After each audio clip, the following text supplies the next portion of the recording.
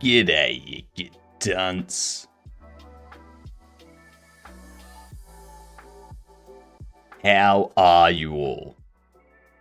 Sorting out my laptop. I saw that you broke it. Having to reinstall everything. What I would suggest, Chill, is learn how to set up a separate partition for your root. So that way, if you break your Linux OS, you can just reinstall that, but it doesn't touch anything in your home directory. Yeah, keep all of your home setting customizations and stuff like that.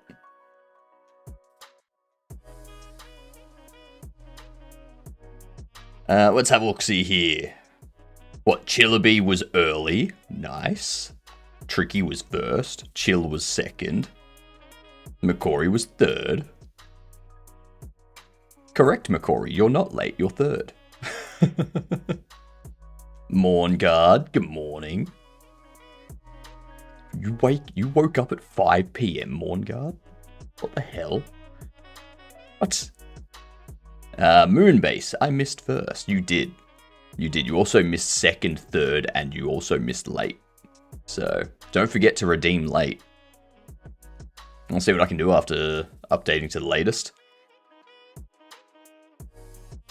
And Sammy is late. How's it going? How's things?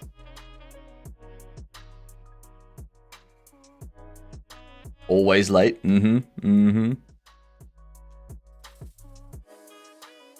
Giddy, what up? How's things over on the tubes? Petitioning is great. It's the only reason why I have 1 terabyte petition for all my random web downloads and not cluttering up my C drive. See, I'm the kind of person that keeps the download folder kind of clean. So like these here, I can get rid of these. I don't need them anymore. This stuff here, like this is for YouTube stuff, so I can probably move those into my shorts. But after I've downloaded something and used it, delete it. It's gone. It's good on the tubes. Nice. Nice. G'day, you get on, Sammy. But I was first, so... That's true. That's true, Tricky. That's true. You were first. I haven't touched Windows other than quickly changing something and then immediately installing Linux. Yep. Haven't even slept yet? Why? You gotta get sleep, Moon. My download folder is my only messy folder. I purge it every few months. G'day, Razor. You are late. What up, Dark? How are you doing? Welcome in. Good to see ya. I have standalone apps sitting in my download folder. You see, I move those. Let me close that. I move those into .local hot. See, I got Godot in here and I have Yay in here. So yeah, every time I get like a standalone app, it like goes into here. And that's where the executable sits. And there was much rejoicing. Yay, ads are over. I have standalone apps sitting in my downloads folder. It's also nice to ask anyone about changing stuff on my laptop. Yep. Yeah, it's like, hey, I need this app for... I need this program enabled to do my work. Sure thing. Submit a request. We'll get it onto your laptop in like a week. Like, I need to finish this stuff today. Like, oh, it'll take a few days to get it. Like, just fucking let me install it. How about that? Welcome in, Dex. How are you doing?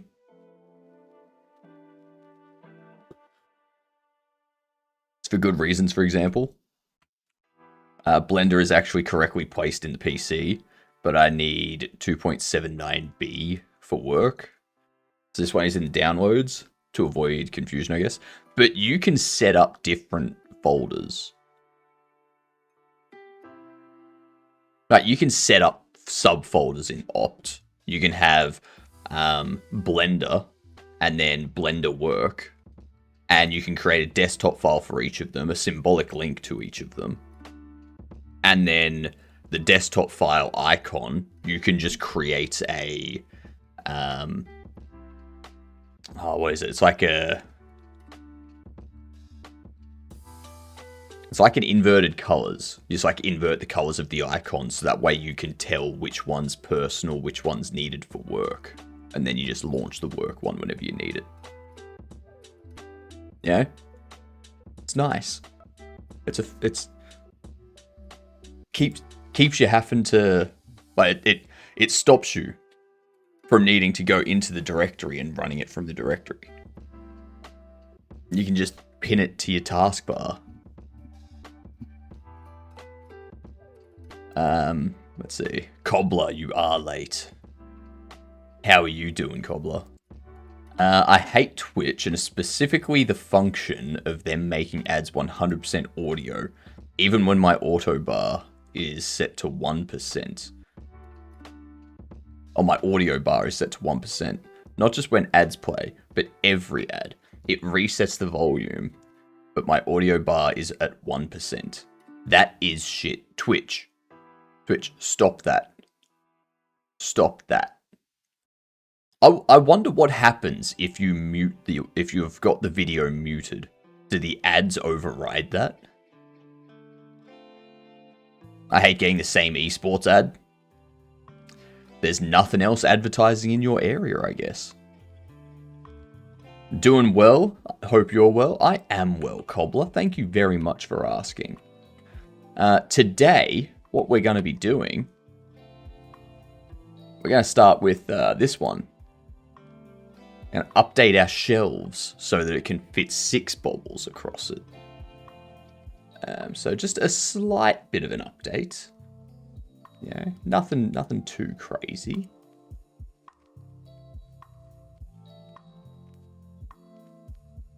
I'm looking forward to getting into the... It's these. Yeah, looking forward to getting into the icons. Making each of the icons and such. That'll be fun. Done for me on every browser I've tried on my PC. Are you using Chrome-based browsers? I can install stuff on my PC and Windows laptop. Although soon going to lose access to Windows laptop. Yay. But I can't add stuff to the PC itself. Like a new graphics card. I can touch the software, but not the hardware. Well, that makes sense. So I'm assuming that PC is like a company-owned PC.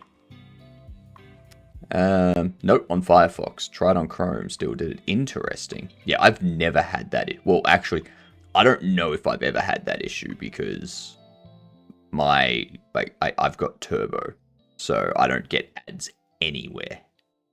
Anywhere. Yeah. That reminds me.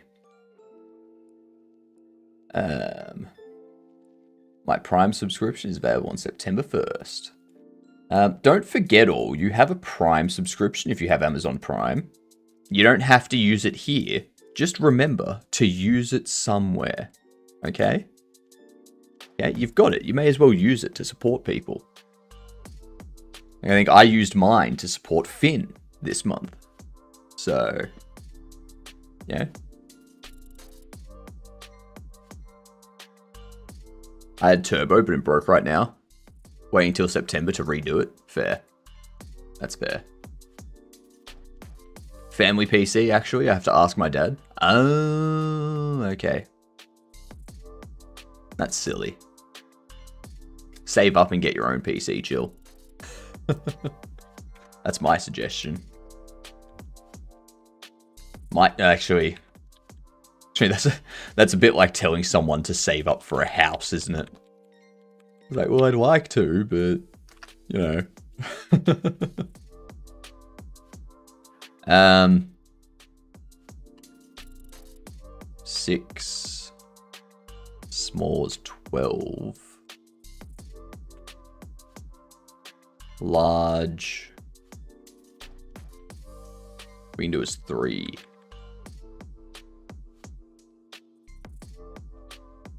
See, I don't think this stock divides is going to work anymore.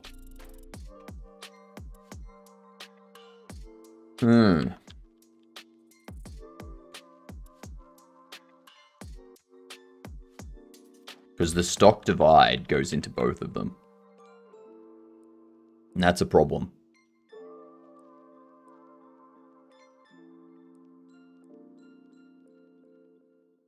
Planning on getting my own PC. But I have a laptop. Laptop is the first step.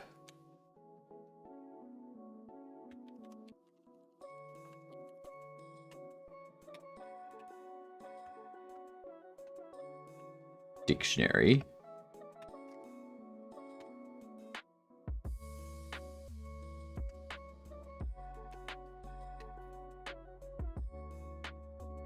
We'll go 3.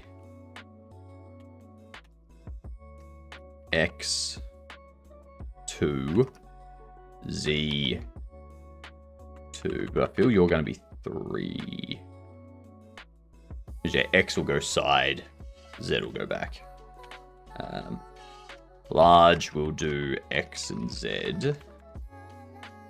X will be 1 divide, Z will be 1 divide. That's fine.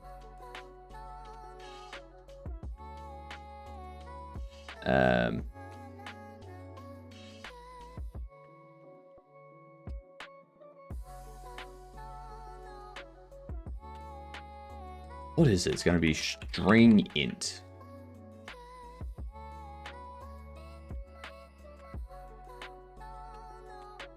I should probably put this here. There we go. I'm very annoyed. Oh, that's one thing I haven't checked. Ooh, I did some stuff after stream yesterday.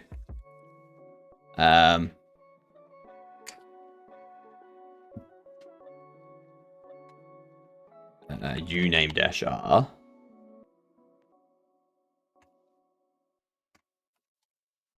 Excellent. So that did get fixed last night.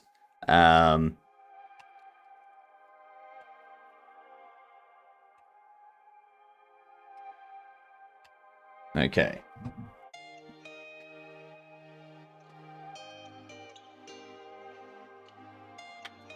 Let me just see. Oh, the controller's alive. It's alive.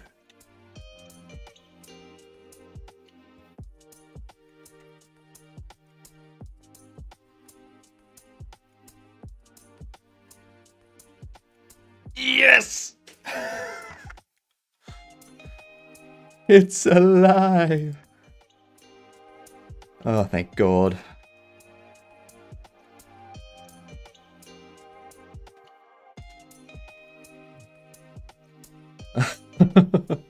Controller is working again. God damn. Gosh damn.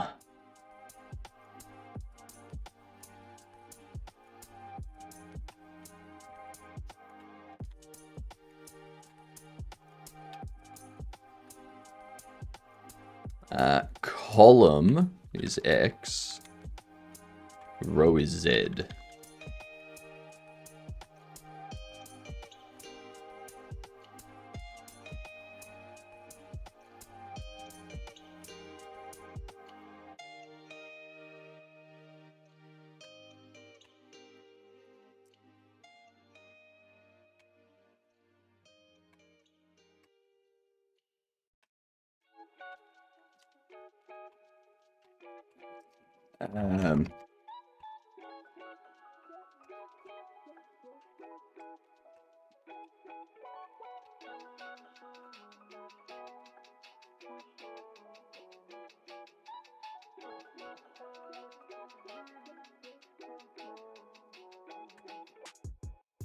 Let's see.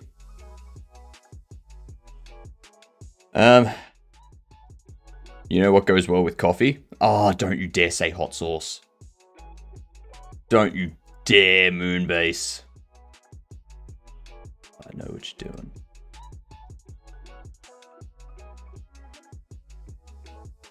I know what you're gonna do. I do have to do one thing as well. I need to reject goose fats.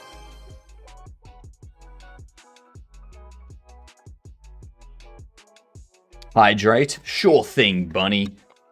Tim Tams? Tim Tams do go well.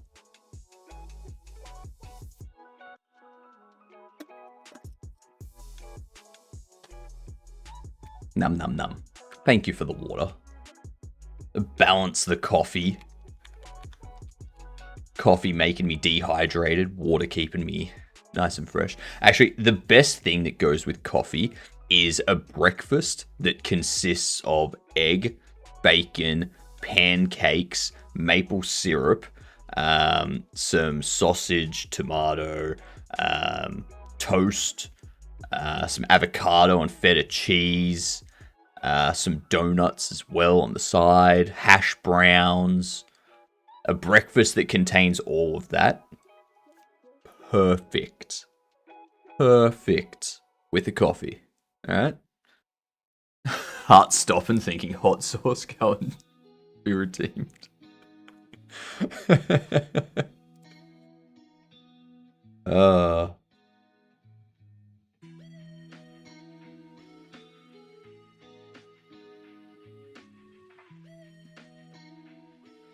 Alright.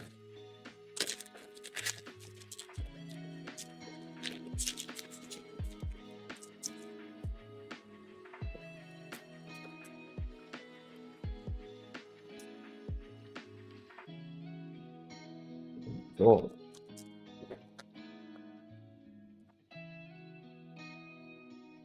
Just open.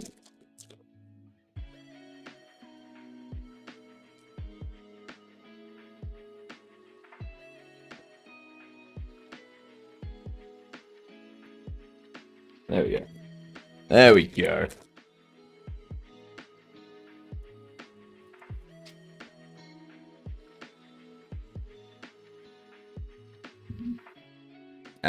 Weak sauce, isn't it? Weak sauce, then hot sauce.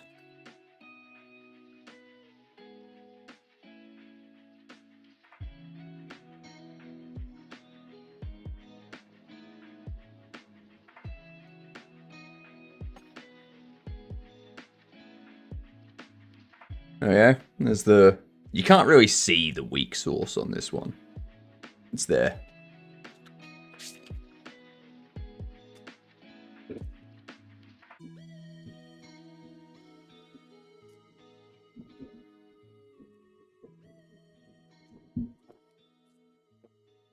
Hey, McCory.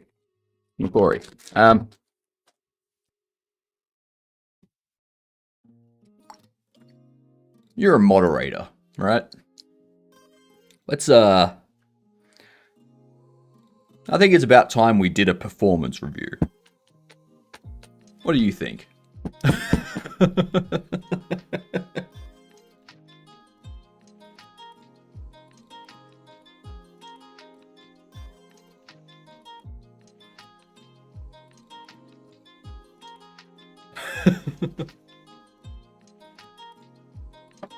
God, I can smell it. It's... Look at that. Don't worry, gamer. Your performance is fine. McCory's performance is the one that's questionable with these redeems. There it goes.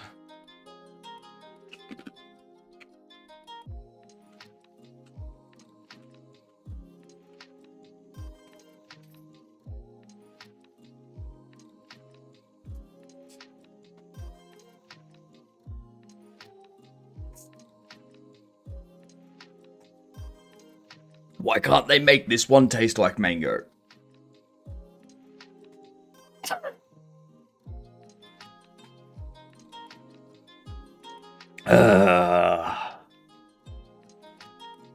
Oh, there's the hiccups.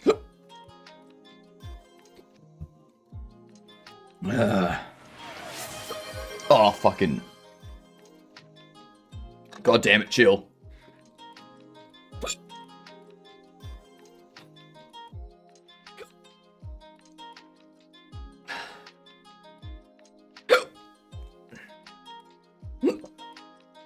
God damn it.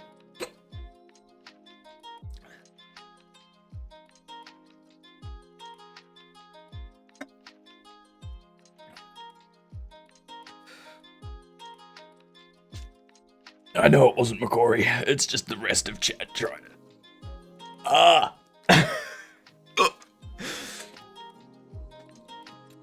Hot sauce, Giddy. Hot sauce.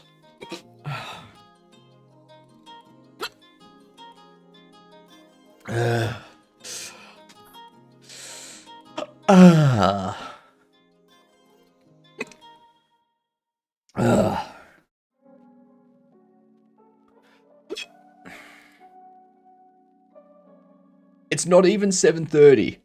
Oh my god. Come on.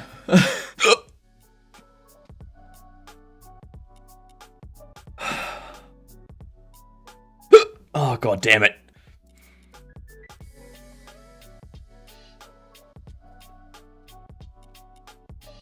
Yeah, look at this. 61 degrees Celsius now. 59 degrees Celsius. And that's streaming using my CPU. Ow. Fucking hiccups.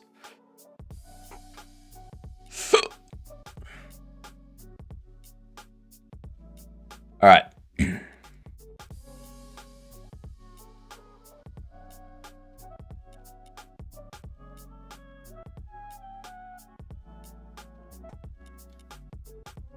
Ow. Let's see what happens. Super Saiyan.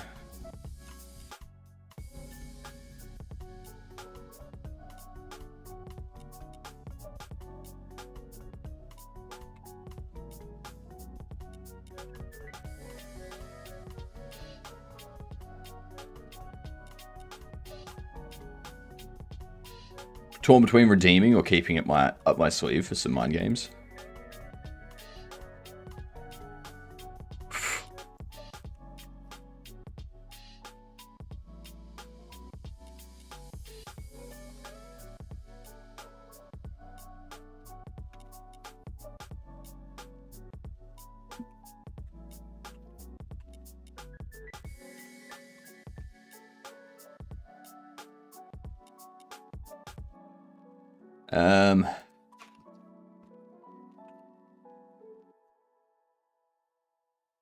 What's the most painful thing you can redeem? That hot sauce? Yes. Yes. And that's once an hour to stop people just smashing me with it. I mean, arguable, chess is the most painful thing you can redeem because I am bad at chess. So that's more of a pain for you, you know? You forcing yourself to watch me play chess. You know? Someone can throw... So that hot sauce redeem is 105,000 Scoville. Someone can throw 1,000 bits for me to have some 1.2 million hot sauce. Or they can throw 1,500 bits for me to have some 1.5 million Scoville hot sauce. So, that's up. Yeah, I do those once per stream as well. I'm not going to do those like every 5 minutes. That's not good.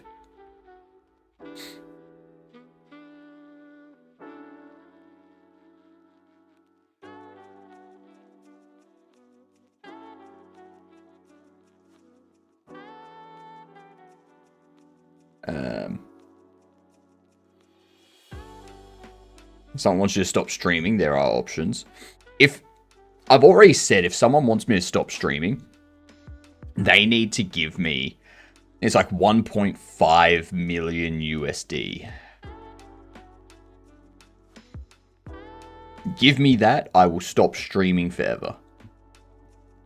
But that's one person going, here is 1.5 million USD. Stop streaming. And I go, okay.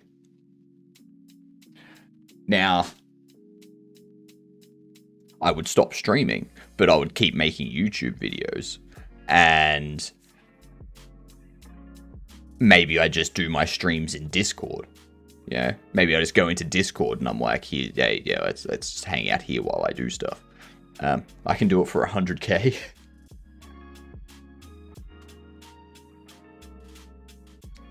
Kind of meant main from the hot sauce and stopping current stream short, but yeah. Oh, if someone wants me to stop this current stream, I mean, I could put up like a, you know, someone throws 25,000 bits, or someone throws 20,000 bits. I stop streaming. I stop this stream right now. Yeah. The funny thing is, I stream twice a day as well.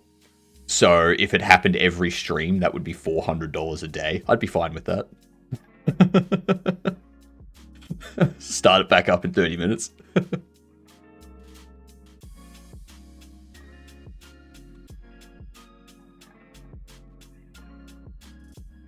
Technically 2 different streams. So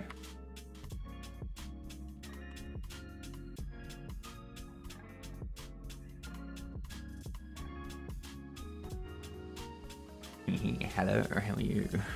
I'm well, Bucky. How are you? Good day, you good dunce. How's things?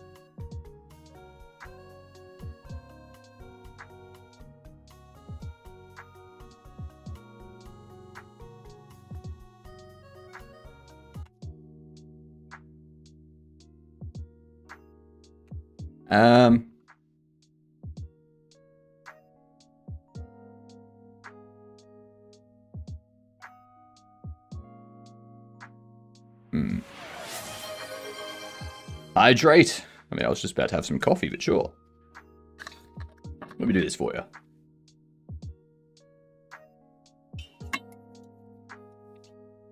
So,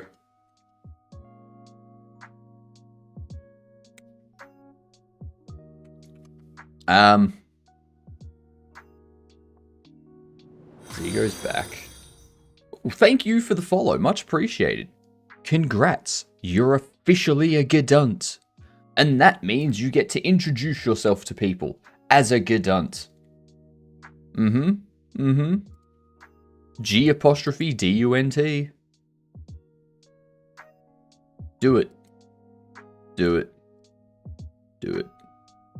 Go up to a bartender and be like, "G'day, I'm a Gedunt." That's all. Hello, Yaron. How are you doing? Welcome in. Great to have you here. Fan-frickin-tastic to have you here, actually.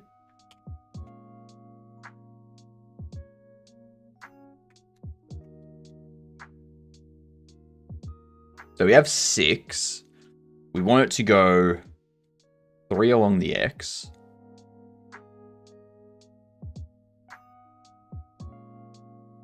Oh, no, that's the size.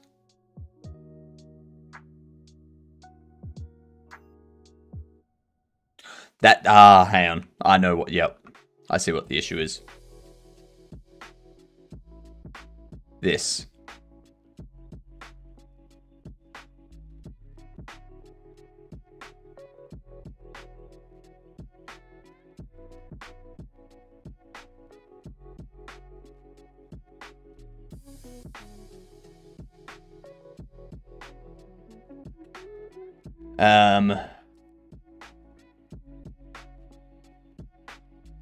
Let's see.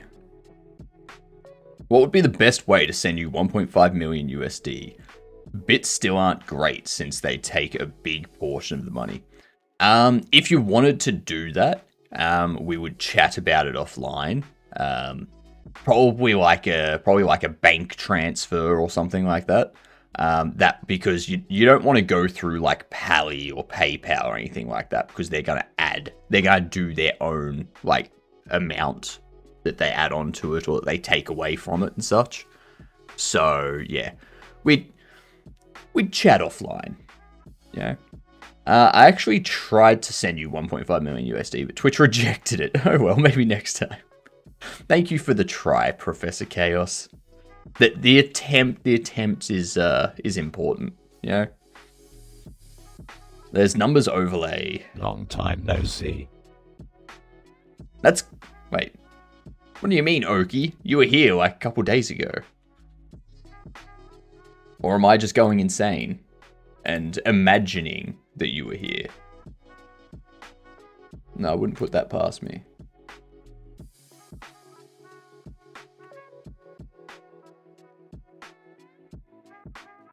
You wish I was here. Yep.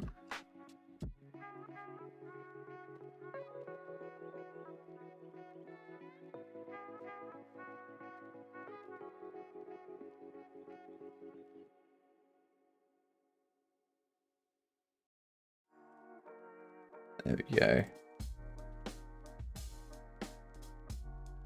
Oops.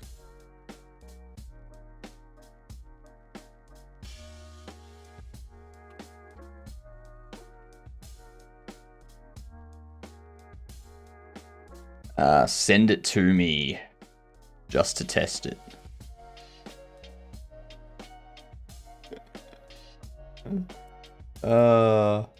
That's funny.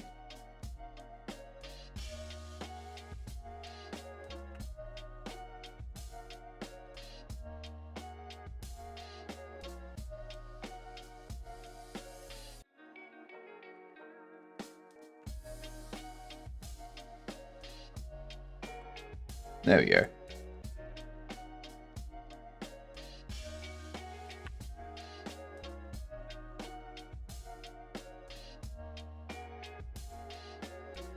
What up, Soul Rave? YouTube needs to get a redeem feature. Yes, they do. If YouTube wants to compete in the streaming space, they need to do so much work. Like, they have added the top fans leaderboard, which is like for chats, like the most active chatters sort of thing, which is a good step. But like, they need to do more. Like, they need redeems. They need a way to support without sending a message. You know, like, you can do super chats and stickers and such like that, but it generally requires you to send something along with it.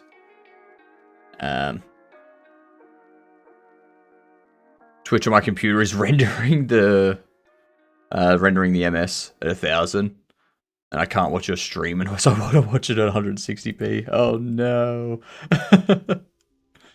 I'm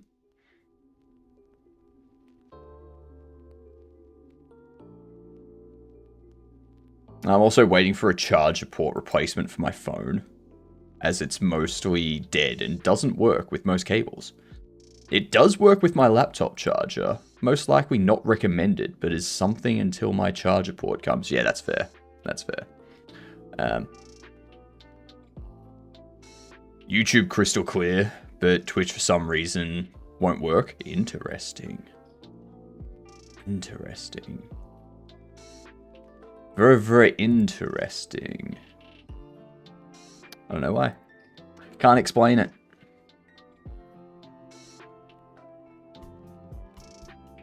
Let's see.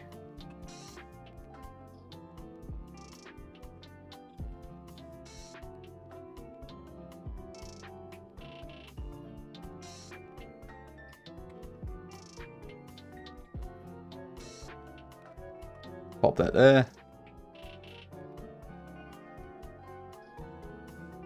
Oh. Close. It's so close. A pseudo. How's things?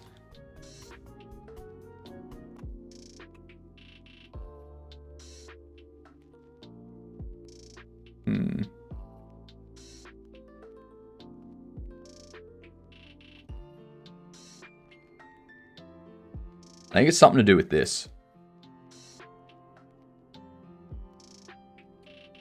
Row, column. No, because I want 3 columns. But I place them. I place them based on.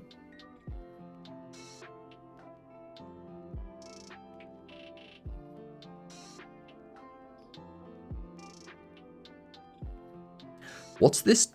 What's this 2 and 4 as well?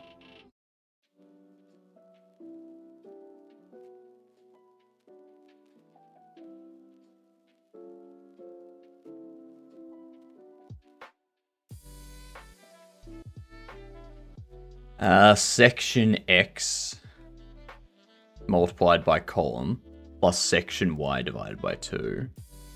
Or section X divided by 2. Okay. Oh wait, you have a fair phone.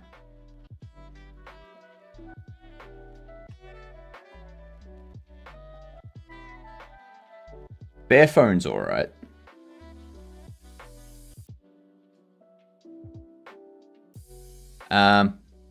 I mean, you could just take me to the Australian. Or the English.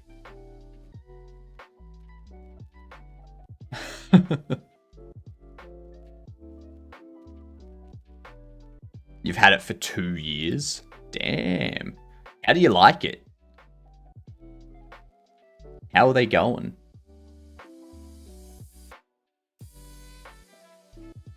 Because I have been looking at getting out of like the Samsung Apple side of things. Because like this is the other good thing about this phone is this. Screws on the back that you can use to like take off the back and replace the battery and stuff like that. Yeah.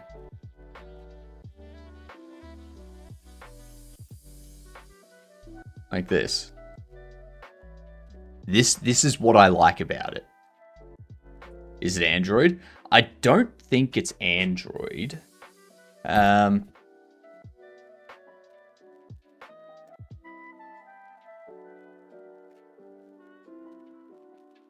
there you go. It is Android. Android 15. But I would imagine if they're allowing you to open it up and change parts and whatnot in it, that you would also be allowed to put like Lineage OS or Graphene OS or something like that. Play Store's theirs. Yeah. External storage, that's good.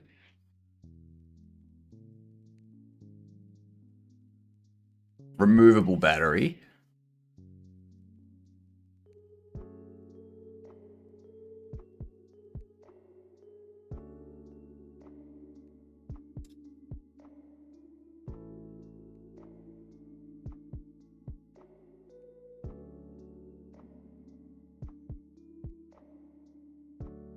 Pretty good.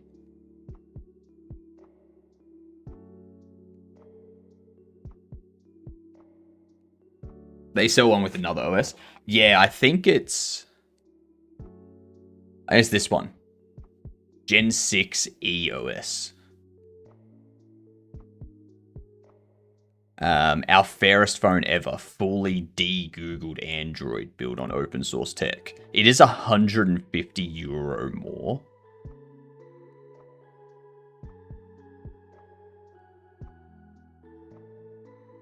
It's €150 more, but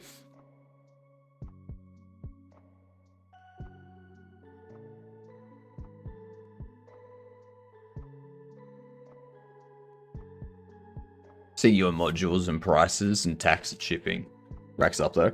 Well, like the only time you need to buy them is when something breaks. So, like under here, if you need to replace your battery, I think Android 15 is the latest, yeah. But if you need to replace your battery, you just buy the battery and replace that. You don't need to take it into an Apple store and be like, all right, I've got to pay for the battery and I've got to pay for you to replace it and all this kind of stuff. So it's going to cost me like $300 to replace the battery. No. You need to replace the camera? Go for it.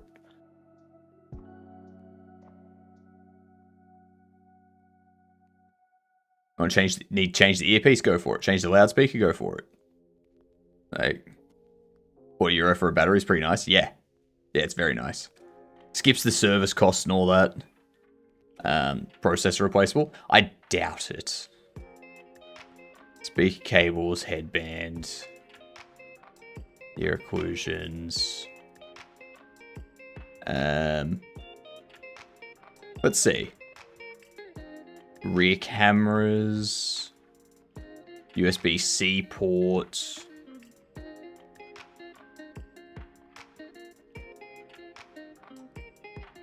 Do they allow third-party parts? I don't think you would be able to find these third-party parts.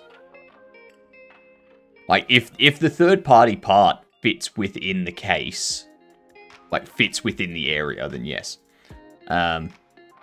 Did you remove the Aussie mode? Just don't see it on the games on phone. Yes, that is correct, Swaim.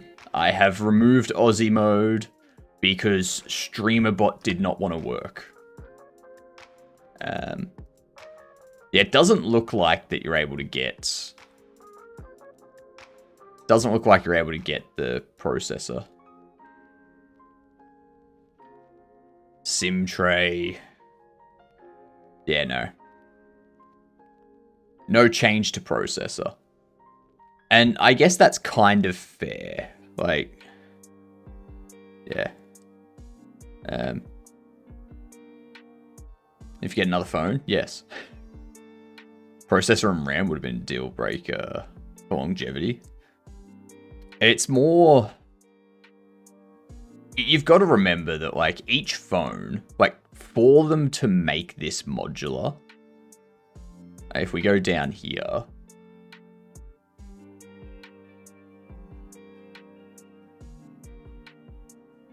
you can see how, like, they strip it down and whatnot. But, like, you can replace this module up here, you can replace this, you can replace the battery, you can replace this bit down here and whatnot. But, like, replacing the actual processor and such would be a bit more difficult.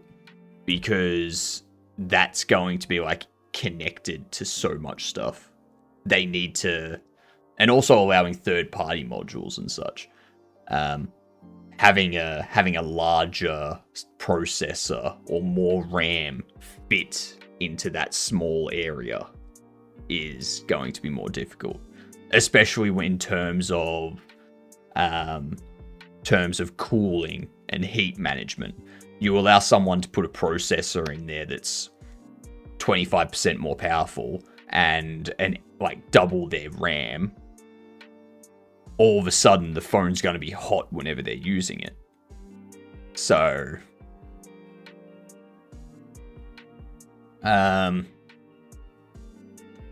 until we have a good way of cooling these, you're probably not going to get like upgradable processors and stuff. I have the S24. Yes, I have the S24. He said as I hit enter. Of course, because we're on the same wavelength, gamer. We're on the same wavelength.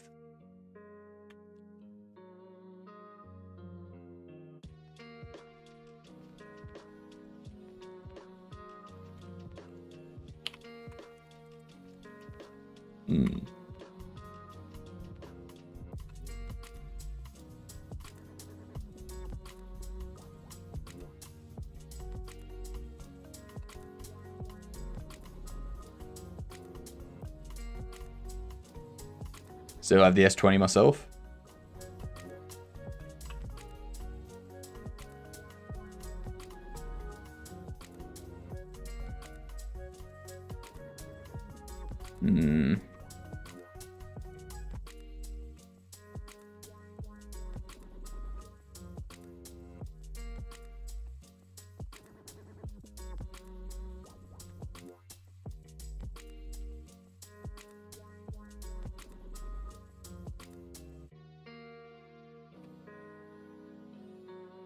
Let's see.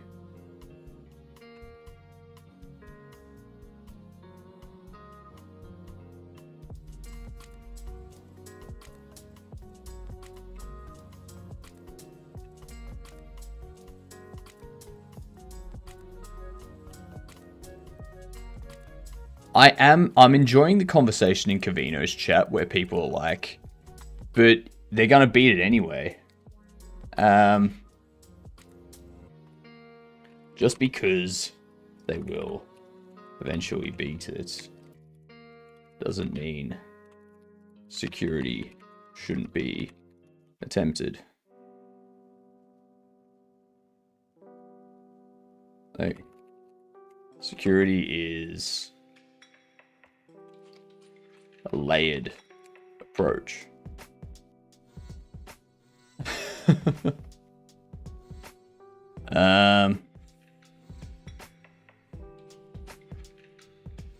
Stick to Samsung because it's painless to move my stuff to the new phone. That's true. Yeah. The words micro soldering part is already scaring me. Yep. You can replace anything on your phone yourself, but do it correctly? Nah. Took me 4 hours of repairing to get good at it. Or 4 years of repairing to get good at it, and I still have slight mess ups when working on a device. But that's the thing. That's the difference between working on like a current device versus a device designed to be repairable.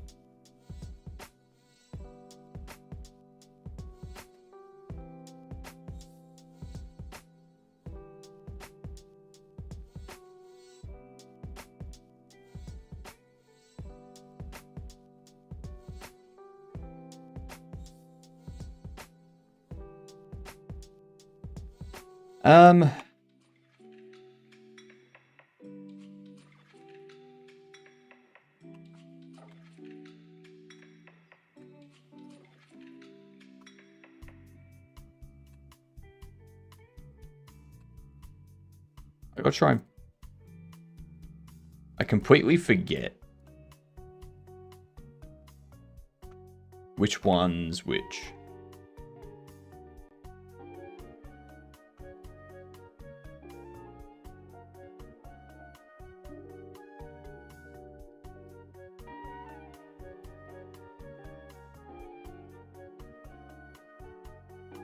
Damn it.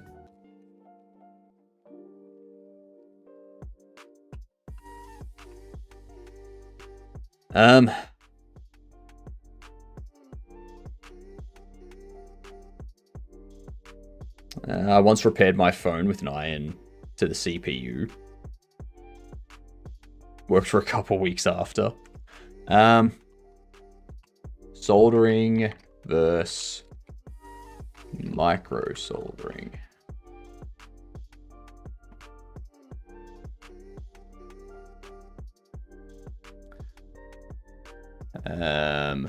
Popular techniques used in electronic manufacture and repair. Soldering been around hundreds of years. Permanently join two pieces of metal, soldering wire paste between them.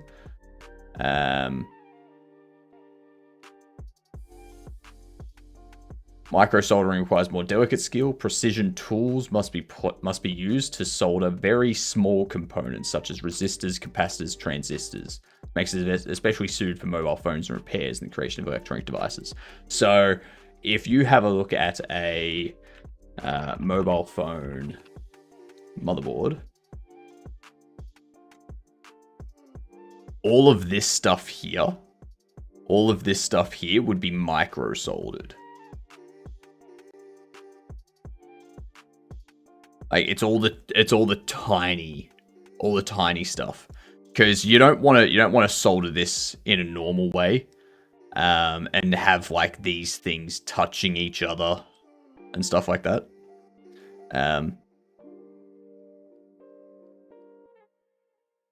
Those capacitors, the thing in between the capacitors. So like these ones here, sure. Then you've got like these silver squares here. Those silver squares are solders. Yeah. Because like, look how tiny they are. Look how tiny it all is compared to normal stuff. You're not soldering this stuff on. You're not soldering this stuff on with a regular soldering iron. There's just too much, like, not enough space. Yeah. See, what you've got to remember, on the opposite side of all of these, there's soldering. Like, these aren't just magically held there together. Like, everything you see here, all these tiny little bits here, turn it over, you've got very small amounts of solder. Just because we're looking at this side of it doesn't mean there's no solder.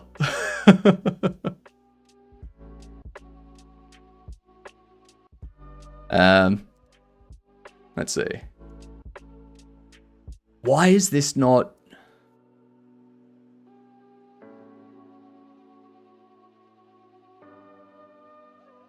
Column would be 0, 1, 2.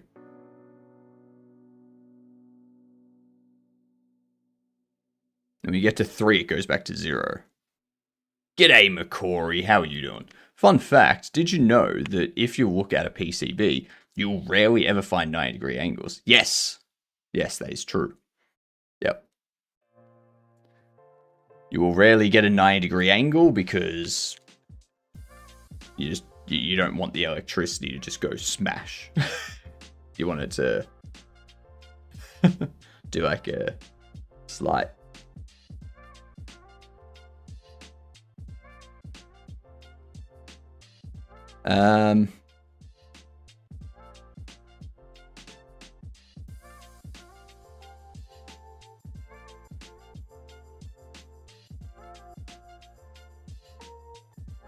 Samsung is a bit more difficult to share apps with. I made Android games and tried to share the APK from my Android phone to a Samsung. Usually didn't work. So that's... like, sharing the APK, you need to make sure that the operating system's the same version, because there's going to be difference in the API for the operating system. So if you have an APK built for Android 12 and you try to share it to someone that's running a phone with Android 8, it's probably not going to work because the API has changed between Android 8 and Android 12. So you need to have an APK specifically built for Android 8. SDK sort of thing. There is some backwards compatibility that can work. So like if you have an Android 12 at APK and you're giving it to someone running an Android 14, that'll probably work because there's backwards compatibility. But yeah, it depends on Android version, it depends on specs, it depends on how you've built it, it depends on if they allow random APKs to be installed or if it has to go through the App Store, things like that. I'm very tangible, very tangentially related. But I was thinking about how technology is actually not really that much about knowledge, more about the scaffolding. If you take all the best engineers with all necessary documentation, plop them in -1000 BC, and even make them immortal, I doubt they could get back to phones much faster than it happened. Yeah. That's because for us to make mobile phones, we need like the processors, that stuff down to like the 2 nanometer and the 4 nanometer processors and stuff like that is using light. Like they're using light to actually create the silicon chip, like the structure in the silicon, because we can't do it with normal tools because it's too small. The only way you can get back to doing that is by creating a large machine that can create a smaller machine that can create a smaller machine. That, like, morning, Lupo. How are you doing? There's too much tech process along the way. One of them including making accurate lenses. Yeah. Yeah. I have a quarrel about these damn processors. What processors?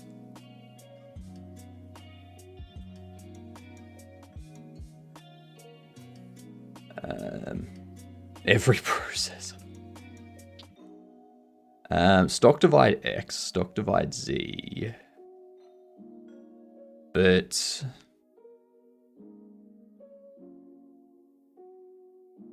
Microsoft Word processor?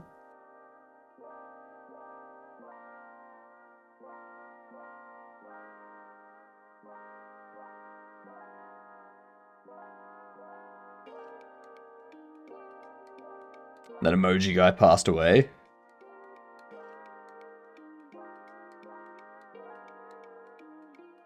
Please, not me. Processor chaos.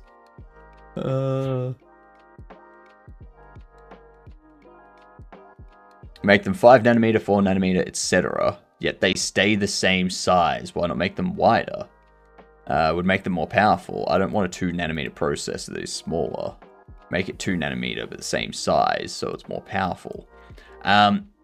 The issue is, McCory, that the smaller it goes, the faster it can run because there's less distance for stuff to cover. Whereas if you try to make that smaller thing wider, there is more room for things in the creation of it to go wrong. And every time something goes wrong, it's a little bit less power that it has. Like a little bit performance degradation. So you need to do it within a certain size with the current machinery and technology we have, because we can't do it perfectly. And you need to limit the area that you're creating it in to reduce the amount of failures.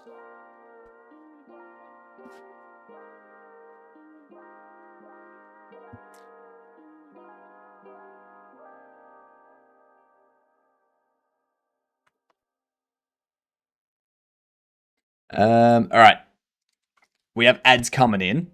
I'm going to start up the words because I need to get myself another coffee.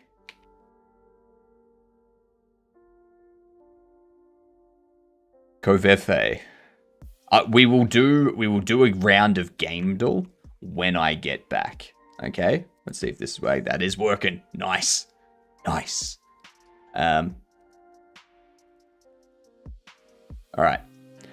BRB, y'all. I'm going to get myself some caffeination. Okay? First, I'll give you that one. All right. BRB.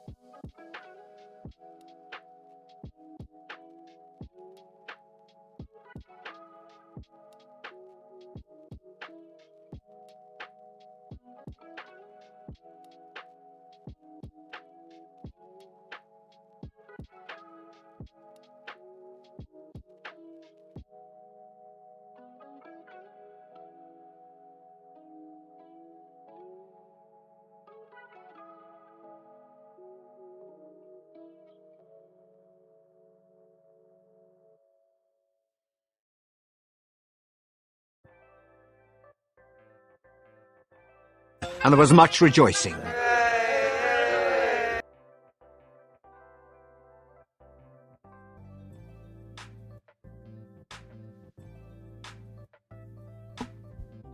Coffee.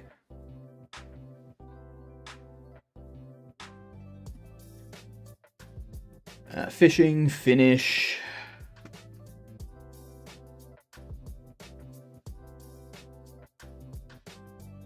Damn. All right. Let's pause this.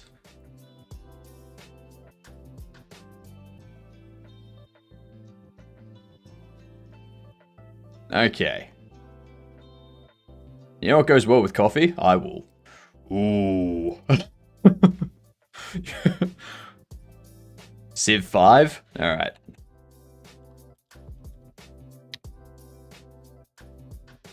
After 2010, it's non-isometric. It's not a sim, so it's probably not going to be satisfactory. The game, not gameplay style.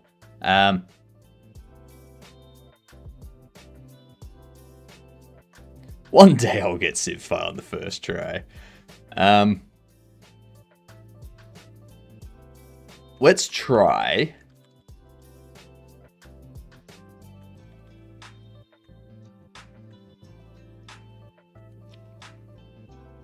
"2017. Third person's one of the perspectives. Single player is one of them. One of the game modes. 2017. It's either adventure or role-playing or both with other stuff added on. Call of Duty. What one came out in 2017? What Call of Duty was 2017?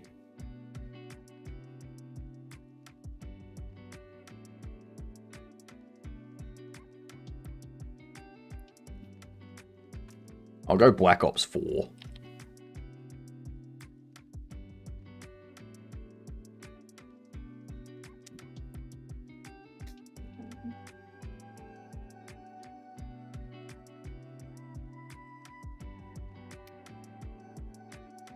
Do.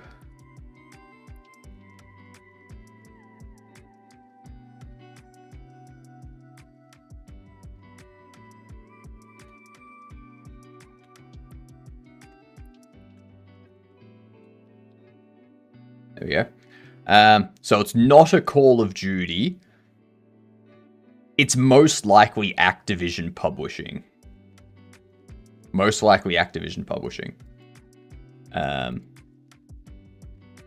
Single player is one of the play styles, so it needs to be multiplayer or MMO as well. One of the two. It is a shooter. Could be a Borderlands. It is first person and third person. Those are our perspectives. Call of Duty is Activision's only series.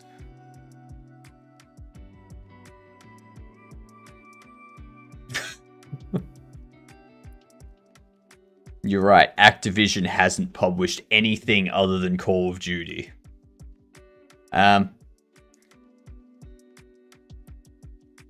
We need to pin down genre and themes, as well as game modes.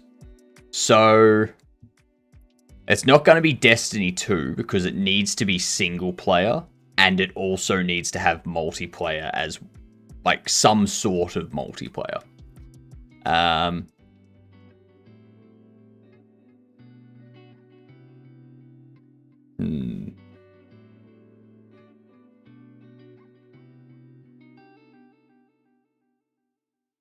So 2017, first person, third person, shooter.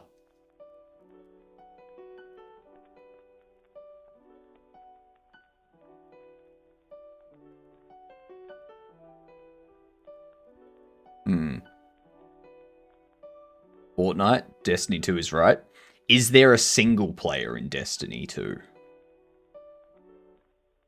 That's the big question, R2. You can solo. What do you mean by solo? Like, you can play on a team by yourself? Because single player is, for example, Skyrim. That's single player. Destiny's Bungie, though. Not Treyarch or Activision. That's true. That's true.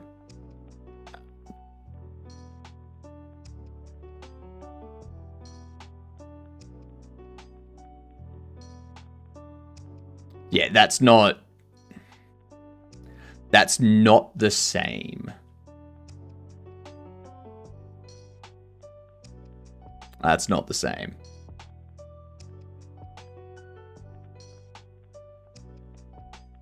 We know it's a Windows game. Like, I'll put in Destiny 2, but it's not going to be. What?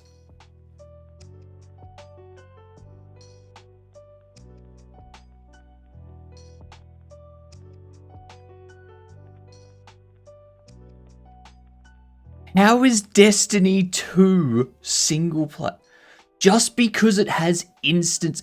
This is like saying that Diablo 4 is like Diablo 4 I can understand as single player, because when you're outside of the town, it's only you and your team. That's it. Unless you go into a PvP area. It's like saying Warframe is single player. Exactly. It's not. It's an MMO. Just because you can play by yourself doesn't make it a single player game. It's an MMO.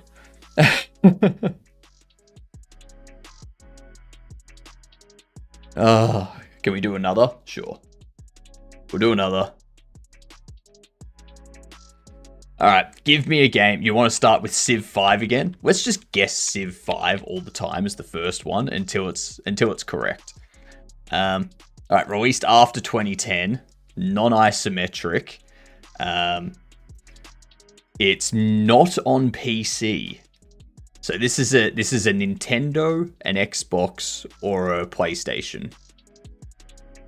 Let's go. I was going to say a Mario Kart. Let's go like Mario Kart 8. 2011 to 2013. It's not Nintendo, not third person. So we're looking like first person. Maybe we're looking at a Call of Duty Black Ops. No, it's not. Of course, that's on PlayStation. It's not first person either, so this is going to be a side-scrolling game. It'll either be side-scrolling or it's a visual novel. It's a visual novel or side-scrolling, one of the two. Or VR. Let's think. Could this be? No, Fez is on PC. It might, yeah. So text is like visual novel and stuff like that.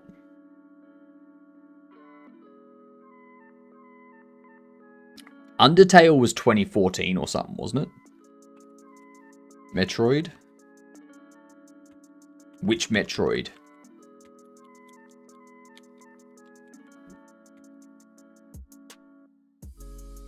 Caves of... What? I've never heard of that game. It's... Come on. It's not a PC game. Okay? Not a PC, not isometric bird view. Let's focus. Hollow Knight is 2017. And it's on PC.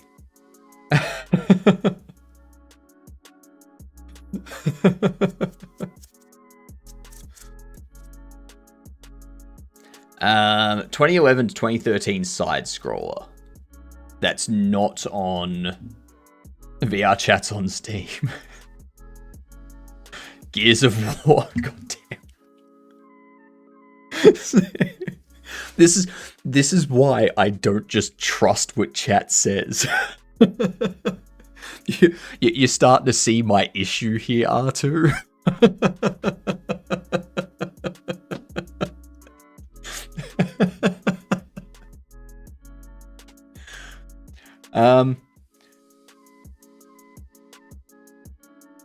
They have to be taking the piss. What if we try the original Little Nightmares? It's Fable 2. It's not first person or third person, so it's not gonna be Fable. Look, I know it's on PC. I know it's on PC, McCory, but this is going to show people that it's either side perspective or it's text, okay?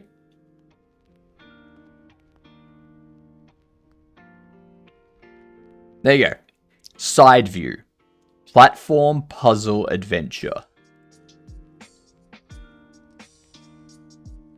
A kids sandbox fantasy comedy.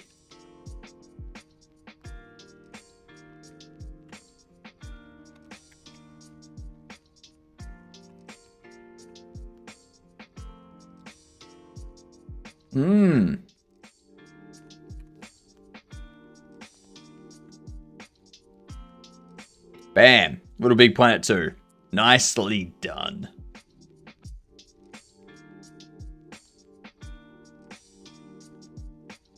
There you go. Okay. Back into this.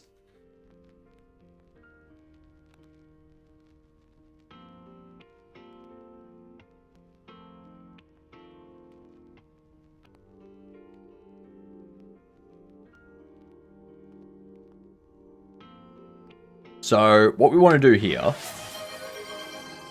God damn, alright.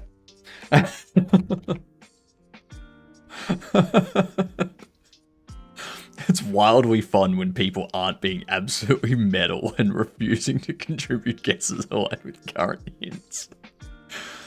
I will say one thing that I've started doing is I've started just taking the guesses that chat throws out there, just because chat's gonna say something stupid. I'm gonna be like, no, I'm just gonna do whatever chat says because people get angry with me if I don't. So,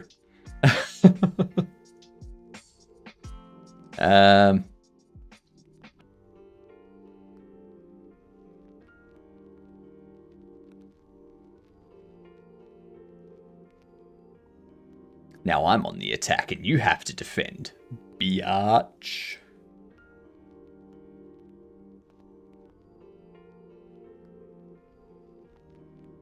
Get out there.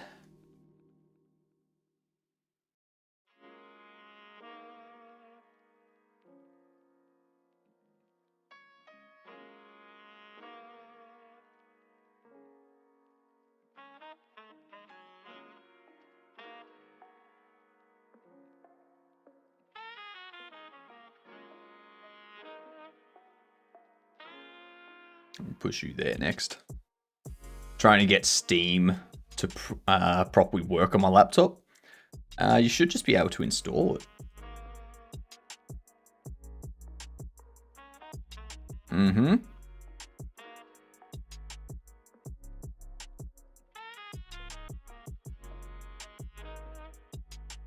Pull you out here.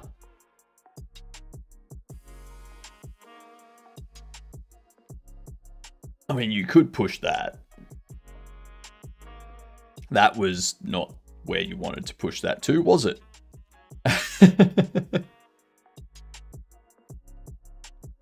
And you could go there and then push that, but then I can just push there. So, ooh. Lol. Go for it. Do it. Do it. Do it.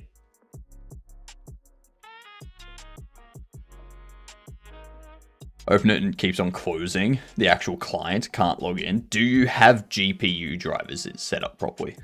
Like, are the GPU drivers installed?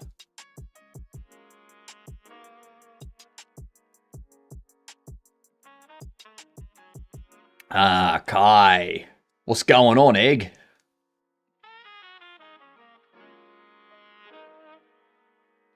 Pop. That's going to be my next move.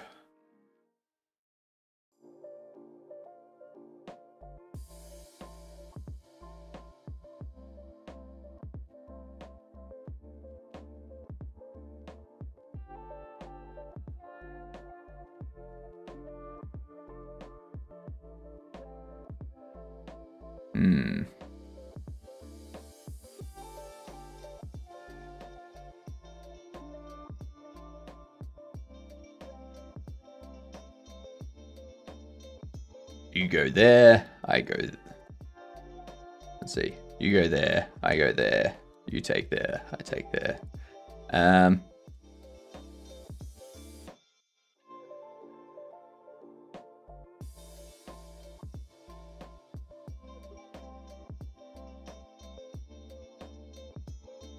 Nice.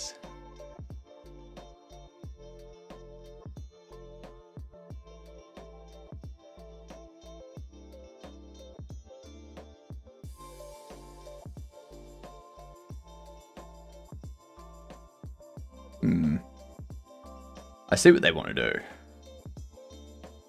I can get you there. And I can get out here. That's going to be game.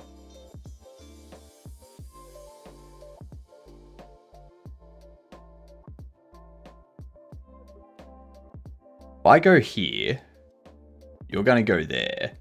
I'll push there. You'll go there.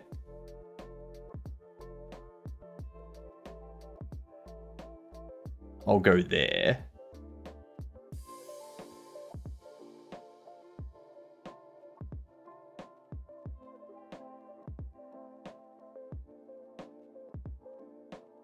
And then you could start looking to come down here and checkmate me, but by then I've already started.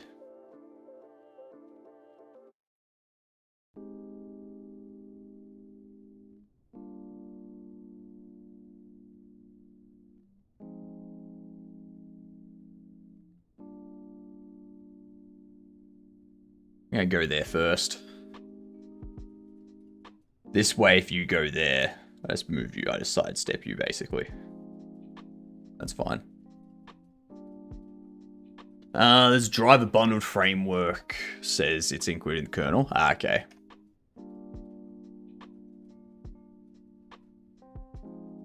That should be fine then.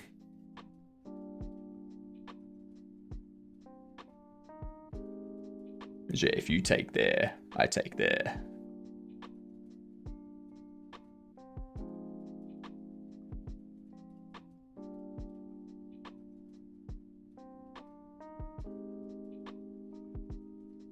That's not smart.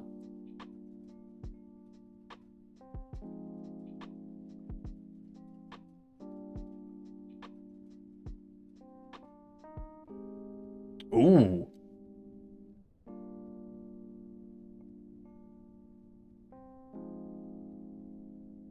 You gotta go forward or you gotta move back. One of the two. You move back there. Cool.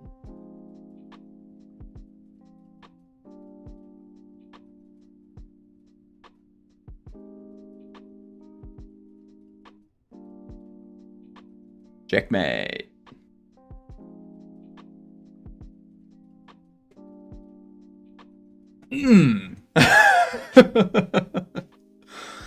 Owned.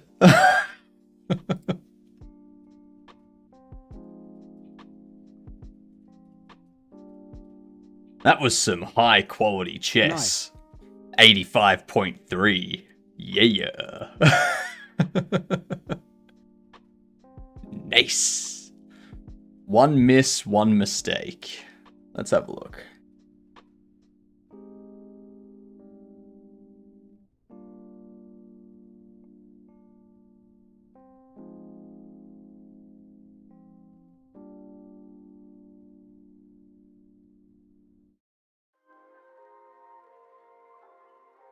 Okay, that's the mistake. Your best move was to attack a pawn chain. You allowed the opponent to unpin a queen, allowing it to provide defense.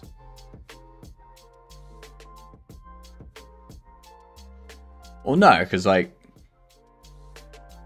if I had have taken that... Like, it's saying here that you've unpinned it, so it's now providing defense after it takes the bishop. The queen wasn't pinned in the first place.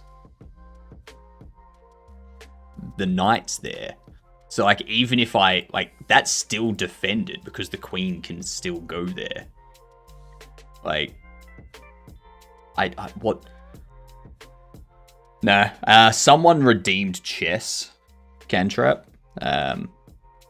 So I just had to do a game of chess for the redeem. I have the graphics module, and that's affecting something. Interesting. Alright, so we need to figure out what the issue is with this.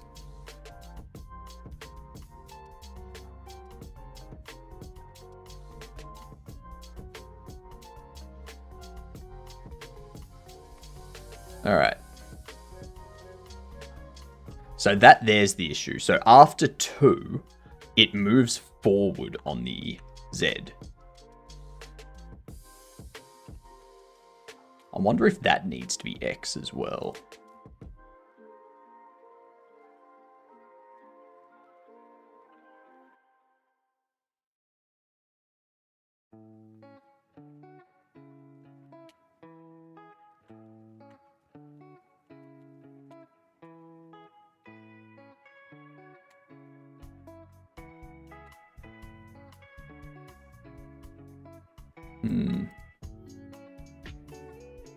We're gonna find out.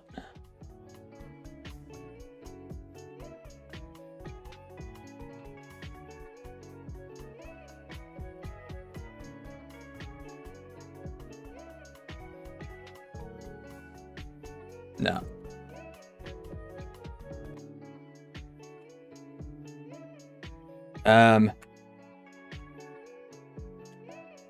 You should be Z. Wonder if I change U to X. No, because current stock modulus X. We're looking at no stock. We have the column as 0. 1 column is 1. 2 column is 2. 3 column goes back to 0, and the row should increase. What'd you do with the shelf? I made it wider.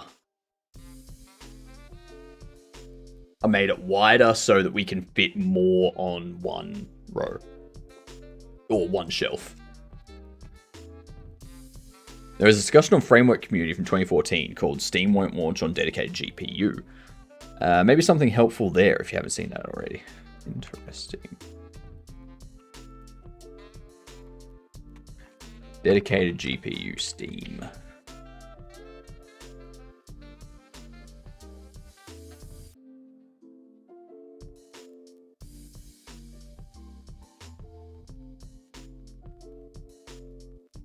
Valve, please partner with Framework for this, for their 16-inch laptop. Switch between integrated GPU and the discrete one. If so, how would I? Haven't been able to find anything. Let's use AMD Smart Access graphics to automatically switch between integrated and dedicated, depending on if it detects something it thinks will benefit from the discrete GPU. Most applications will use the integrated GPU to save power. Only certain apps, mostly just games, use the dedicated GPU. In Windows, you can set per app basis. On Linux, you can force an app to use dgpu with environment variables like DRI prime 1.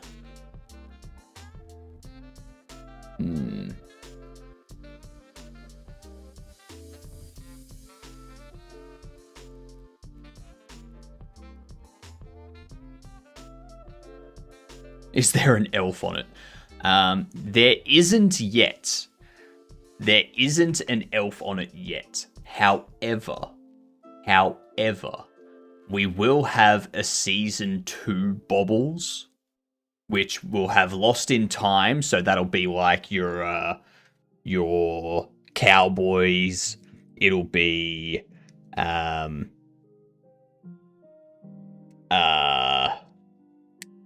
prospectors, Romans, all that kind of stuff. Like, yeah.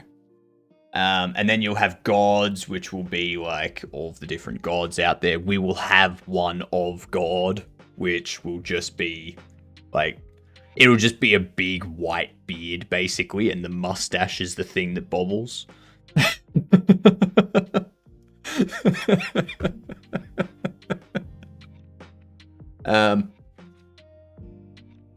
And then there's mythical. So we can probably put an elf in mythical.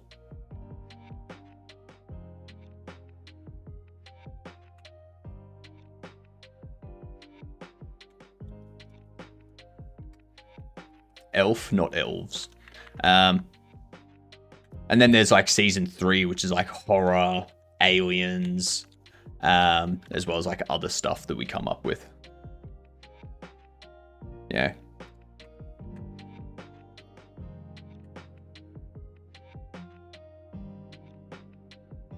Linux or Windows? Windows. That depends on the OS. Yeah. Something like that. Anyway,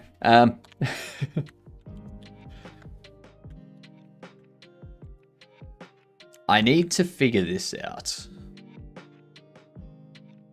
So it's placing the first 2 on the back row.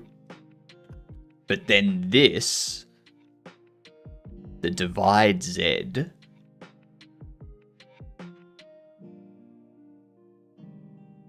two.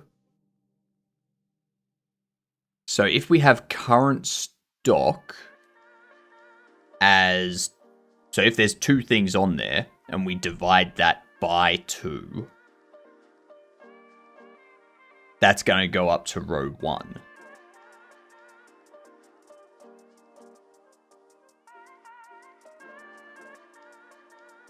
Whereas if we divide that by 3, it would stay on the back row, or row 0.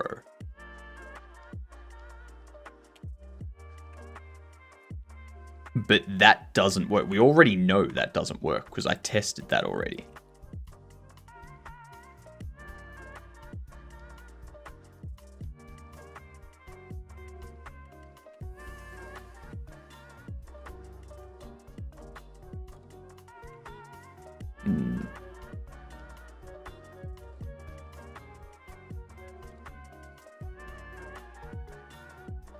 Huh, okay.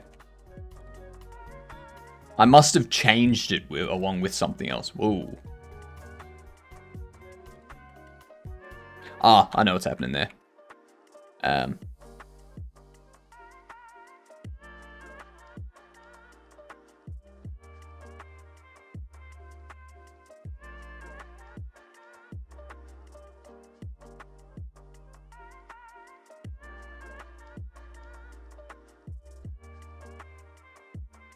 Hang on.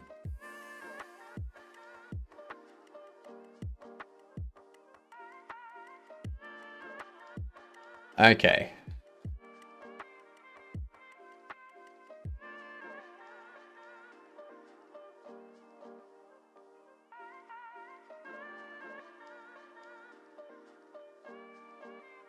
It's because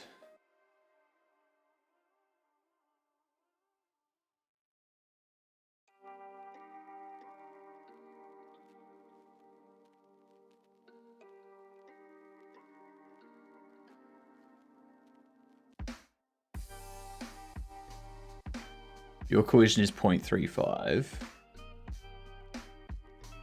Yours is 0.15.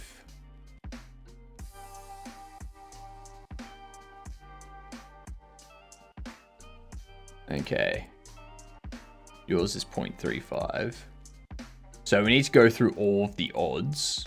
Oh, sorry, all of the evens.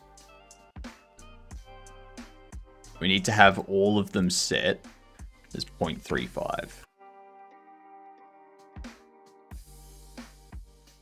No.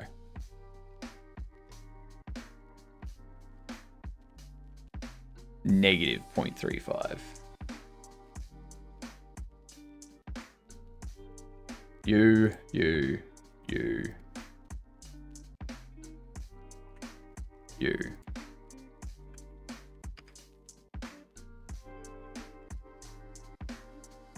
And then we select all of these.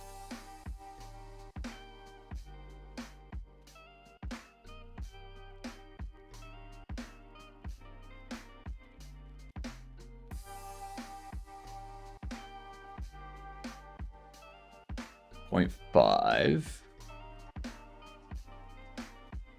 0. All right.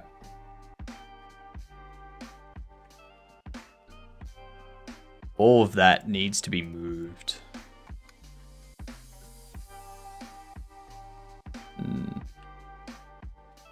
That's not correct again.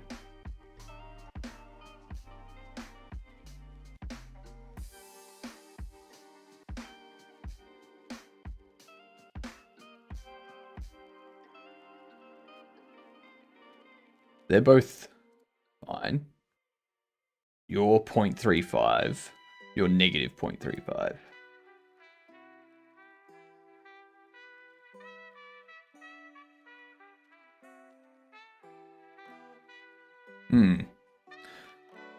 What is a Bobble Shop Sim? You know what a bobblehead is?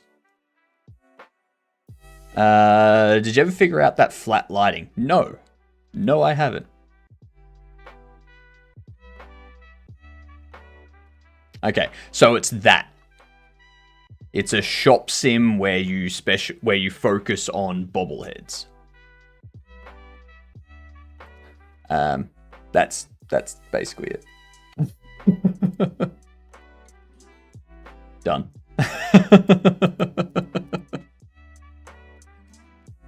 Trading card game simulator, but bobbleheads instead of trading cards. Yeah.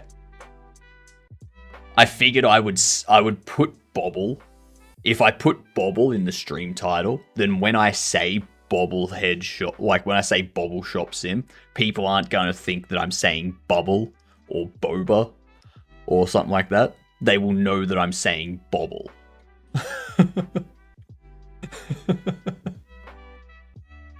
Yeah.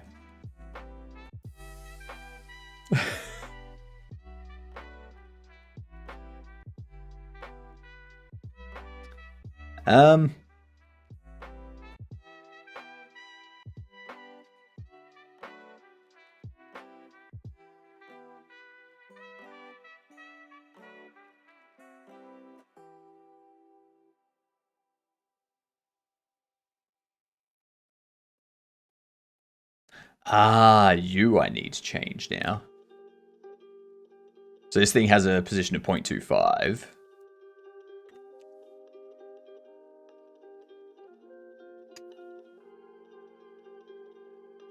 There we go.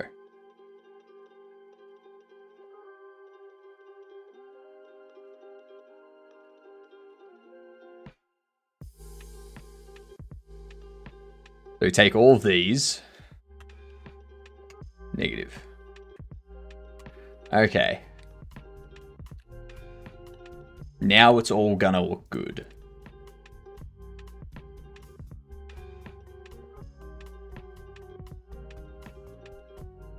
That's right, the boxes interact with each other.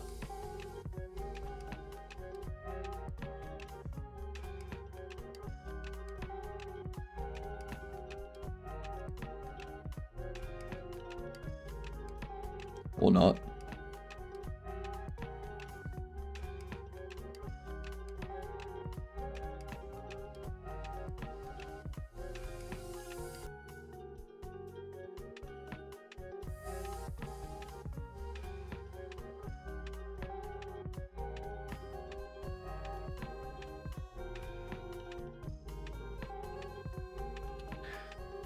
Um,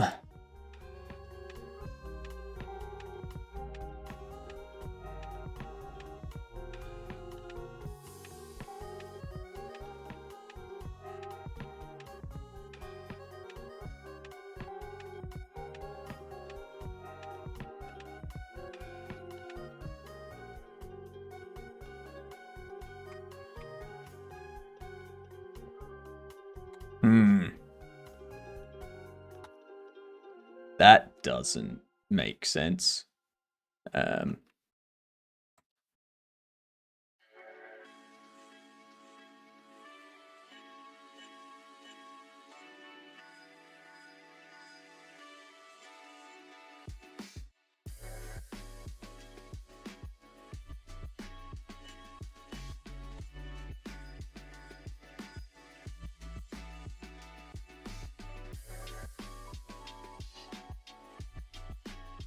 I think I know what I have to do.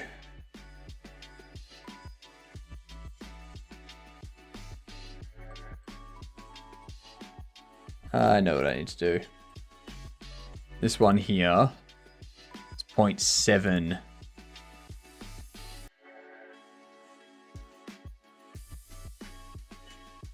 So let's go 0.35. Now let's select all of these. Negative 0.35.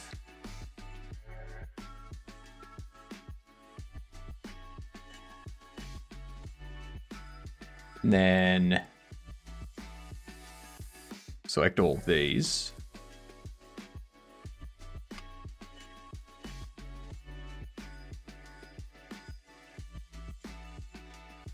There we go. There we go. That should do it.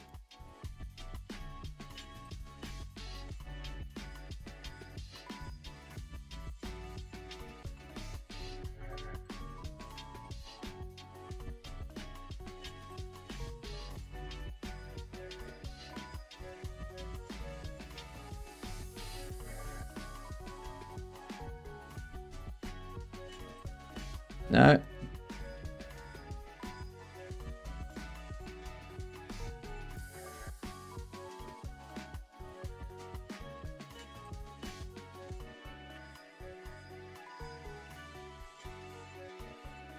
Why are you there?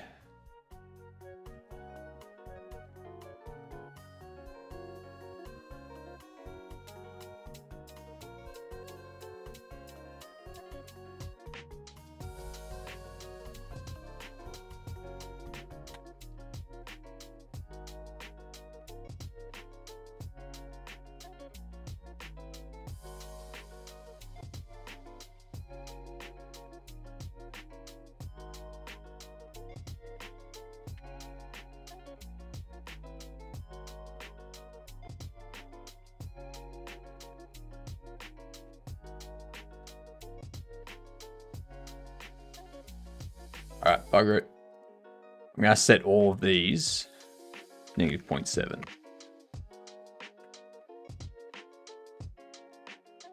We have a look at this one.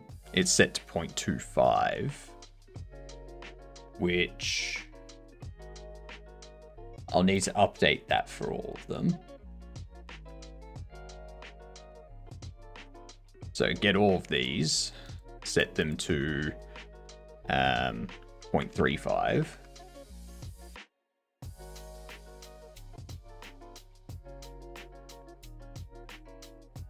And then we open these.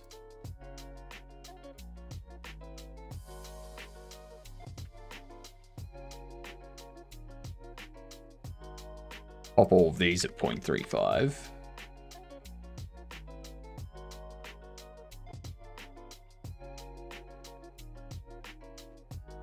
Okay. That should be good. What up, Sizzler? How are you doing? Get that. Get that.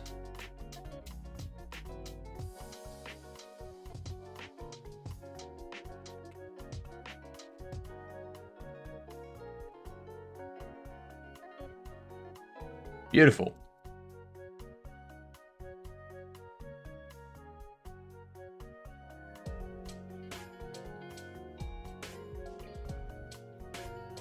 Lovely. Lovely. I went to someone else's stream after Kavino raid and immediately cringed out because they were talking about how cool it was. They were only using AI to make their game and that they had a Steam page coming up. I don't think I've ever hit close on a tab so fast in my life. There has been a lot of vibe coding stuff going on in the software and game development area at the moment. It's quite funny. I believe you're probably talking about Quinn. Because Quinn is vibe coding a game at the moment, 5.6 thousand viewers. It was someone else. Okay. What? It's not them. It's not Seto. It's definitely not Seto.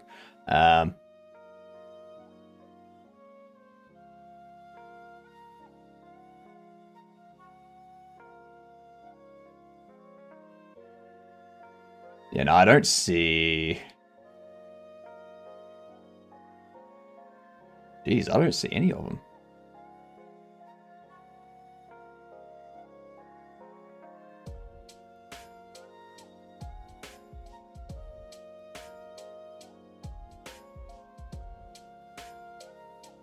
Yeah, I don't see any of them.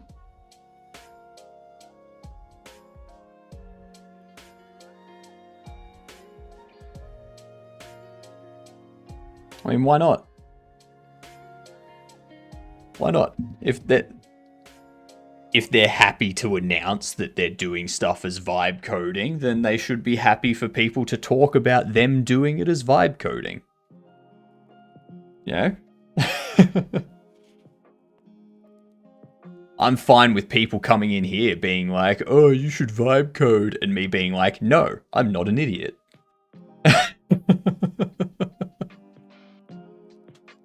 That they should be happy the other way around with people, with them going, I'm vibe coding, and other people going in being like, you don't know how to code. Learn how to code properly.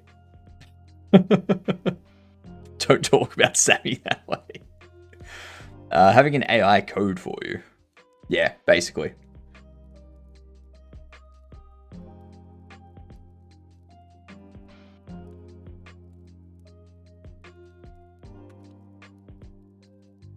But yeah, like...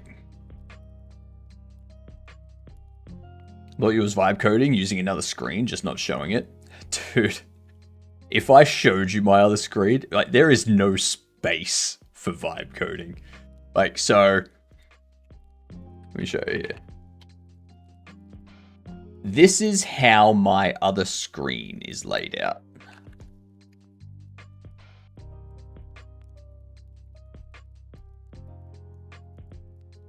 This is how my other screen is laid out. You've got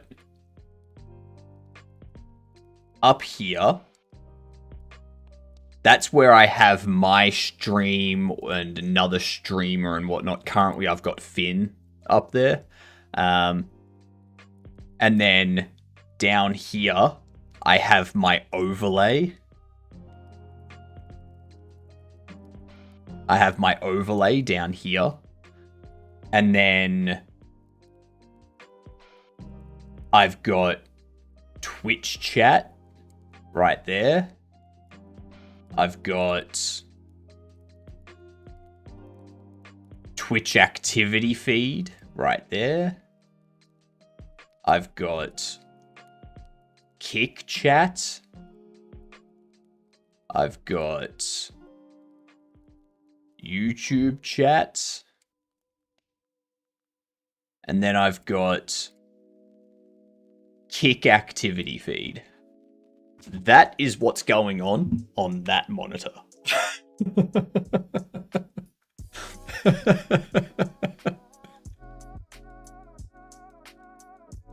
There is no space for me to do anything else. Definitely using AI when coding. I can make it look through docs for me. Yeah, that's fine. That's the correct way to use it. Clearly I meant the other monitor. Dude, if I could afford 3 monitors, I would have already made it as a streamer. Alright?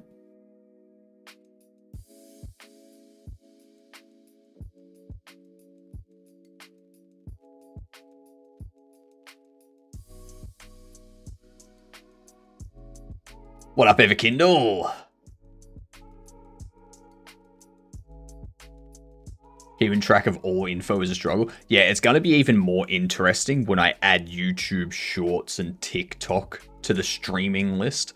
Because it's going to be like, where the fuck do I put their chats? Where am I putting their chats?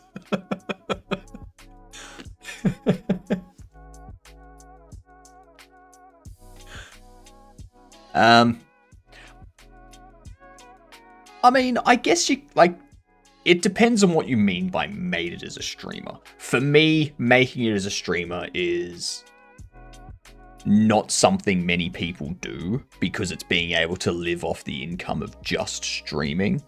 In my opinion, that's making it as a streamer. But most people make it as a content creator, which is videos on YouTube, streaming as well, stuff like that. That's what more people make it as. Me, I want to make it as an indie game dev. I want the money I make off of these games to be enough to support me. Yeah. And you've got to have more monitors. Amount of monitors correlate with programming skills. Same with beards. Lies. Lies and slander. Don't make me go into the other room and get my 3 4K monitors to add to these 2 1440p monitors. Alright? Alright? And then I'll whip out my even older 1080p monitors. Then I'll surround myself with 7 monitors. I'll need to buy another couple of desks. Yeah. Hey-o! What's going on? Save space, doing what I do. Run the overlay as a borderless on-top pass-through over the main monitor. It isn't interrupting productivity at all. See, the problem with that, Mungalo, is my overlay currently doesn't have transparency because there's an issue at the moment with X Composite. I don't have that in my version of OBS that I'm using. So therefore X Composite doesn't have transparent, like my overlay window doesn't have transparency because it's an X11 window running in Wayland. I need to get that fixed first. Left side, YouTube, middle, code, right, Discord. Treat the 4K monitors as 4 1080p monitors. What I'm thinking, I do have a Raspberry Pi. What I could do is I could have the Raspberry Pi set up, use that to display all the different chats on a separate screen. Yeah. And just use it for chats. That's it. Have all my different chat windows up there. Started work on a new Minecraft mod. The first one I was working on broke the ice and was simply enough to knock out that I decided to get a bit more ambitious and make a mod that adds about 16 new items, gears, and tools. Nice. I was getting the sneaky, I should try Wayland someday. That has now been beaten back a bit more. Thank you. It depends on how you've built your overlay. So for me, because Godot stuff, like, I don't know why, I can't get the game to be built as a Wayland native through Godot. Even if I set the graphic driver, like if I go into here and I change the display server from default to Wayland, it still doesn't work. Still has transparency issues. So I don't know what the problem is.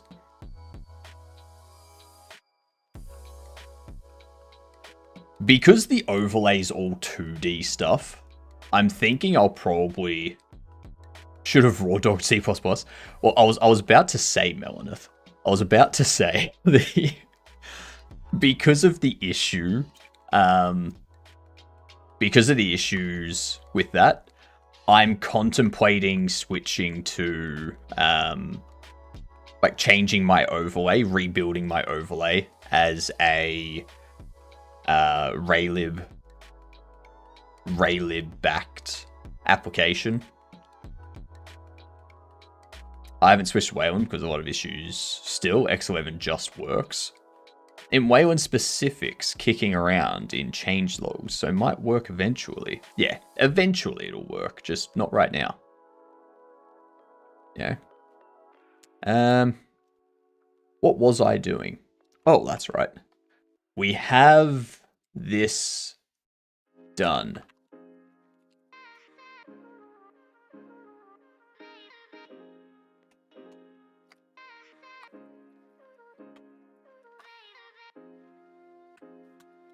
That's what we need to do.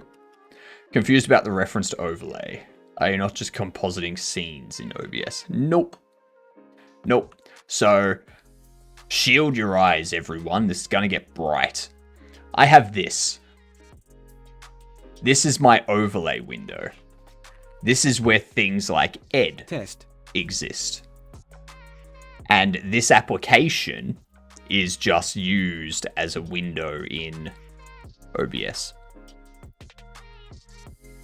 Issue isn't the brightness, it's damn color.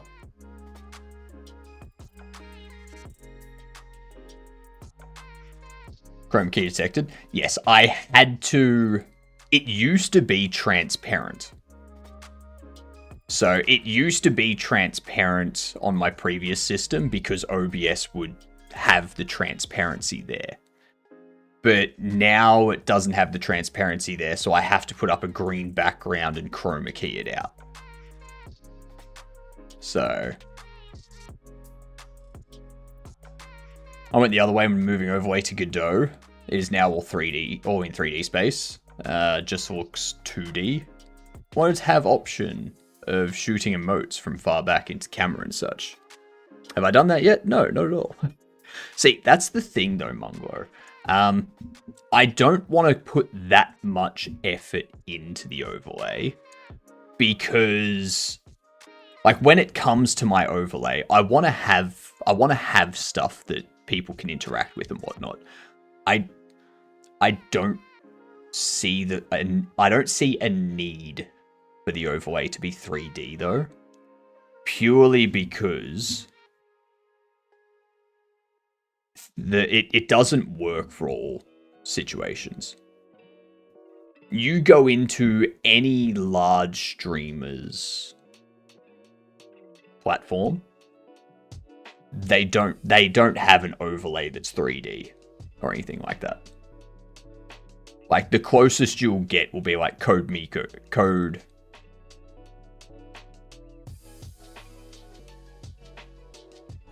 M. Who was it? Yeah, the VTubers and whatnot that move around their space, but that's not a 3D overlay or anything like that. Code Miko, that's it. 3D would be good for physics objects. Yes. I'm on it's a quest I'm on. I will make alpha work. It was easy to get working, at least for me, since everything is physics objects on my desktop I can interact with. So, like, that's the thing, though. Like, once your stream grows to a certain size, that stuff becomes very, very... It becomes overwhelming. It becomes too much when you have too many viewers using it at the same time. At which point you would then go through and turn it off. Because it's like, well, no, I can't just have 1,000 blocks dropping every 10 seconds because a ton of people in chat are just hitting it. You know? Just by some physics objects that are thrown around in the stream. Yeah. Like, yeah, there is a point where it becomes too much, too distracting for the viewers and stuff like that. Anyway. Let's do this. Civ 5. Ooh, damn. It's a single-player multiplayer game from 2010. We're getting closer to Civ 5, McCory. 2010 games. Games released in 2010 that are single-player and multiplayer.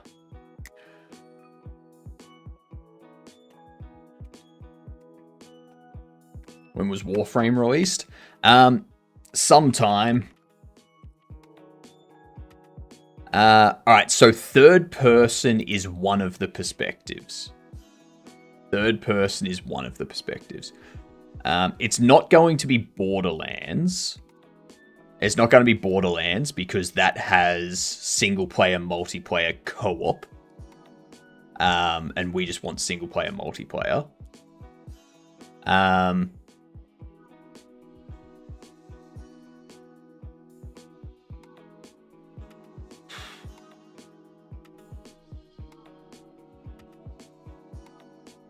I wonder, would this... I don't think it'd be a Call of Duty, because that too would be co-op, wouldn't it? It's either a turn-based strategy, a strategy, or a simulator. This could be a Hearts of Iron. No, it's not a Hearts of Iron. That's isometric bird view. What the fuck am I talking about? StarCraft 2? No, StarCraft has isometric too, I think. Would it be one of the Mass Effects? CSGO? No, it needs to be on more than just PC. It needs to be on more than just PC. Fallout New Vegas probably was 2010, but that's not multiplayer.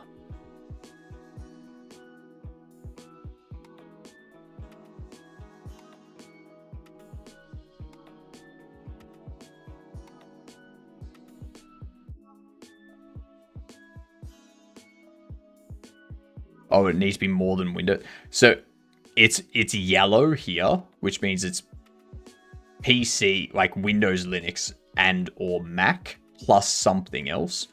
Or it's just Windows, which means it doesn't run on Linux or Mac, which Counter-Strike is going to run on Linux. Like Counter-Strike runs on Linux.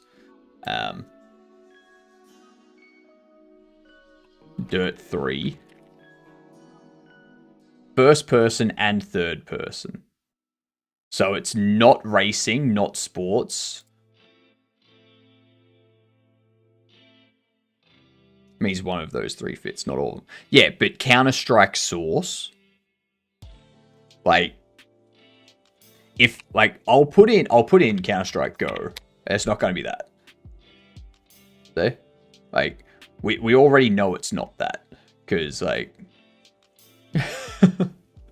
Also, Counter-Strike's just first person too.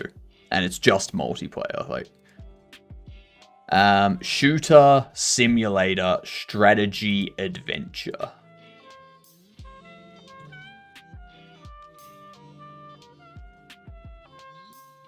Assassin's Creed Brotherhood? No, it's got to have warfare.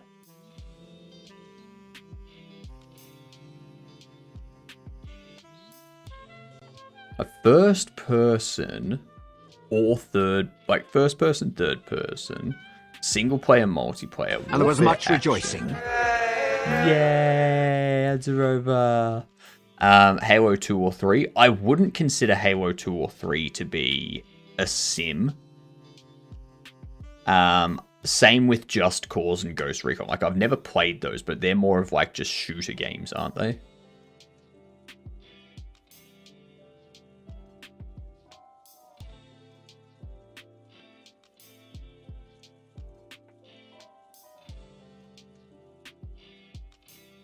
Like, we can do like Just Cause. Metal Gear Solid? Yeah, I don't think it's...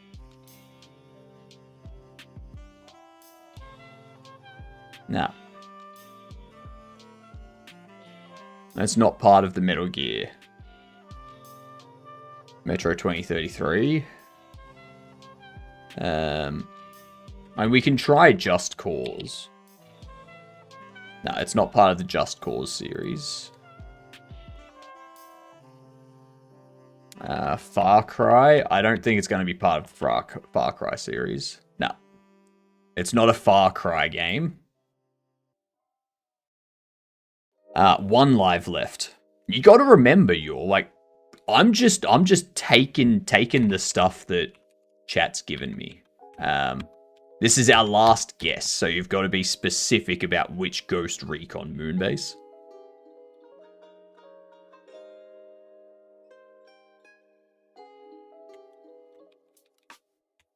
There's only Advanced Warfighter.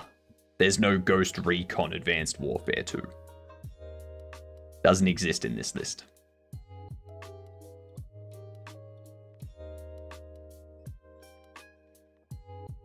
This one, Advanced Warfighter. All right. Battlefield Bad Company 2. There you go.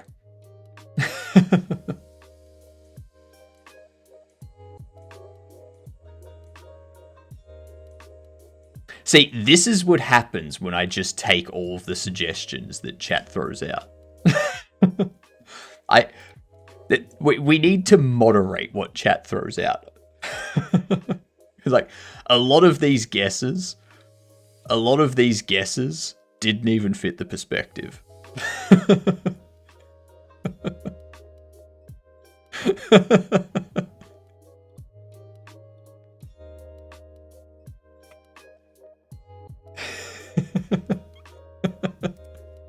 So the next time people are like judging chat, like going off at me for not taking chat's guesses, that's why. All right, that's why. Proof. There's too many of you and not enough guesses. All right, Civ 5. As always, we start with Civ 5 until it's the first one. All right, before 2010, single player, multiplayer, isometric bird view. This, okay, we know it's not a turn-based strategy or a sim. Okay, so it's not StarCraft. I don't think it's Age of Empires because it doesn't have historical marked. And it doesn't have explore, expand, exploit, and exterminate, which is what some Age of Empires would have. Same with StarCraft, I think. Diablo could be. Yeah, before 2000. Before 2000. This has given me like Warcraft. Like Warcraft 2 kind of deal. But again, I don't think it's Warcraft 2 because it's not 4X and it's not warfare and it's not simulator or strategy.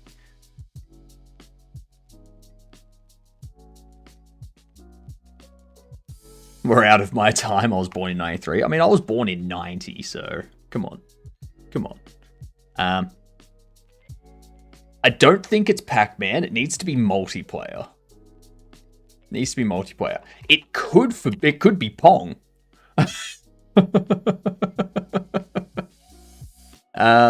Okay, we know it's an action game. We know it has an action theme. As an action theme, must be on PC at least. It's not Mario Party because it's on PC. Okay. Let's try Warcraft 2, shall we? Let's just see. No, it's not fantasy. So it's an action game, but it's not fantasy. It's between 96 and 99. RuneScape? Nah, it's not MMO. Yeah.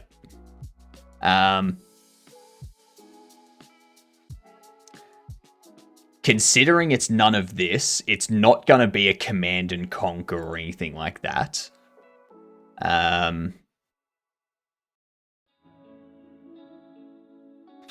An isometric bird view, single player, multiplayer. Action, non-fantasy. Probably adventure. One of the OG Fallouts. Fallout 2. Nah, not Fallout 2. 96 or 97? A shooter racing adventure. Oh! Oh.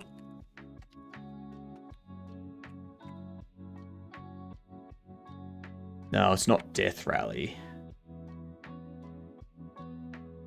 Crash Team Racing. No. No.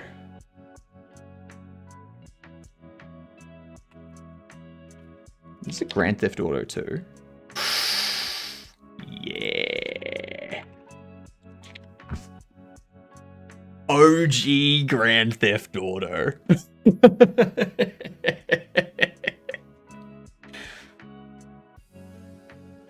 Hell yes. Yeah, apparently it's got multiplayer. Yeah. Alright. One more and then we've got to get back into the game dev. Alright.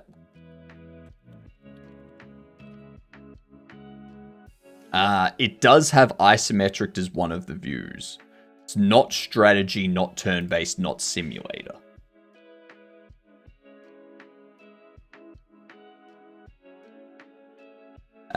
Before 2010. So for this stuff, we can start doing like Command and Conquer type thing. Before 95. So this is going to be a single player game before 95. This is before Diablo 2. This is like OG Diablo. It's not Pong. It's not action either. It's not action. Oh my god.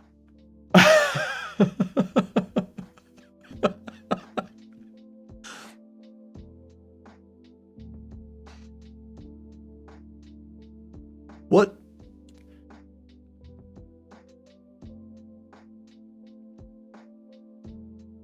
So it's either historical, science fiction. No, it's either historical or 4X. Considering it's not warfare and it's not action, I think it's historical.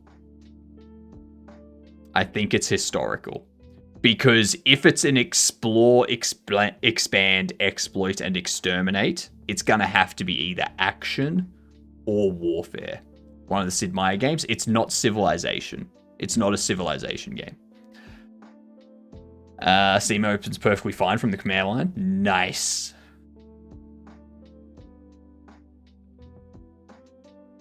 OG Legend of Zelda. No, that would be action too.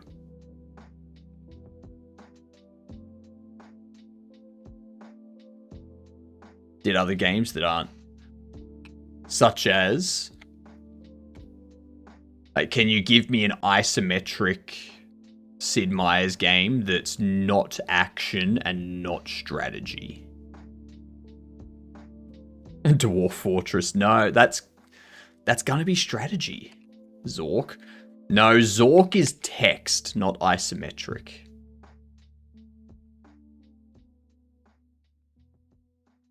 Right? I think. I feel this is going to be an educational game.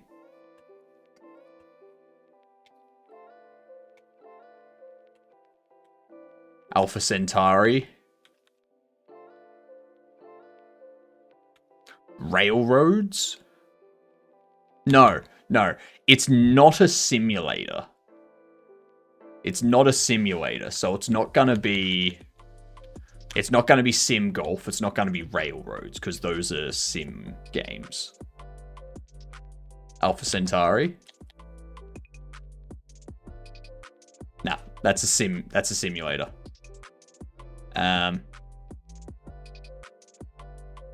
Tetris. No, it needs to be isometric.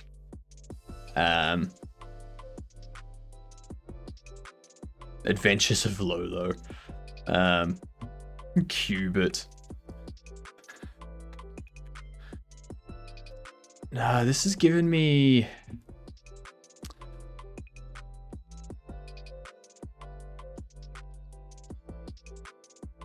I feel it's going to be like a Windows DOS game. Like early Windows, late DOS game.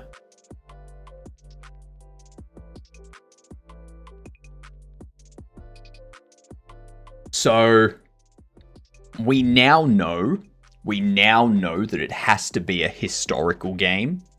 Has to be historical because it's not science fiction, it's not warfare, and it's not 4X. So we know it's a historical game before 1994 in isometric and something else. So it's not just isometric. It can be isometric in text, for example. Oregon Trail, I would say, is side on. I'd say that would be side view. There are aspects of Oregon Trail that are top down, aren't there?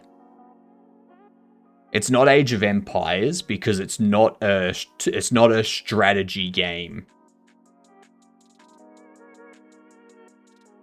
Let's try it. Let's try Oregon Trail. Okay, it is single player. We know it's not text. Let's get our clue. Lucasfilm Games, JVC Musical Industries. Okay, so this is a Star Wars.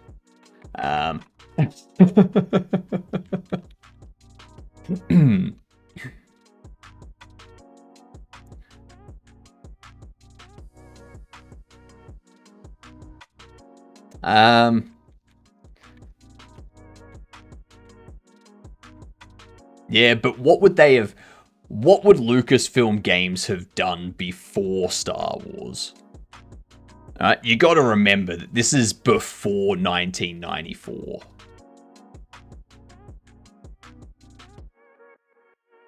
So what, you want me to do an Indiana Jones and his desktop adventures? We can do that.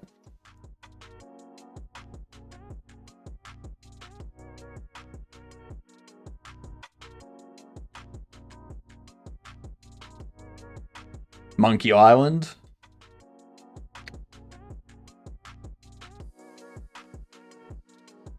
Which one? Escape from Monkey Island? That's true. Star Wars is out because of historical. That's correct.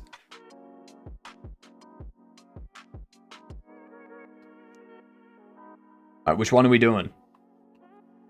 Monkey Island or Indiana Jones? It's not Indiana Jones.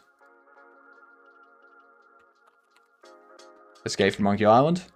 It is a Monkey Island game. Okay, here we go. It's a Monkey Island game. Which...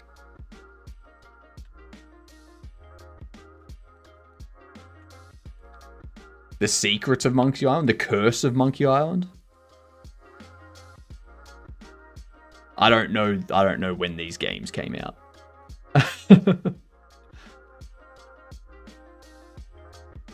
We're in the territory of when I was like 3 years old, so I got no idea.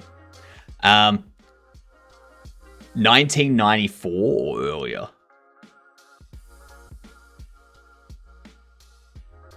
Okay, so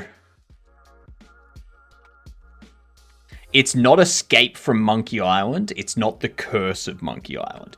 So it must be The Secret of Monkey Island. Right?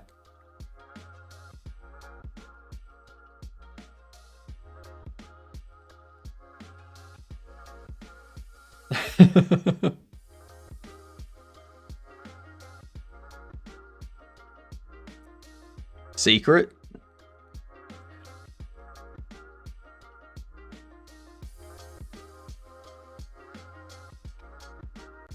Secret of Monkey Island. There we go. God damn. That was... that was close. Too many games. Oh, that's what I'm doing now.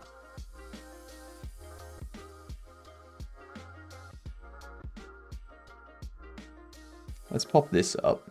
So I want to change this so that the order summary can be the entire thing.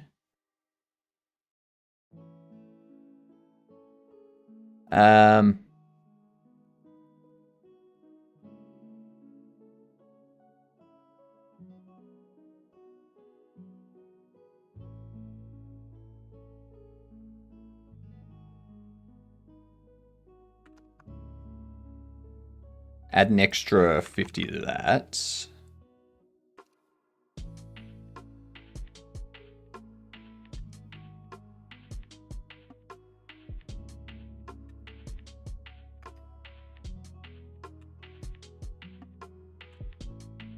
do 48.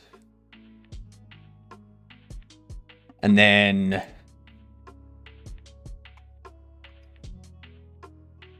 we want this to add an extra 50. Whoops.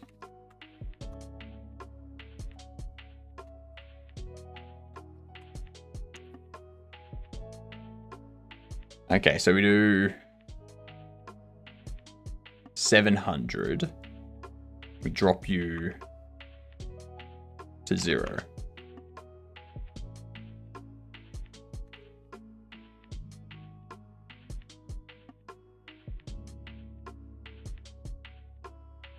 Let's get rid of the top.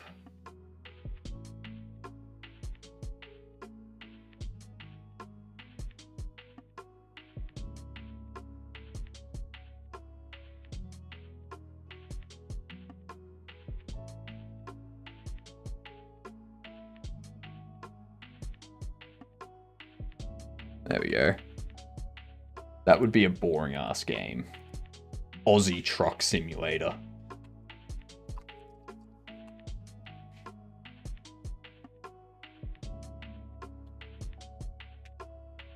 Secret of Monkey Island is a 1990 point-and-click graphic adventure game. God damn.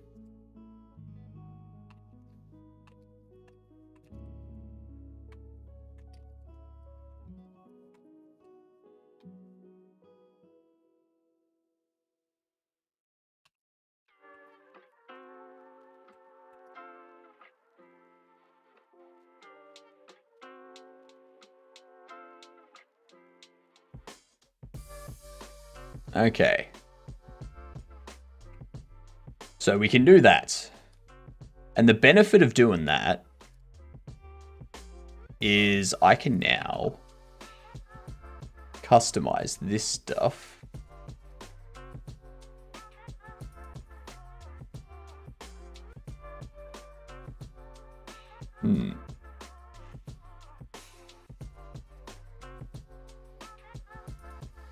I think I need to duplicate this one. Need to go change given.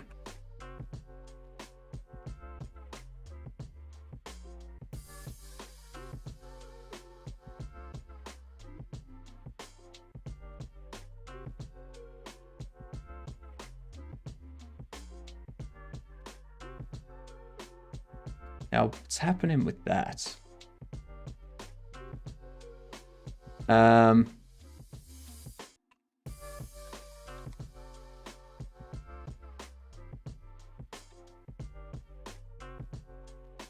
So how can I get this done? You need to be put into center.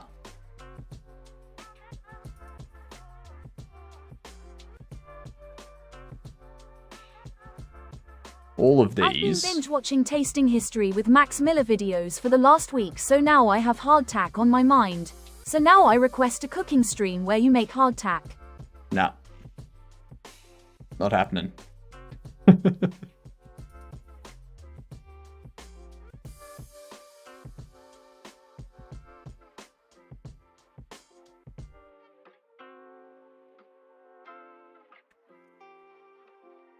Why?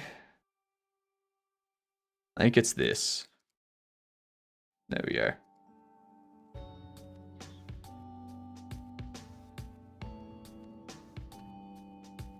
There we are.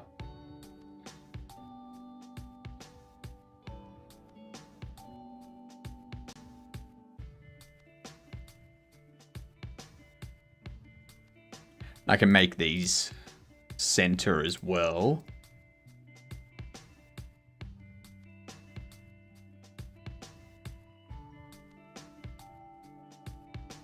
So we do that. What's this? Hardtack is an extremely dry bread. Yes.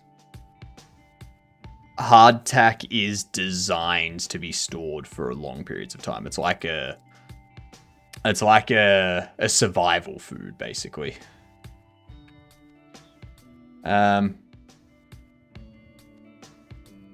All of these.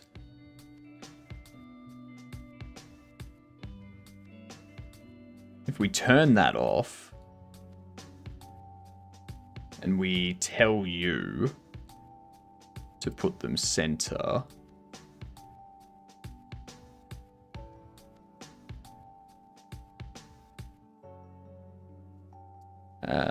200? No.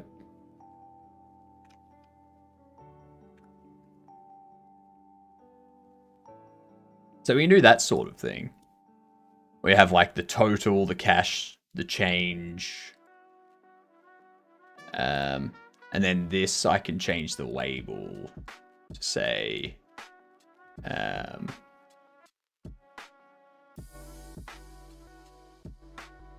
I need something that indicates how much money you've given to the player already. I'm actually thinking we get rid of this.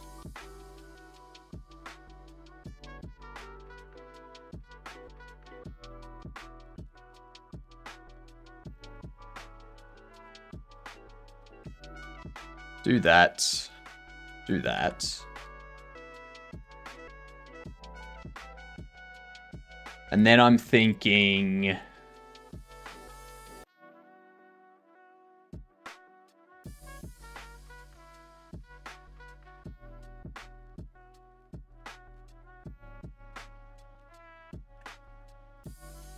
under here. Turn that off. I can create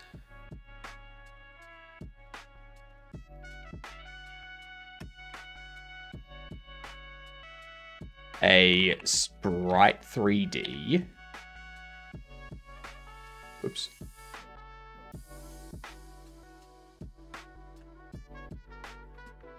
Go change given. Actually, change background. Give this a texture, which we'll just do like this. I'll say you. Wait. Voila. Simple, easy, straightforward.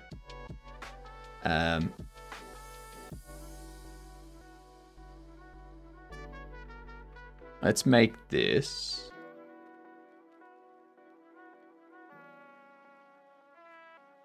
$64 by $64.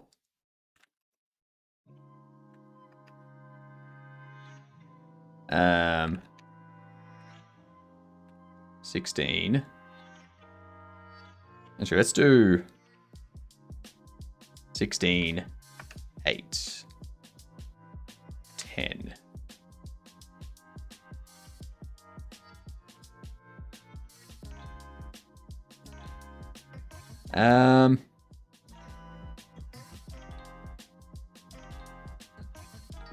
I need the same rotation as this one. Negative 8.3.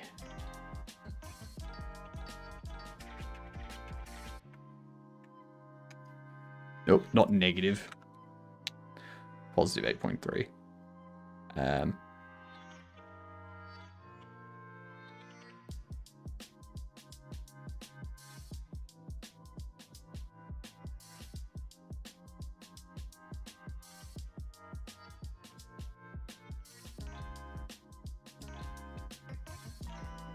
So we can do this sort of thing.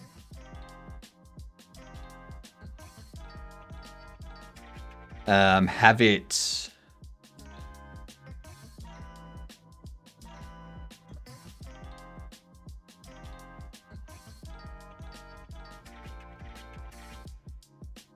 I can modulate it. That's for sure. Maybe. No. I can't modulate it? Oh, fine. There it is. There's the modulate.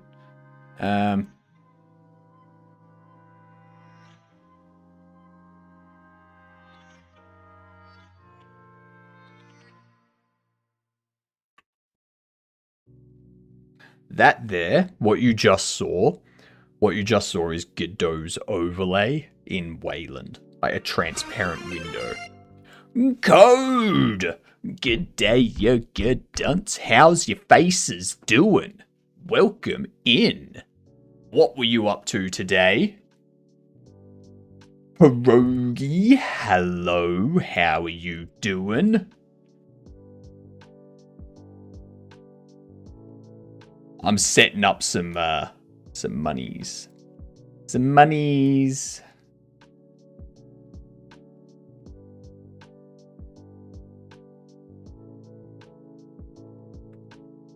Yeah, that looks about right. We had a chill gaming session today with Code 807. Nice. And what game? What game are we talking about?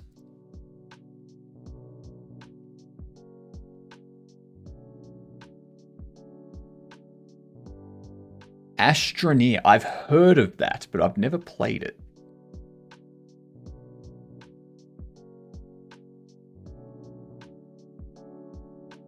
That's what I need to do.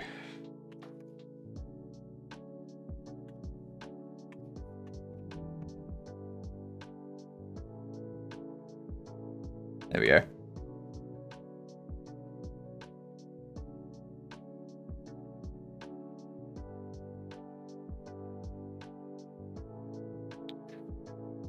I am adding stuff to my Bobblehead Shop Simulator. For anyone that doesn't know, the Bobblehead Shop Simulator is going to be better than any other shop simulator you have ever played. It's gonna be fucking great. So goddamn great. Yeah. Yeah, we're just tinkering with that today. Nothing too chaotic. Changing bits and pieces here and there.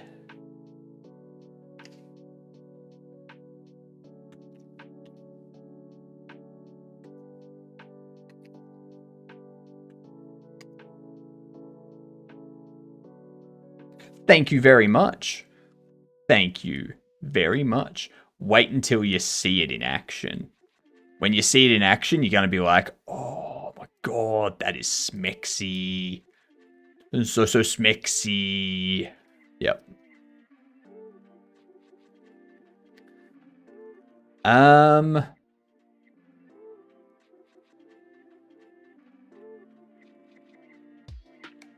that's not good.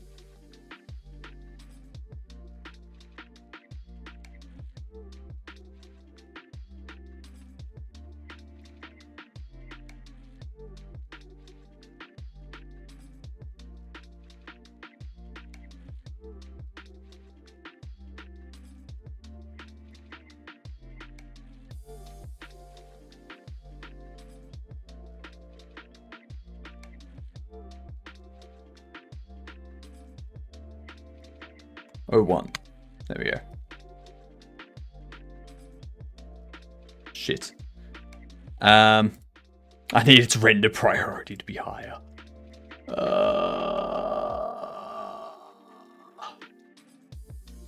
That's not good.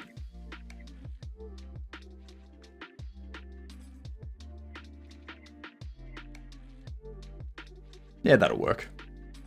That'll work.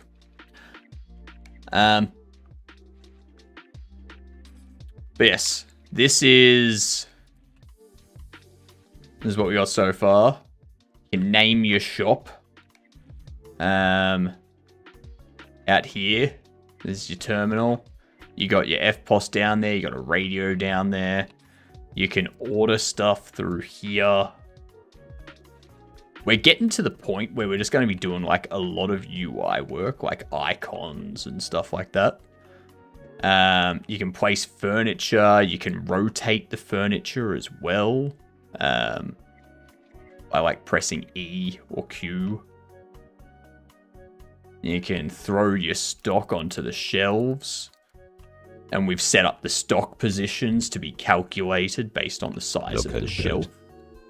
So, because they're calculated based on the size of the shelf, it doesn't matter what item we're putting on there. It could be a large item, a small item, a medium item. It just places them based on the max number of them there should be. You set the price of them however you want to. You know. Open your store.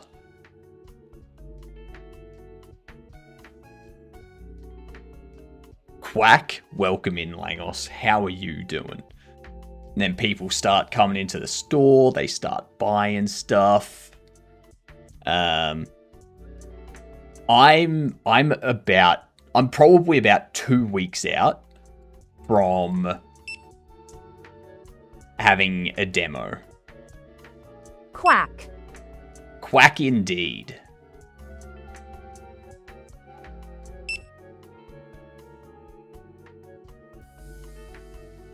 So, yeah, we're about 2 weeks out from being able to create a Steam page and create a trailer and whatnot. Yeah. Pierogi, you are indeed late. That's perfectly fine. Perfectly fine.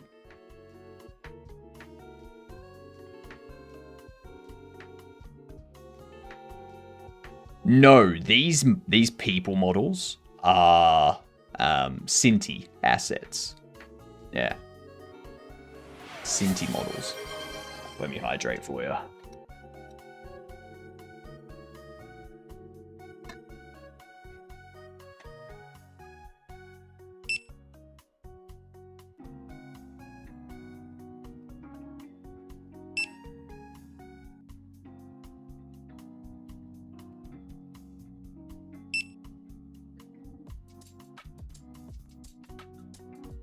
Go on, pay by card. Pay by card. Yes! And then we've got the FPOS.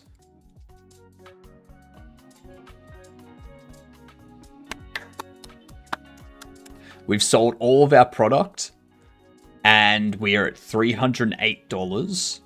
Then when we buy one of these, that will give us, like, that'll drop us down to $226, which means every box of you bobbles. made those people models.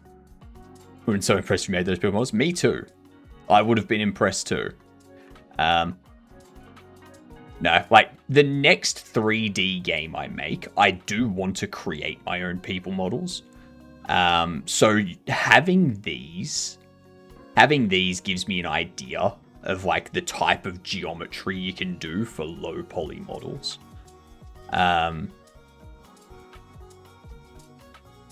So, like, look at this arm here. It's like, what? It's basically a hexagon. Like a hexagon or something like that, and then it's 3 faces down for the upper arm, 3 faces for the forearm, sort of thing, in each side of the hexagon. Yeah. There's not a ton of detail in the face, but there's enough there for you to know. Like, you can see the mouth, you can see the eyes, you can see the eyebrows, all that kind of stuff. I was like, where is the weird music that's overlapping with the background music coming from? Closed all my tabs and then remembered it's the sim game lol. Yep, our background music.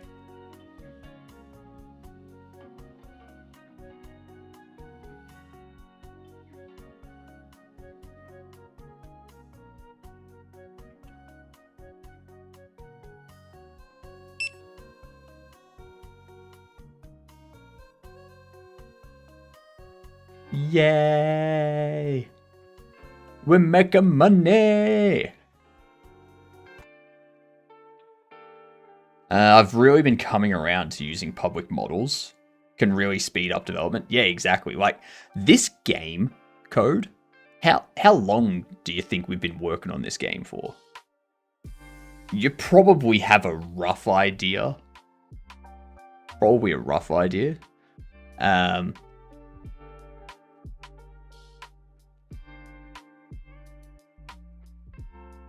But yeah, it's very good. It's very fast.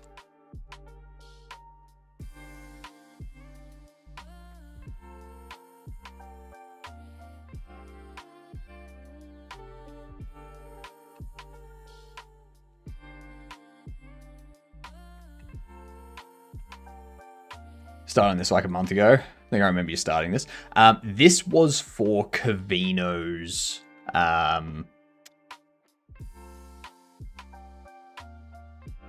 Jiggle Jam. That's it. So it has been less than 3 months.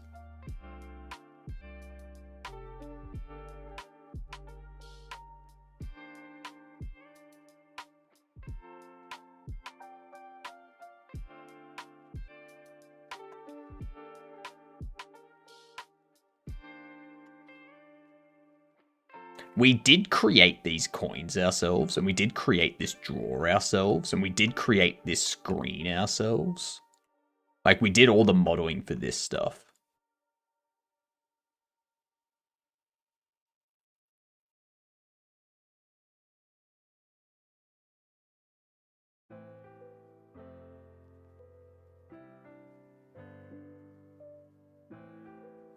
Add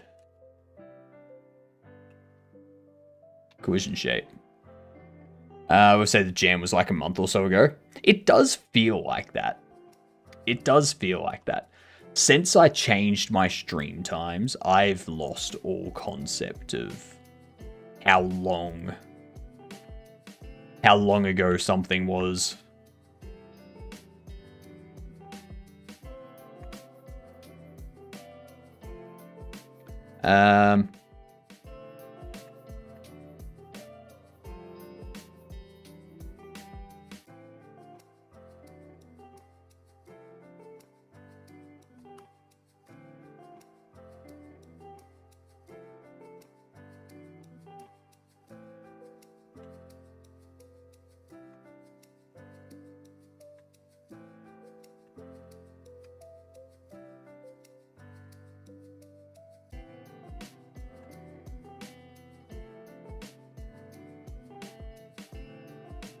We can set this to like 3.5.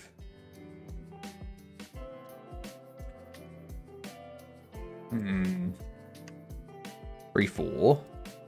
Make you 0.06. 8. Bump you up 0.04.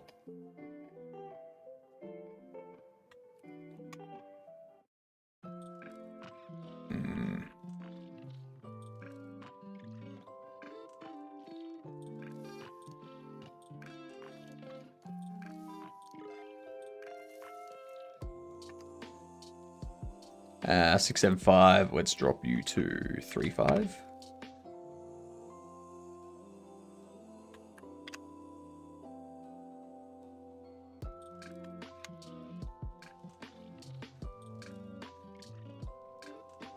Reminds me, I think one thing we might do tonight, we might set up a Raspberry Pi and see if we can get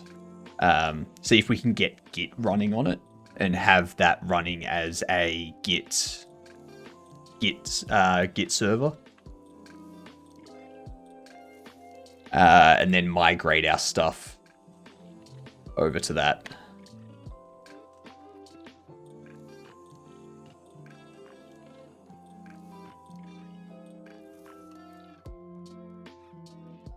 There we go.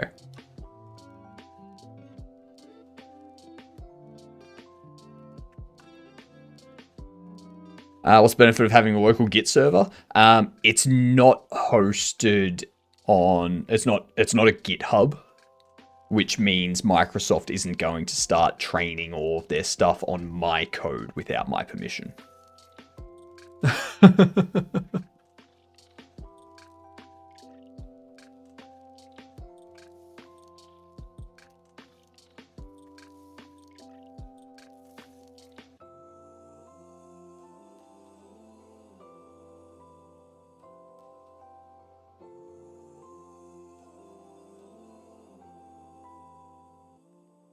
Looks like GitHub will be more fully folded into Microsoft's organizational chart starting next year. GitHub and its leadership team will continue its mission as part of Microsoft's core AI organization. If you lose your server, your code's gone too. But that's why I also back everything up to my NAS drive. I have a NAS which has 2 drives in it, which are on a RAID setup. And then GitHub would be like my Raspberry Pi would be a Git server sort of thing. And I'll probably set up another Raspberry Pi that has like an rsync of that original Raspberry Pi. So if something goes wrong with the original, like if the original breaks or something, I've got the second Raspberry Pi rsyncing over. What up, Mike? How are you doing? How's things going today? But yeah. Good for a Monday? Nice. Nice. I did look into like free Git hosting sort of thing. Like if we have a look at GitLab, I don't want to sign in, but it's off chemo week, so should be able to get some stuff done this week. Nice. Very, very nice.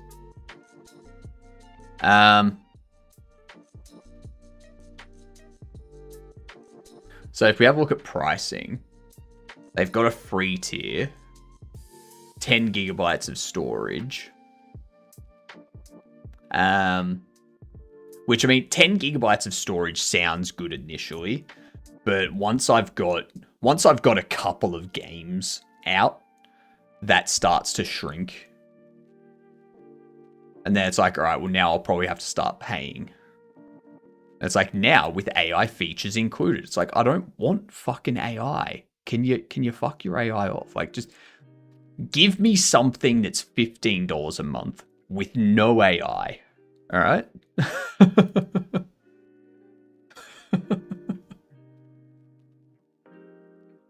Jesus. And that's like paid add-ons, compute minutes, and storage. $5 per month for 10 gigabytes of storage billed annually. So if you wanted to increase it, you'd have to pay for another $5 a month. And I mean, the other thing I could do, I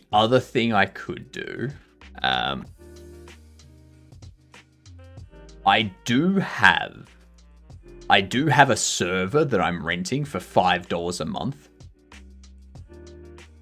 I'm renting a server for $5 a month through these guys. Oh, sorry, it's $6.12 a month now.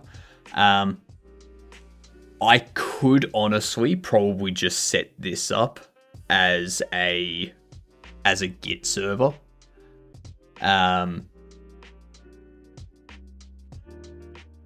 yeah. I can see the rise of companies that state no AI will start getting more popular.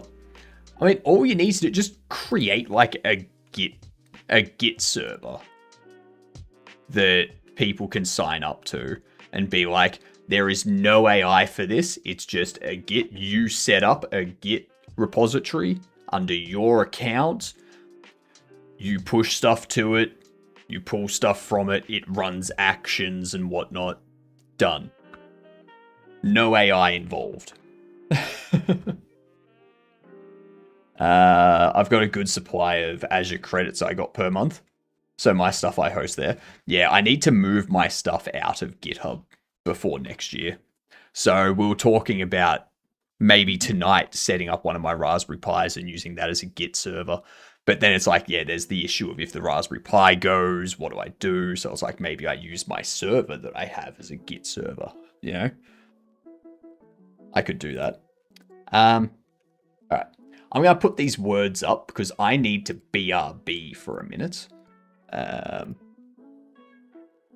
will be back momentarily, y'all. See you soon.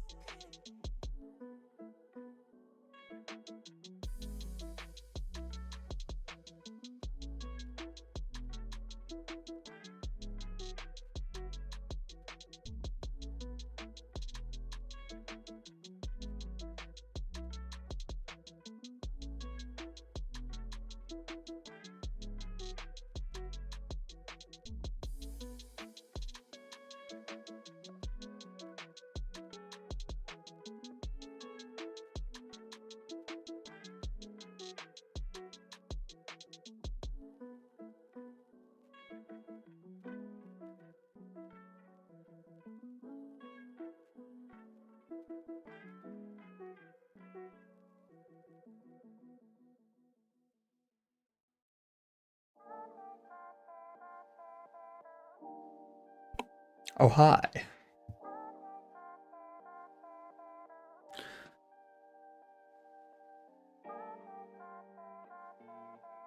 All right.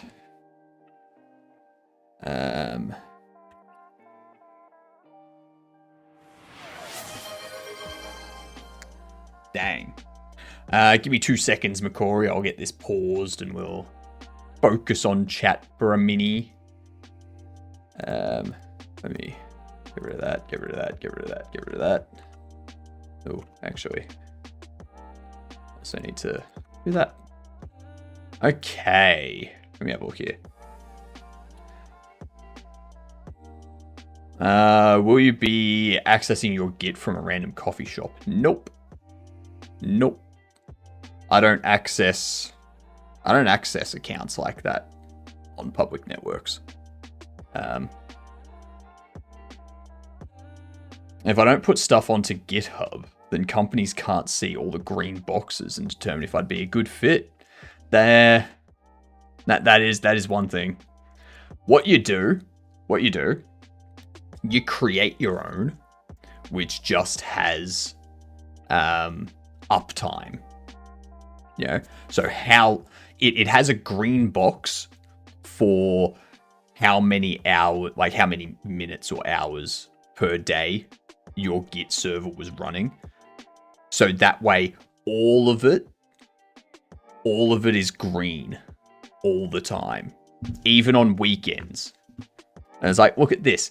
Every single day, I've got stuff happening on my Git server. And then they're like, oh my God, that's amazing. You're not saying that you're committing stuff to Git or anything like that. You're just saying that there's stuff happening on your Git server. And there is. Git is running idle. That's something that's happening on your Git server.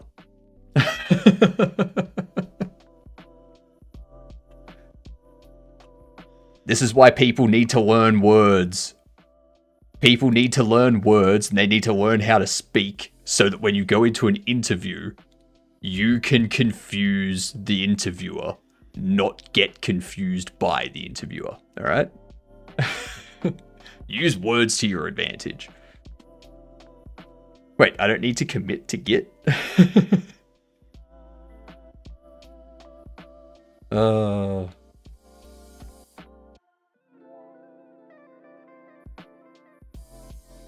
Actually, that reminds me. Actually, no, wrong thing. Why do I keep pressing the wrong buttons? Oh, yeah, we got waves going on. There we go. There we go. There we go. Morning, Flopsy. How are you doing? If you're just running Git for yourself, I think you're back in history and use SVN. Yeah, SVN was the original. Yeah.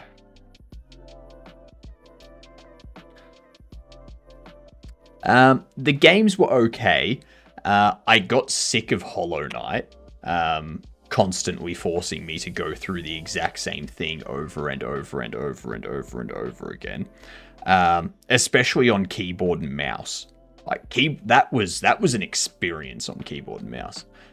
So I just gave up, and I'm not going back to Hollow Knight. That's not my kind of game. Got my final web dev class grades. A. To be honest, thought I'd get a B+, so A is great. Bumping that GPA up by 0.889. Nice. Nice. Don't know if this will work, but here is a coupon for free Blender 3D course on Udemy. God damn. Nice. What is your kind of game? My kind of game's more puzzle game or general action, like roguelike kind of stuff.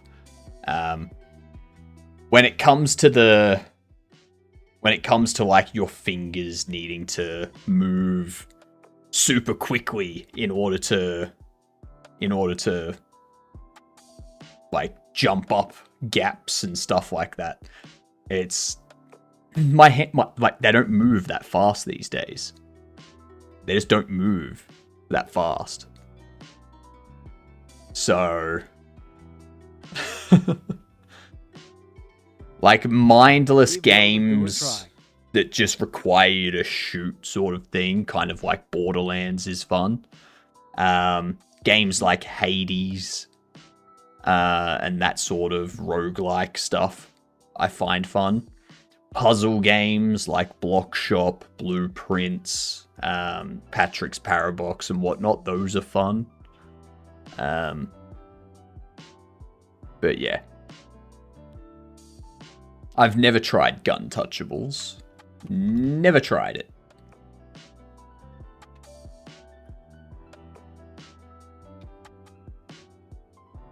You. Access is unique name. Lock in place. Lock in place. This one here.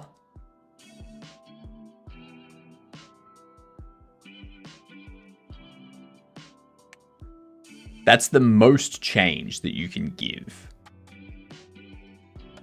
I like puzzles. I tend to lean more towards sandboxy, story-driven adventures. Yeah. Yeah.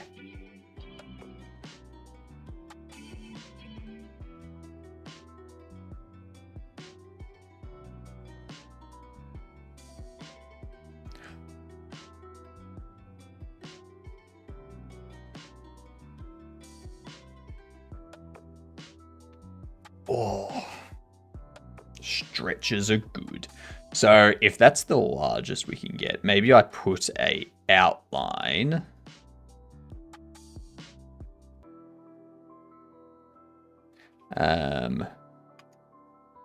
Outline is 8.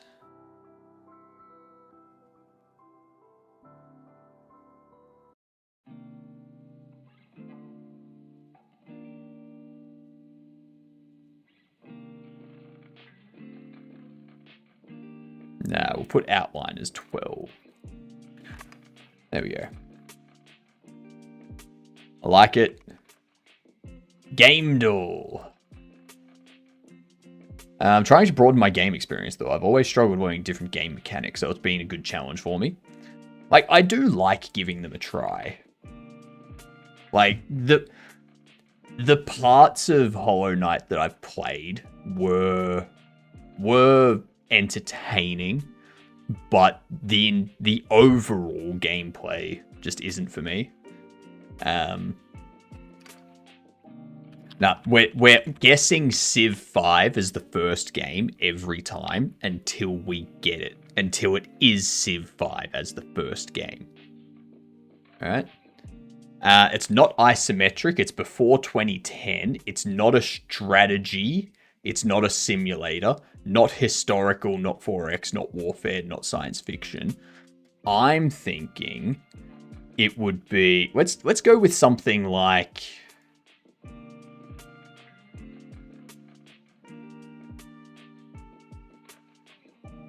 No, not GTA. I'm thinking, what if we go... Payday 2. Okay, Payday, geez. Payday 2 was 2013. So we've got some stuff. It's not first person. It has to be a third person game. So it's not Gran Turismo. It's not a Need for Speed or anything like that where you can go into first person. It won't be most shooters. Could be a Gears of War. It's third person only. It is a shooter. Before 2006. I feel this is a Windows PlayStation kind of situation. Or a Windows only. Doom. It's got to be third person. Metal Gear Solid. No, Metal Gear... No. Maybe. It's single player. It's third person. It's between 99 and 2005. We know it's a shooter. I think it's an action. It's a shooter action. Maybe stealth as well. Single player third person shooter. Was Max Payne third person?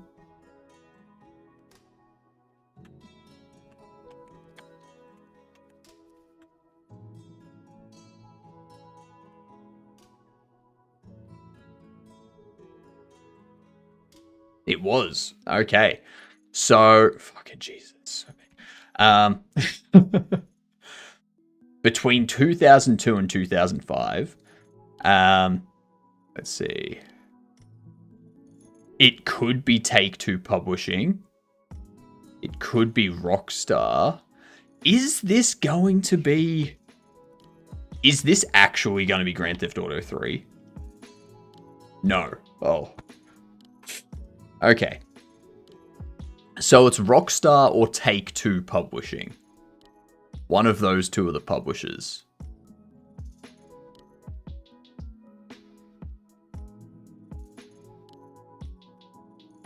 I mean, it could be Trans Gaming Inc. or DMA Design. And there was much rejoicing. Yeah, it's over. It's a fighting shooter racing adventure. Oh, this is going to be true crime. It's got to be a true crime, right? It's 2002.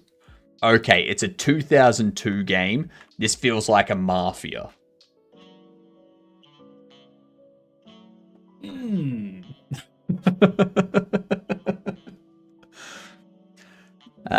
So mad right now. I just spent the last 2 hours trying to get a mechanic to do something.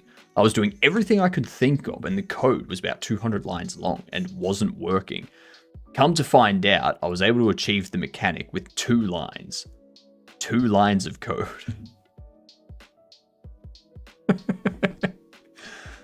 It sounds like you were learning game dev, heyo.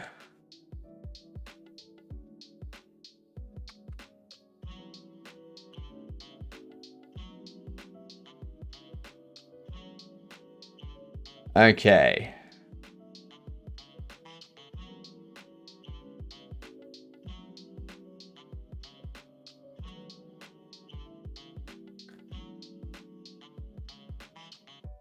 Actually, can I give you a border? I don't think I can.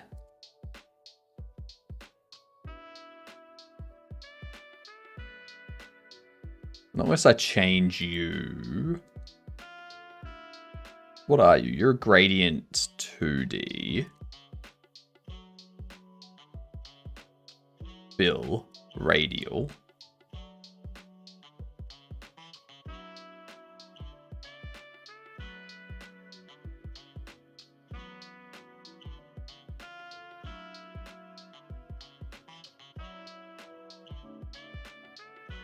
Let's put you.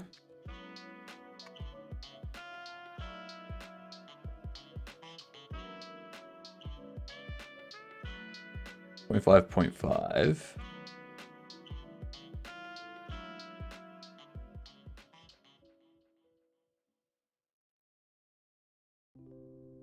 Square.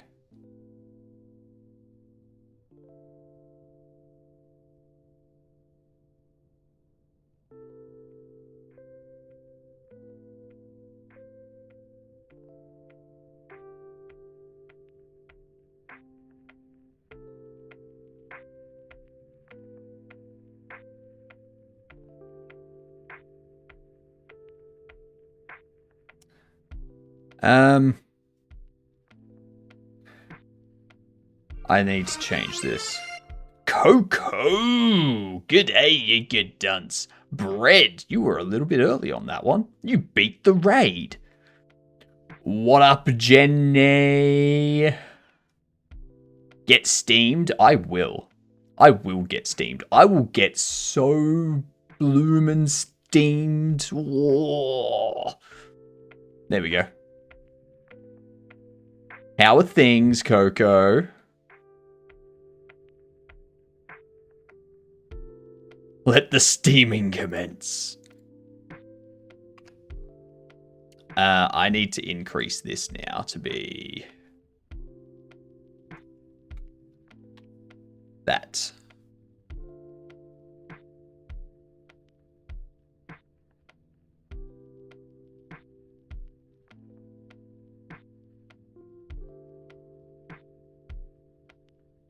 What were you doing today?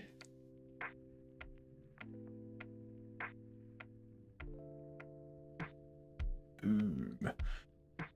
Avatar looks so cool. Thank you. Thank you very much. It's that. It's that. Yeah. Have a good one, Coco. Thank you for the raid. Much appreciated. We also had Chill, Chillaby, create a video for our opening. So we now have this. This is our stream starting soon video.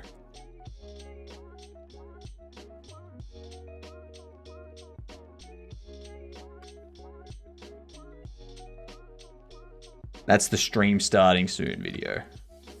Let me put it on repeat. Cobbler. Sorry, Cobbler. I keep getting Chill and Cobbler confused because they both usually have red names. This is what Cobbler made. I forgot to ping Cobbler yesterday afternoon as well. Cobbler, remember. Remind me at the end of stream. Yeah. Just like Mike and McCory. Mike, McCory, and Mike and Hill.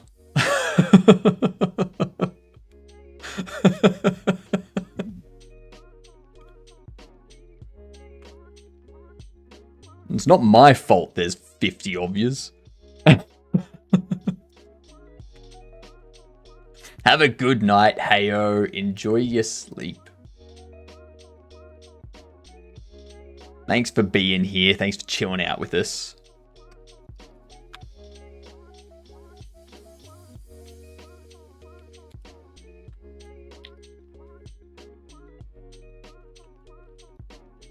On ready.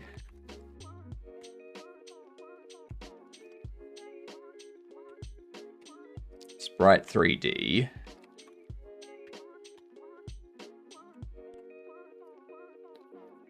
change given, label 3D. There we go.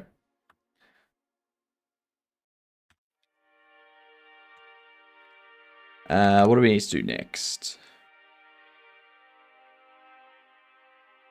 I find you are the perfect channel to lurk in whilst coding. I'm glad. I hope everyone feels that way. If not, please tell me why not. Maybe I can change it as long as there's no conflicting things, yeah? Also, shout out questions if you got them. I will try to answer with my non-professional game dev knowledge. You want the opinion of someone that's not a professional? I'm your person. What's the answer to life?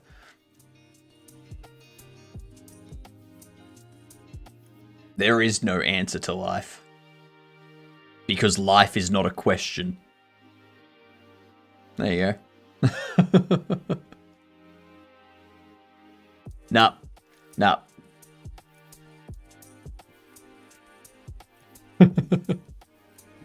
42 is just the answer to how many infinities does the universe last for? And it's 42 infinities. Yep.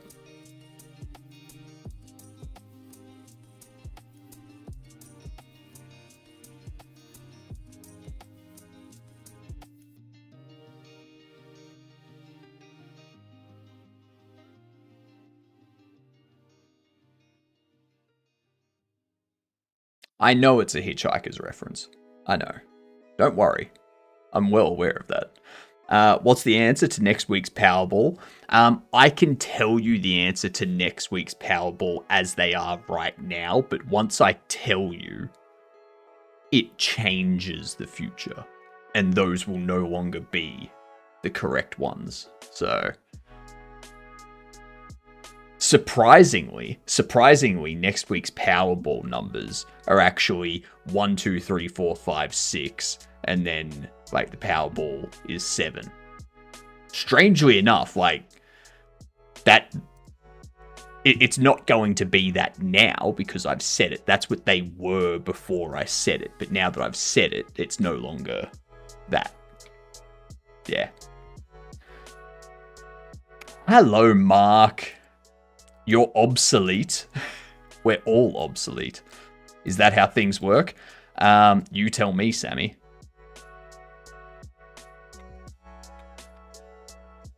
The only way to determine if that's how things work is by observing what happens with Powerball numbers next week. Yeah.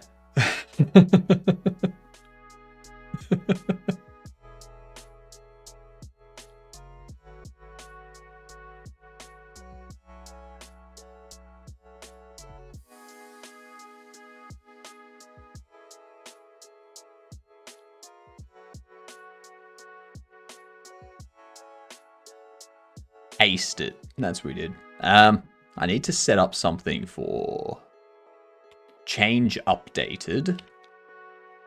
I'm going to go change given text equals format price string change total. Now this here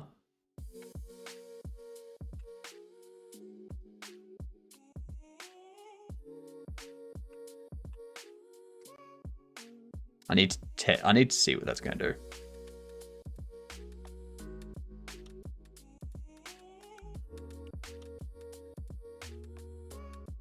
Screen change updated.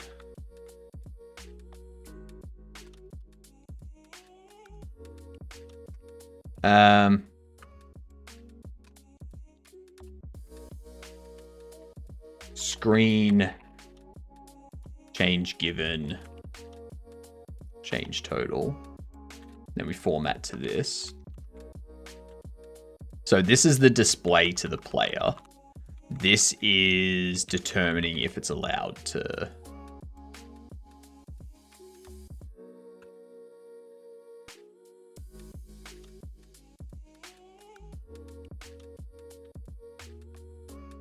Yeah. There we go. Good stuff. Good stuff.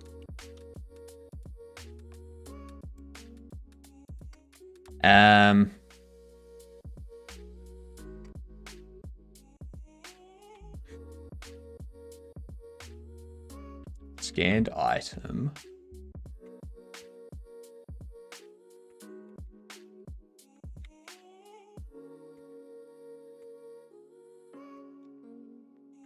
This will be...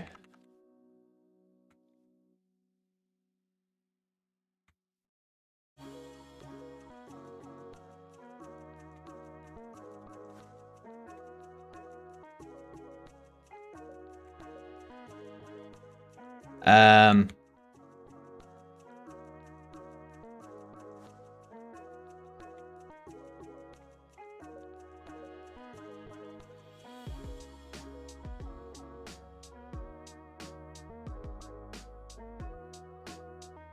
mean, couldn't I change this to just be is opening?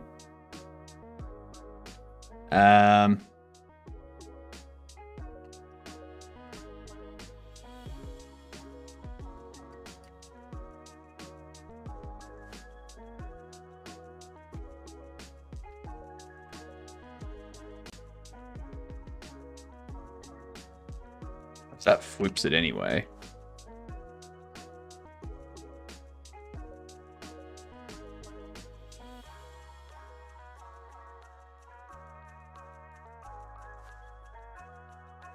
No. I just realized there's a problem with that. Is opening return true? Is opening should always be true.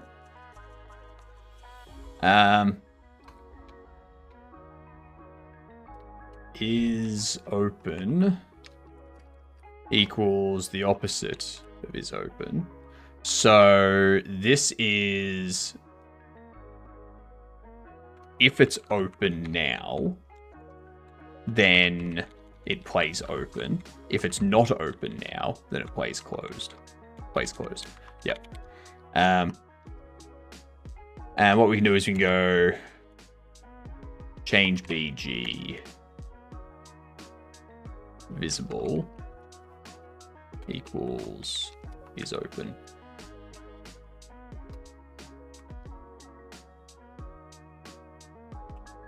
Clean. Know how you use the signal singleton. Have you come across any issues, troubles with that method? That would be good to know. Plan out your signals. So the reason why I do that is because it's anything where the signal needs to be emitted in multiple places and listened to in multiple places, or listened to in multiple places. So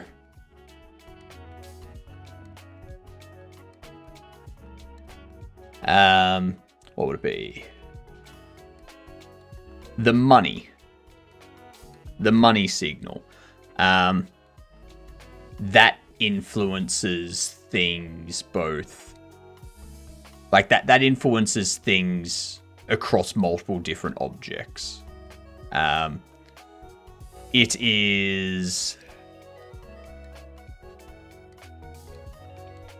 needs to be emitted from multiple places. So I can purchase things from in here, in any of this stuff. I can pay bills. I can buy furniture stuff. I can hire someone, all this kind of stuff. Some of this has a buy now, some of this has just like an immediate purchase or an unlock. Other stuff has a Other stuff has like an order total. You add things to the order and then you buy all of it at once. So what I do is I just emit a signal whenever the money changes. And that's just a global signal that emits from the shop settings money. And then the HUD, the UI up here, receives that signal regardless of where it's emitted from. And this HUD will then create creates that little bit there and changes. So it needs to be emitted from more than just one spot. Needs to be listened to multiple spots as well. What just happened there? Get interactions in base static body because it's furniture. Yep.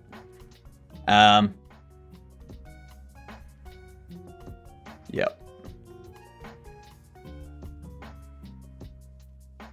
Because I set this up incorrectly.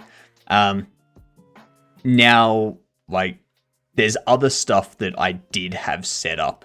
So I had stuff for this checkout set up to be a global signal. But then I found that to be incorrect when I started to look into having multiple cash registers, that one could be controlled by an NPC, one could be controlled by the player, or both could be controlled by the NPC, stuff like that. And using those as global signals would cause the other thing, like all cash registers would change based on one of them emitting a signal. So you don't want that. So you've got to make those signals local to the cash register. So those global signals are really just for things that change the 3D space and between the 3D space and the UI space. So yeah. The money can be impacted by multiple checkout systems, the change that the player or NPC takes out of those or inputs via the FPOS system, how much money is determined that the NPC is giving to the player, all that sort of stuff influences the money. So it's not like you can't just create one common class for all those different things. You need that global signal. But yeah, not everything requires it, but most of it does. If I just put you on world 1,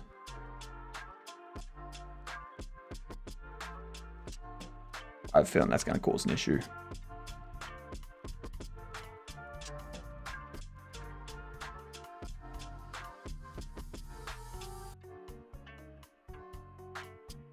Excellent. Now, if I go to move you, excellent, I can still move you.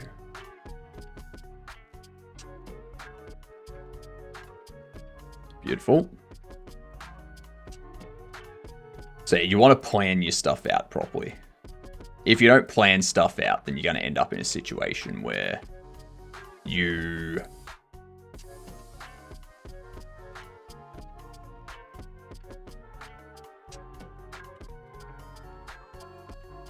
have to refactor stuff if you don't properly plan it.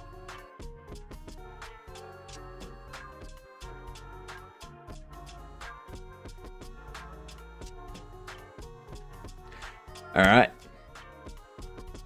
I think we're set with a game loop.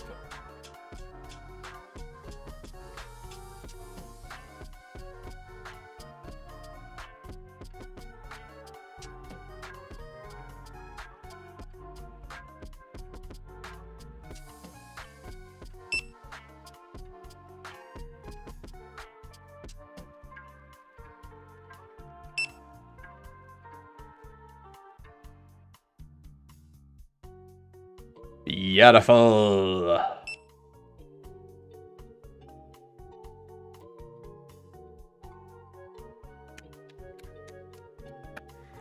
We now have something that shows you how much change you have given back to the customer. I should probably highlight it red. Highlight it red when it's less than the amount. And green when it's greater than or equal to the amount. So that way the player knows through some visual feedback when they can...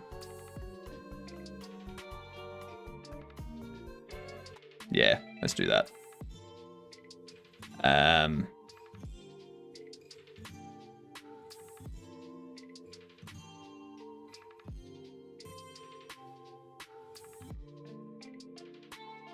By default, you're going to be that.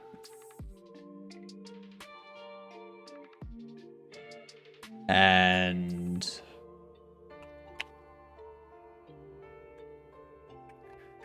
change given modulate R equals 0 if change total is greater than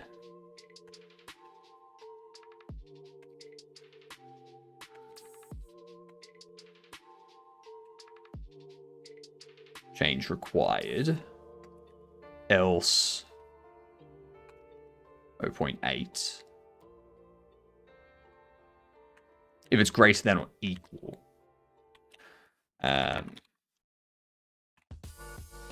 Change given, actually,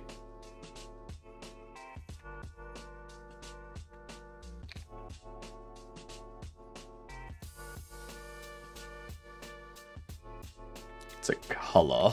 I can go color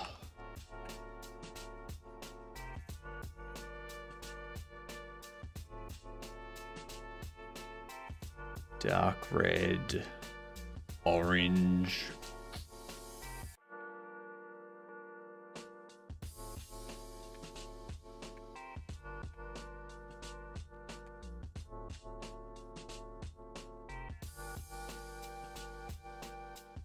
from RGBA. We'll go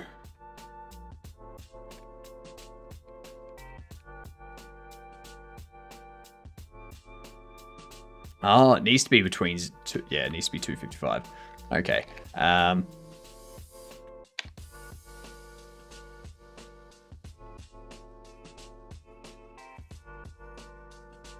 Yeah, fair enough. So 255, we'd go, well, we'll say 224. 0, 0. No. You should be 224. 0, 0. You should be 0, 224.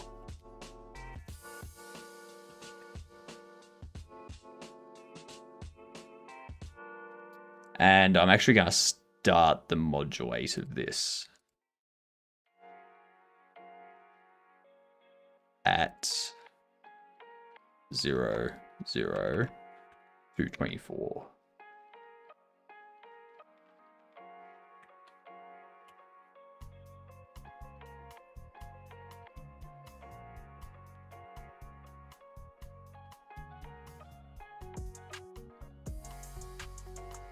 All right.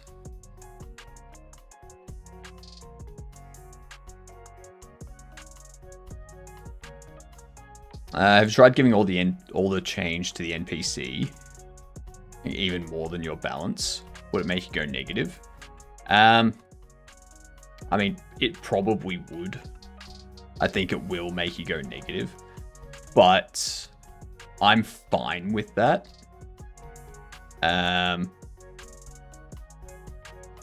I should probably limit the amount of change you can give to be the amount of money you have.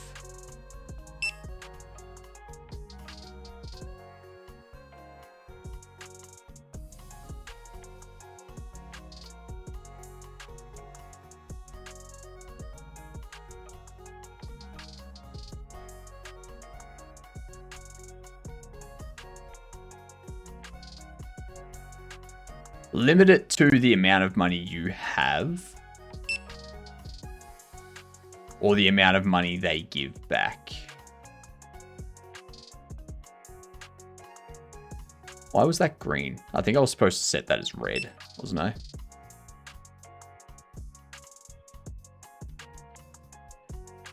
Yeah, nice.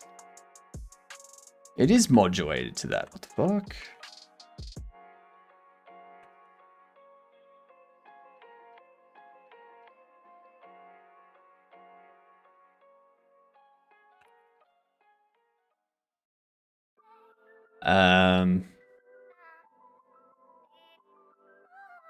Oh, that's what, yep.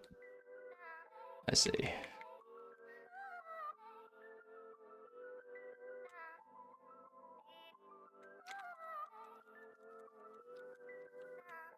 No, hang on.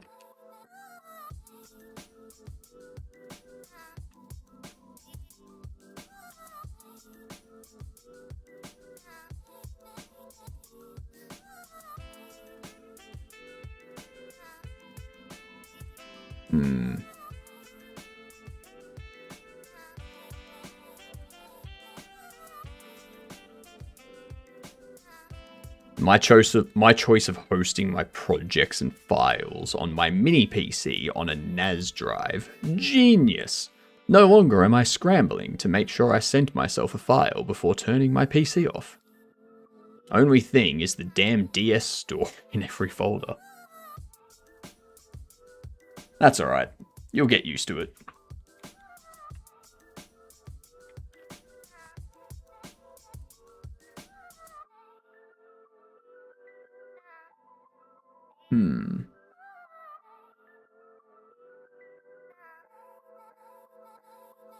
Like, by default, it's red.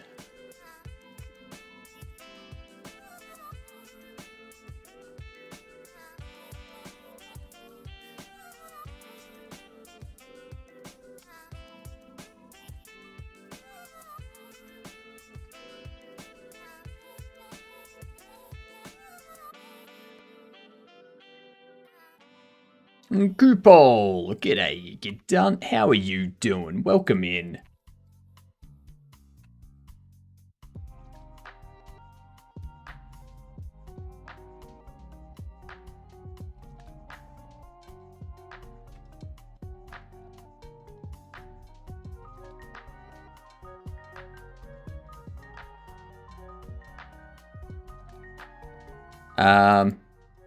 Is it Mickey Mouse?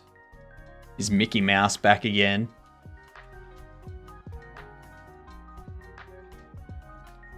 Doing fine. What about you? I'm doing great. We are smashing this Bobble Shop Sim. My mustache is at the point where it's poking me in the eye almost constantly.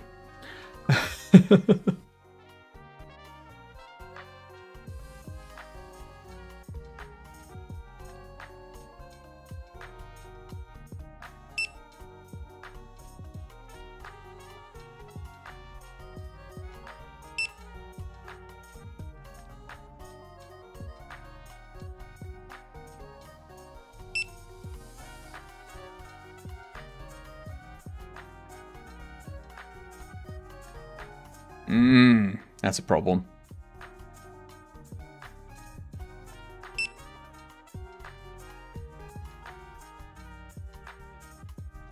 That's a problem.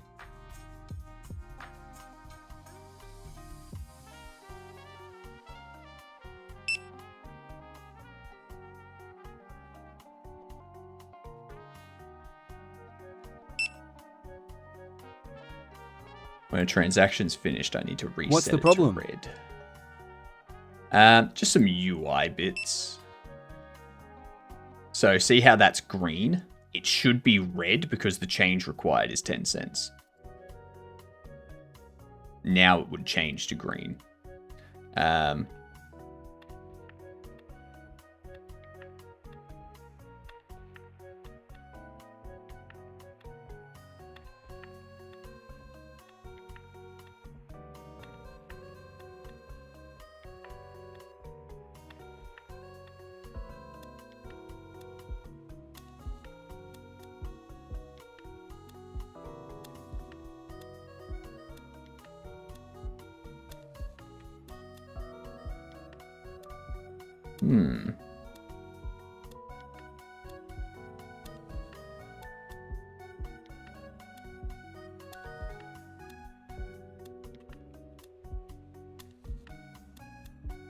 Give me a second, sir. I just need to clean this up.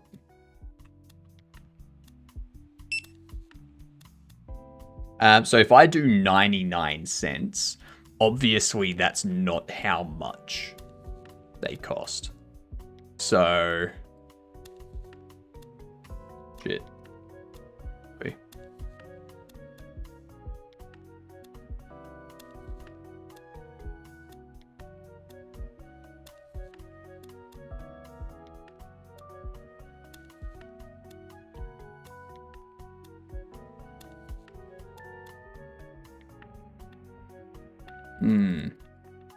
I've broken it.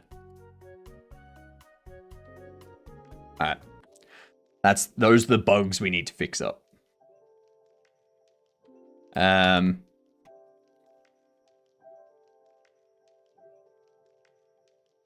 So finish transaction. We need to go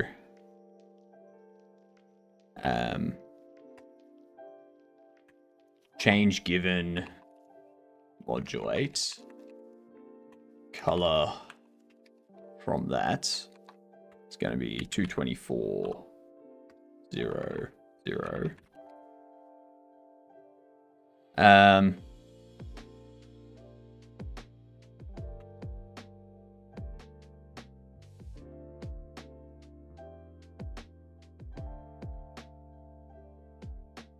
Just a couple of minor bugs.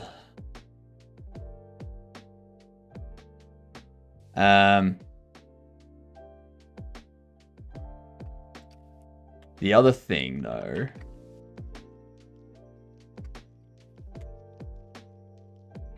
is under here, we have this payment made.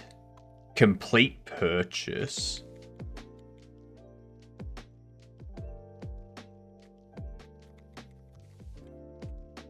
If I go into here,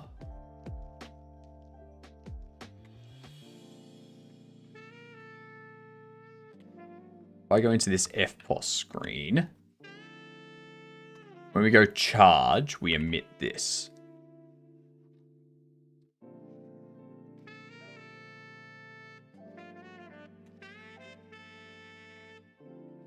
We have this charge amount.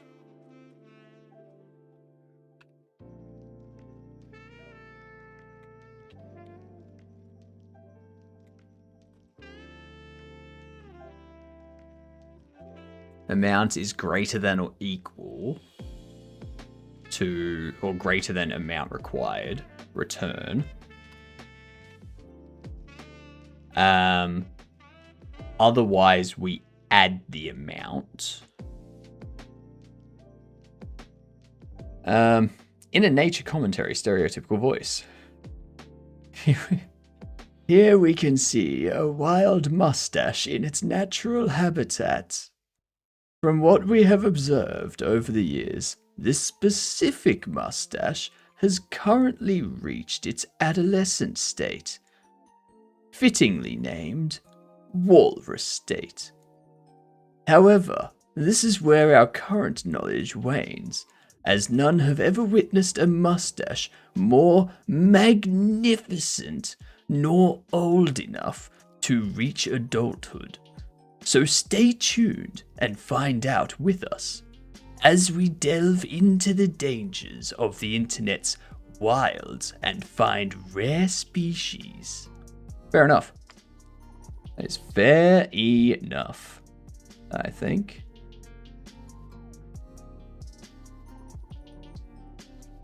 Oh my god. Yeah, I just saw something.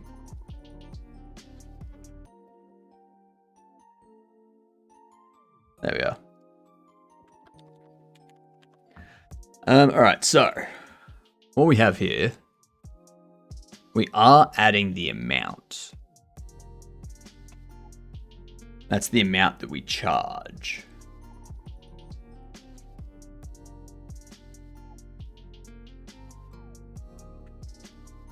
Let's see. Let's run this.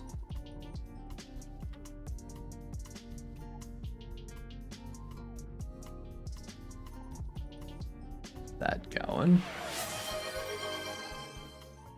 Hydrate. I will show you how to do it. I'll show you how to hydrate Goob. That was magnificent. I could not have hoped for more. I know, right? It's pretty good. The other mustache that can compete, the only other mustache that can compete would be Jizbo's. I don't know. Like,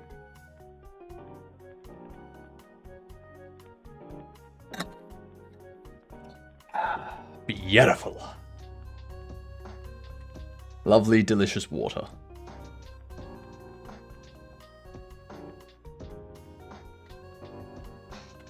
Oh, elbow cracks and back cracks and... So if I do 99 cents, up here it should just add 99 cents. And it does. Excellent.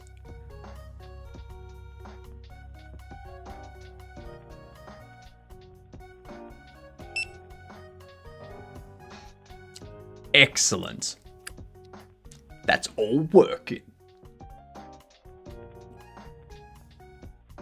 Frickety frickin' yeah.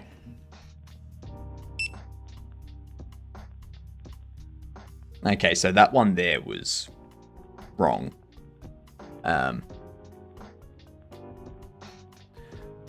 Maybe I have it display white. So if no change is given back, it doesn't do anything. If you have to give change.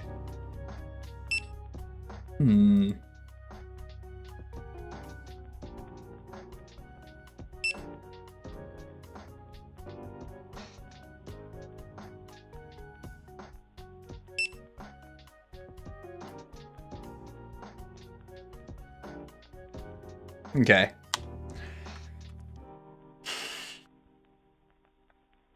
Let's see. I just came to cheer you on. It's almost 3 a.m., so I'm going to sleep. Jeepers, Koopo. Go to bed.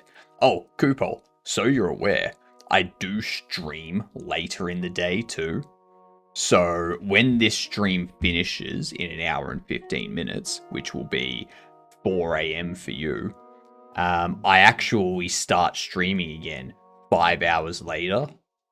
So for you, I would be streaming from 9 a.m. through to 2 p.m. So now you can catch me. None of this streaming while you're asleep stuff.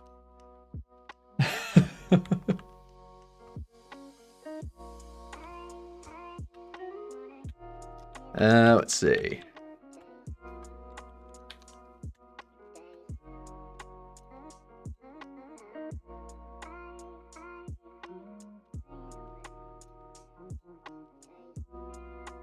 So that's all correct.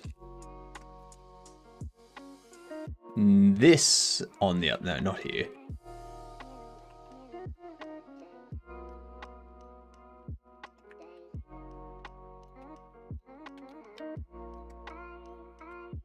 I need to go into cash register again. We need to change this.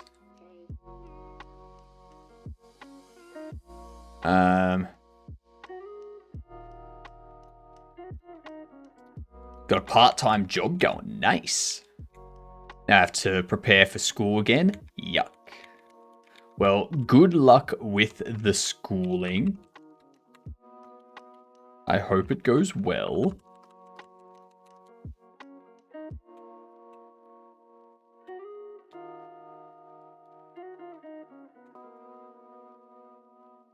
Stopped with part-time job. Had it for the past 2 months. Nice.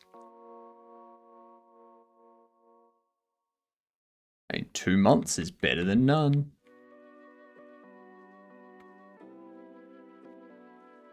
Ain't even seen a cent paid yet. What? Sue 'em.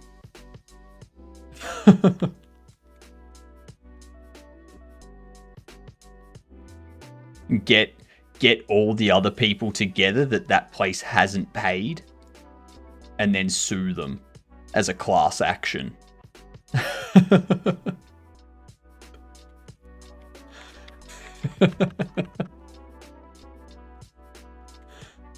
Bam.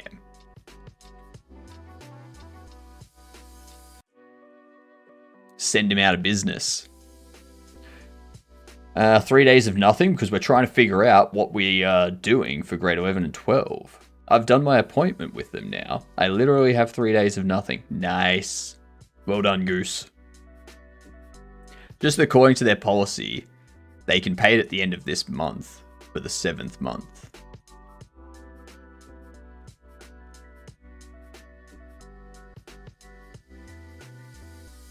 Yeah.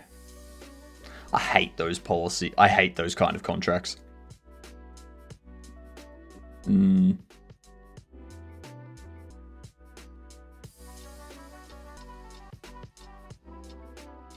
Yeah, I'd advise anyone that gets an employment contract that says that kind of stuff not to sign it.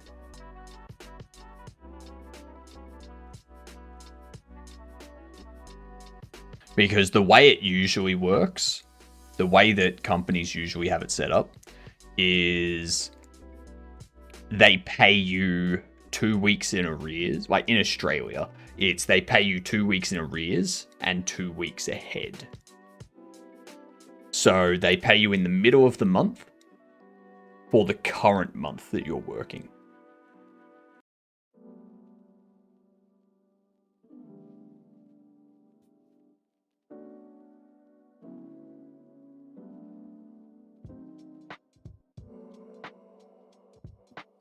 Unless you're a contractor. If you're a contractor like me, then the company that is contracting me to somewhere has to get paid by the company first, and then the contracting company pays me. So as a contractor, it's usually I get paid for not the last fortnight I've just worked, but the fortnight before that.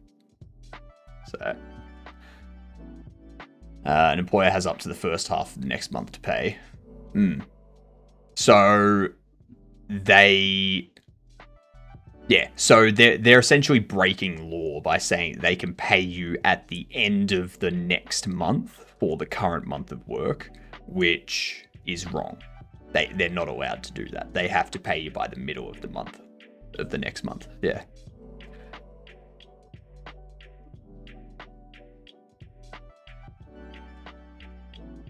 Give that employment contract to whatever your government's ombudsman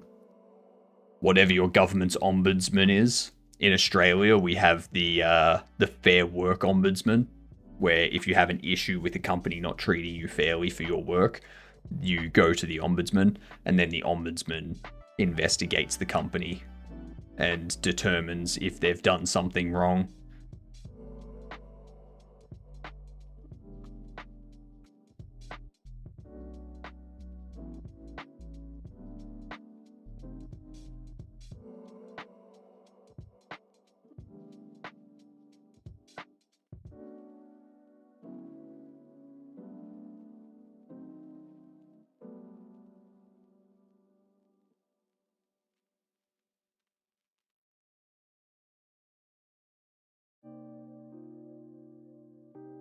Okay, so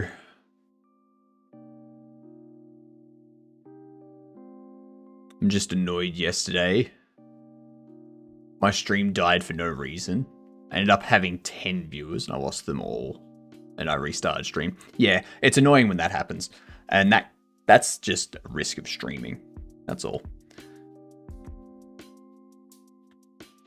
Because at the end of the day,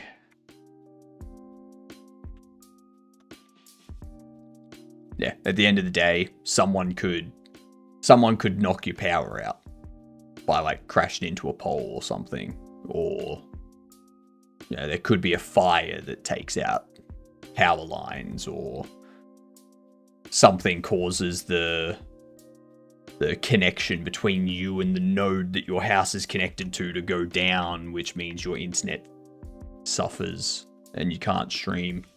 There's so many external factors.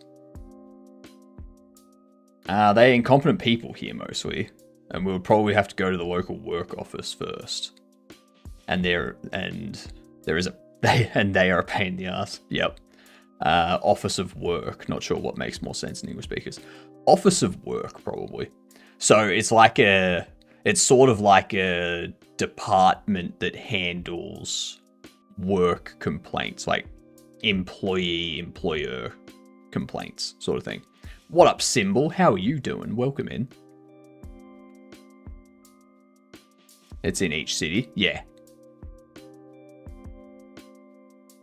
It's with the Wi-Fi though, because it also killed my co-op game I was playing with my viewers. Yeah. And between your computer and your network provider, there's your computer's network processing, there's the cable connecting your computer to the router or modem, and then there's the router and modem that could also fail, and then there's the cable connecting those to the wall, which could fail, and then there's the connection from your wall through to the node that could fail, and then there's the node itself that could fail.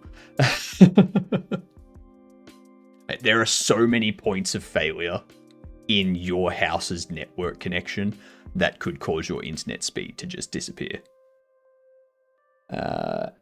Each is an overstatement since there's exceptions to everything. Yeah, majority. They're in the majority of cities.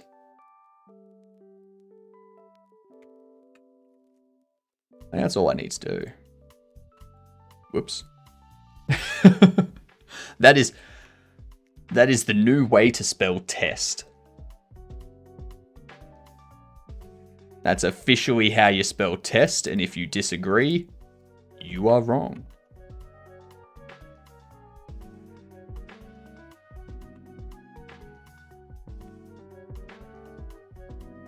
So close to getting A. Oh, so close to getting affiliate.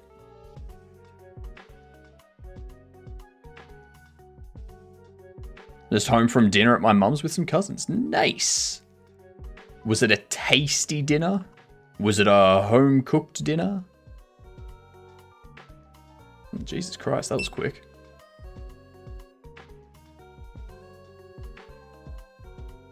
That should have been white, but sure.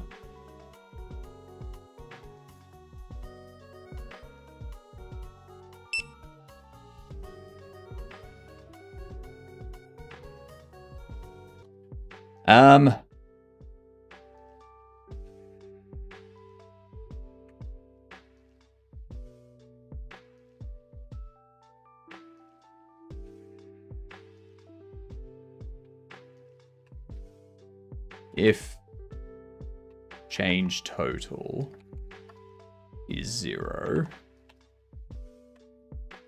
change given modulates, color white,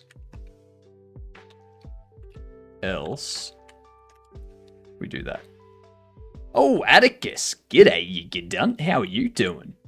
Very tasty home-cooked Moroccan couscous. Ooh, nice. Very, very nice. We need to set up speech to text so I don't get distracted by game and not reply to chat. Yes. Speech to text is good for that. Although there are moments, like, it can be bad though, Goose, because if you're playing a game that requires you to pay attention to audio, like a Call of Duty or Battlefield, where you need to like be able to hear where people are, or when planes are overhead or drones coming in, stuff like that, could be bad because the TTS could distract you from that. I'm tired. Almost done my Charm CLI though. And just working on the release and install CI/CD now. Nice. Explain to the people what the Charm CLI is. Not because I need it. I don't need it. I don't need it at all.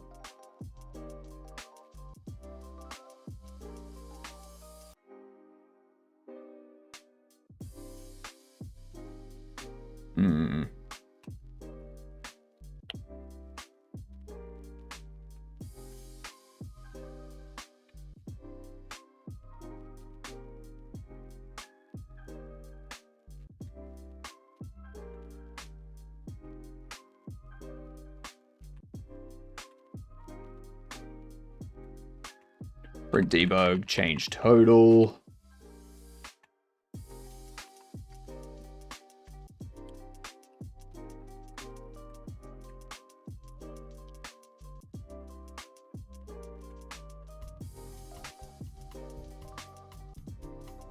I'm playing more like driving games like SnowRunner or Minecraft or something. Well, Minecraft, you got to pay attention to audio. How else do you know that a creeper is standing behind you about to go kaboom? Right. Come on.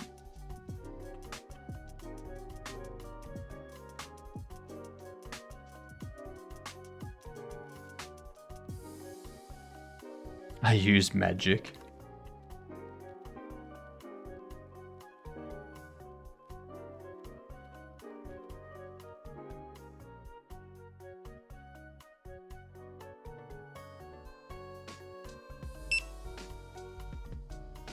Excellent, that says. Okay. Excellent.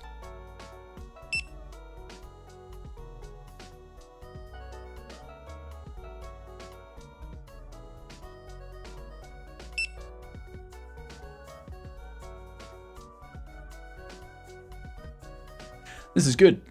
This is working well. Charm is a framework for building terminal UIs. It's a Go module. My CLI tool is a tool for compiling a very specific type of WASM binary. So it's a build tool. The WASM binaries are C programs that embed a Lua interpreter.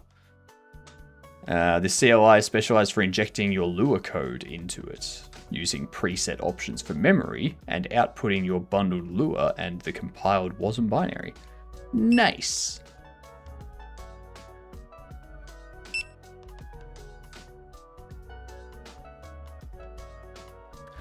That's the other thing I need to do.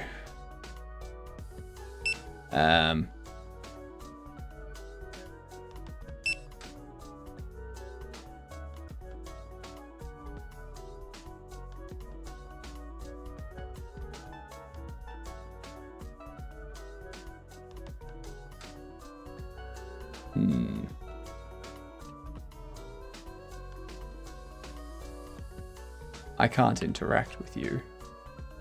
I can't close the store because it's out here. Let's fix that. Incoming ad break. Okay.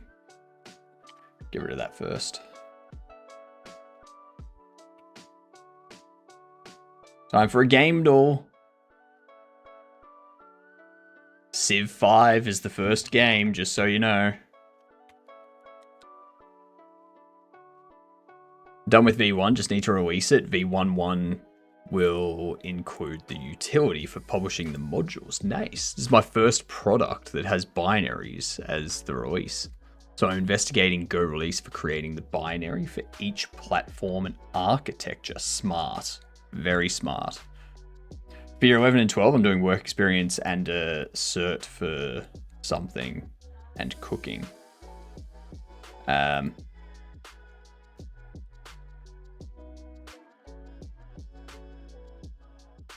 Cooking. Cooking's an interesting one. Cooking is an interesting one. Okay, so it's more recent than 2010 and it's not isometric. Let's see if it's a side view Celeste kind of thing. Okay, it's not side view. It's not side view.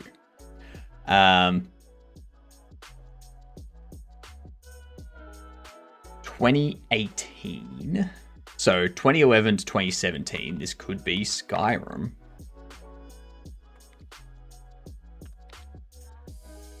Okay. I think it's first person, third person, or just third person. 2012 to 2017. What if we try Borderlands 2?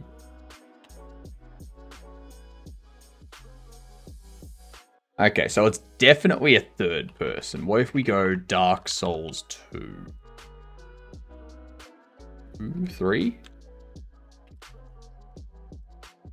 Okay, third person, single player, multiplayer, co-op between 2013 and 2015.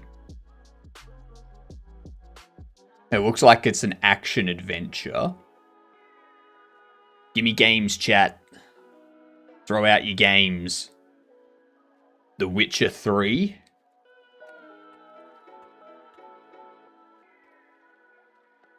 Hey, it's not The Witcher 3, but it's 2013 to 2014. And it's PlayStation, Xbox, Switch, and PC. Okay, it's an action sci-fi.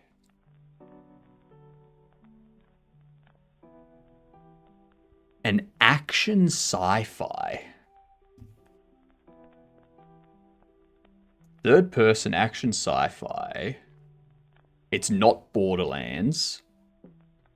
Dead Space.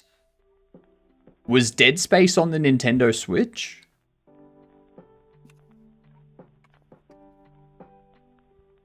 And would it be original?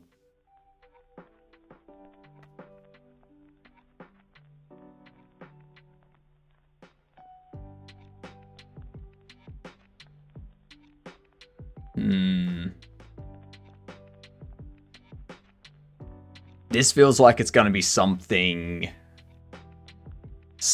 obscure. Nothing AAA, I don't think.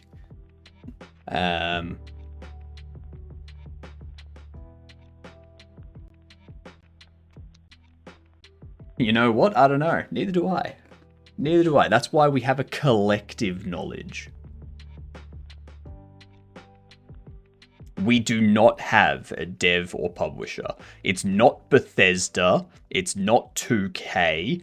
It's not Gearbox. It's not Sony. It's not Bandai. It's not FromSoft. It's not CD Projekt Red. It's not WB Games. No Man's? Was that 2013, 2014?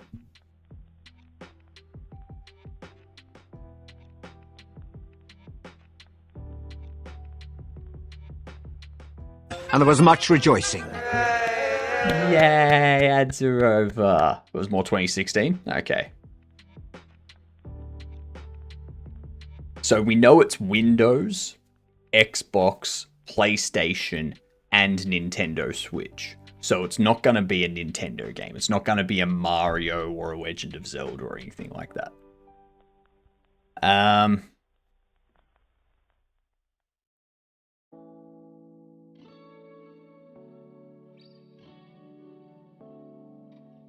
Could this be... No, it's not Doom. It's third person. Third person. We don't even know if it's a shooter or not. I'm pretty sure it's an adventure game. Ooh, could it be Fable? XCOM. No. XCOM's not on the Switch, is it? Saw that one on the Nintendo store. I mean, we can give it a try. Which XCOM? Don't think Fable was on PlayStation. Okay. Which XCOM is it? Like Enemy Unknown, Enemy Within, XCOM 2, Destiny. No, because it's a single player. You can do single player or multiplayer or co-op. So Destiny would be multiplayer co-op, I'd say.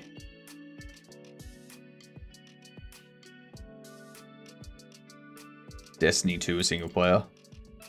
That's right. Let's try it. Let's try it. Okay, it's not Destiny, but it is 2013. It is 2013.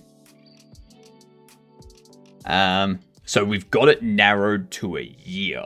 We know it's not Activision either, or Bungie.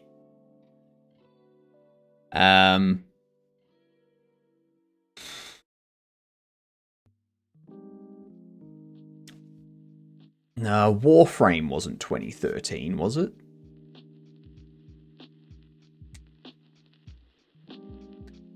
That's the thing, though. We're assuming that this is... We're assuming that this is a AAA title. When was the original Division? Like Rainbow Six, The Division. When was that first put out? Like, was that 2013?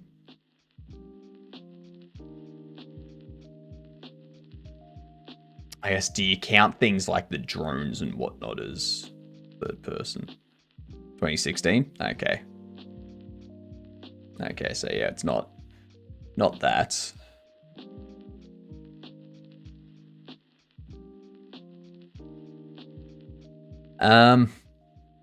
It's not that, it's not Warframe.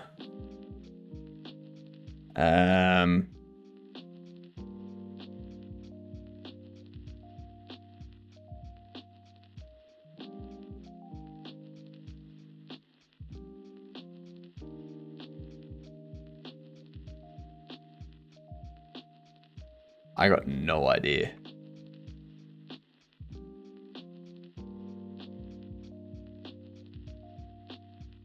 I think we're going to lose our streak. Nah, it's not Dead Space. It's not EA. We have one guess left. I'm not sure it's a shooter. We know it's an action sci-fi from 2013. That's third person.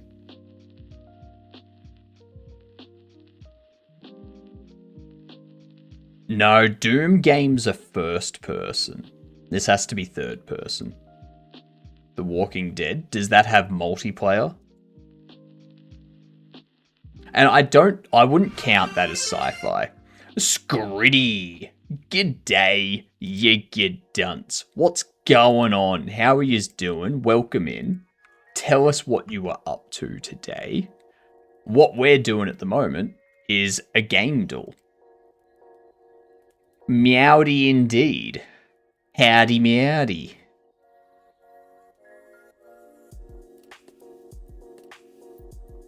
The Walking Dead is more of a post-apocalyptic. Yeah, it's not really a sci-fi. This is Game Duel. We play this every ad break. And you essentially need to figure out what game it is. So we've gone through a few different types of games. We know it's a third-person game. We know it's an action sci-fi. We know it's from 2013. And we know it's a single-player, multiplayer co-op game on all of the major consoles and PC.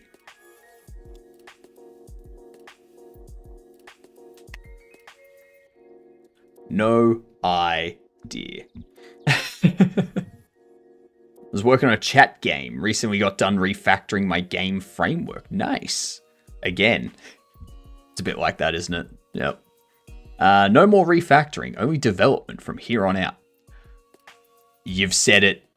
You've said it. You said no more refactoring. You know that means in a month you're going to be refactoring something, right?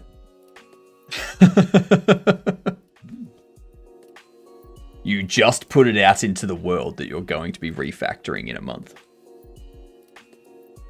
Yep. Third person is a good clue. Whoops. Whoopsies. Oopsie doopsie. Mm-hmm. Oopsies indeed. Third person, 2013, action science fiction.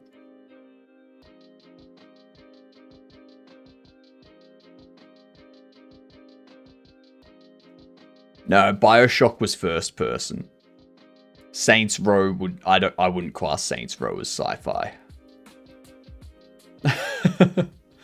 Serious Max. I have never heard of that. There's Serious Sam.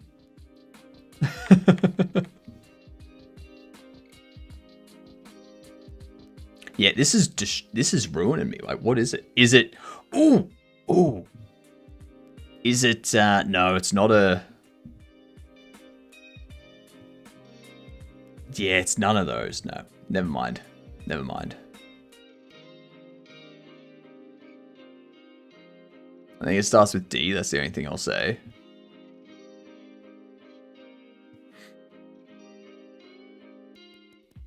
Oh, it could be a Deus Ex. I think co-op just refers to any type of co-op. If it was Batman, then it would have the superhero theme.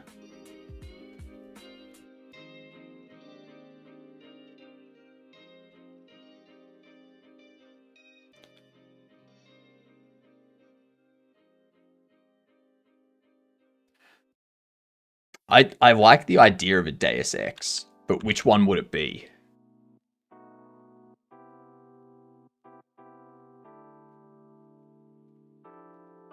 Did Warframe come out?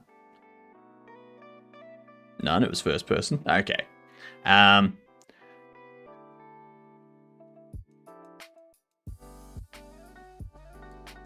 Is Warframe available on...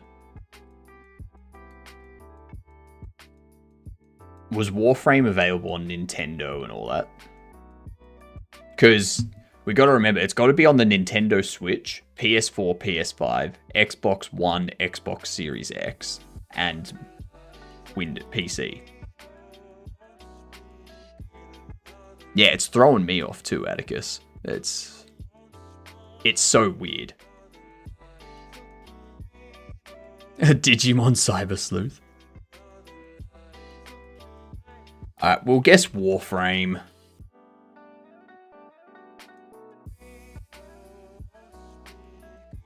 We'll go with Warframe. We'll get back into our GamDev. There we go. It was Warframe. Beautiful. Beautiful.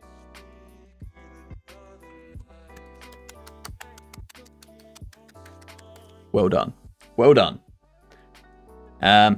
Anyway, for everyone that's coming with the raid, this is the game that we're working on.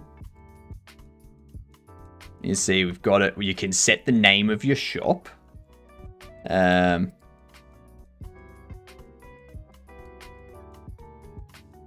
can purchase your stock. You can place your stuff here.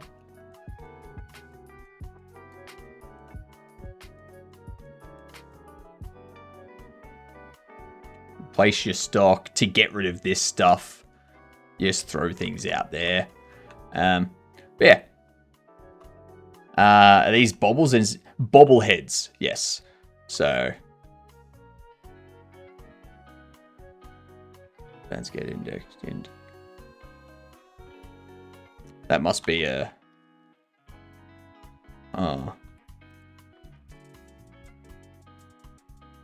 But yes, bobbleheads. Bobbleheads indeed. Hopefully I can get one of these to open up, because I haven't set up all of the stock yet. Oh, line 40.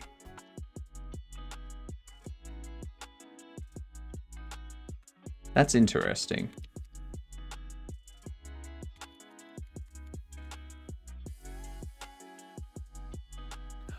Oh, of course.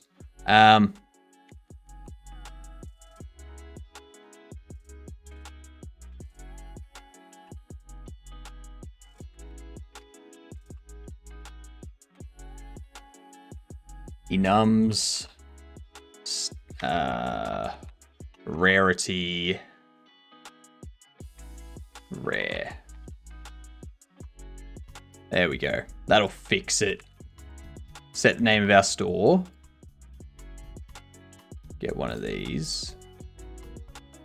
Get one of these.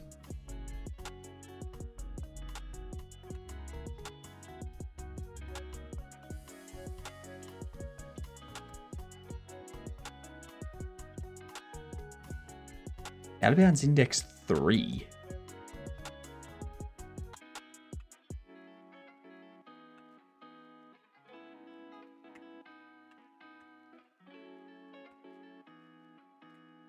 Common, uncommon, rare, legendary, enchanted.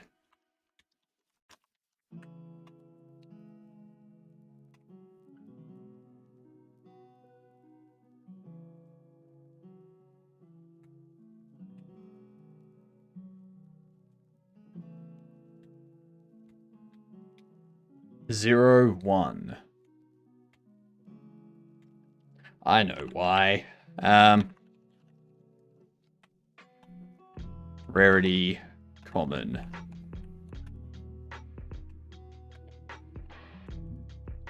There we go.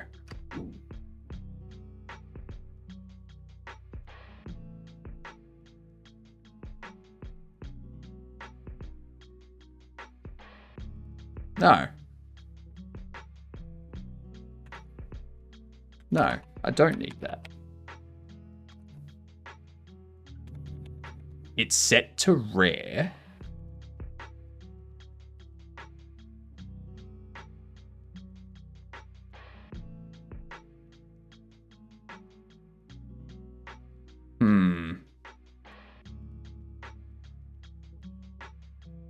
I must be dehydrated. That's all good.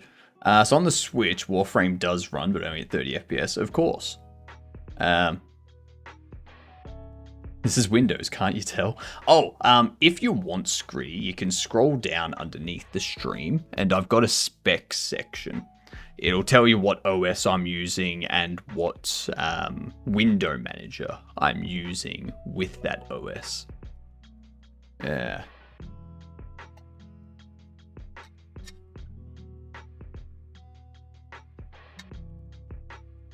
And you will notice, but you will see it, and you will go, ah, yes. Ah, yes, that's why he isn't saying the name.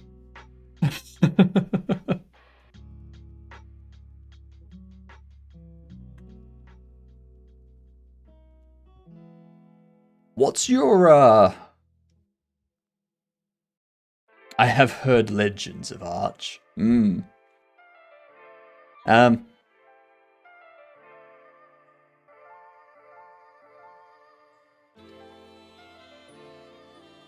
The thingamajig. Hey Tick, do you use Arch, by the way? No. I don't use Arch. I use ArcH.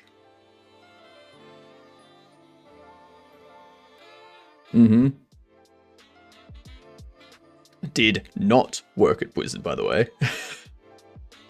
Correct. I have never worked at Blizzard. You are right, Atticus.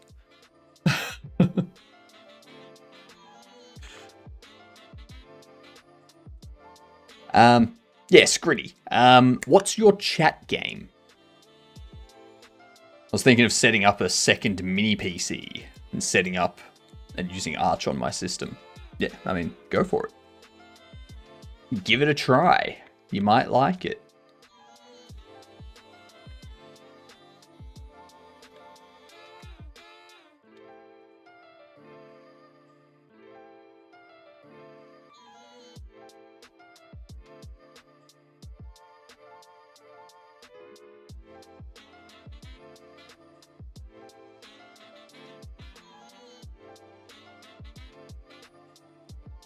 PvP auto battler. Ooh.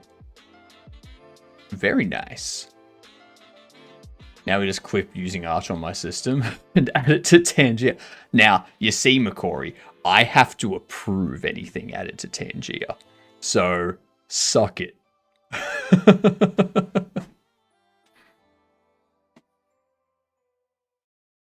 No, Atticus.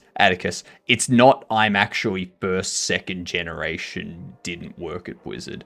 It's I'm from a long line of people that have never been employed by Blizzard.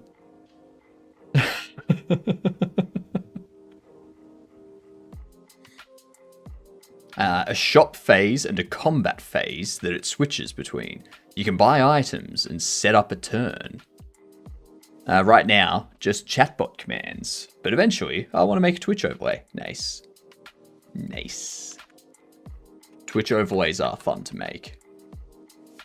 They are rather fun to make. Why is this breaking?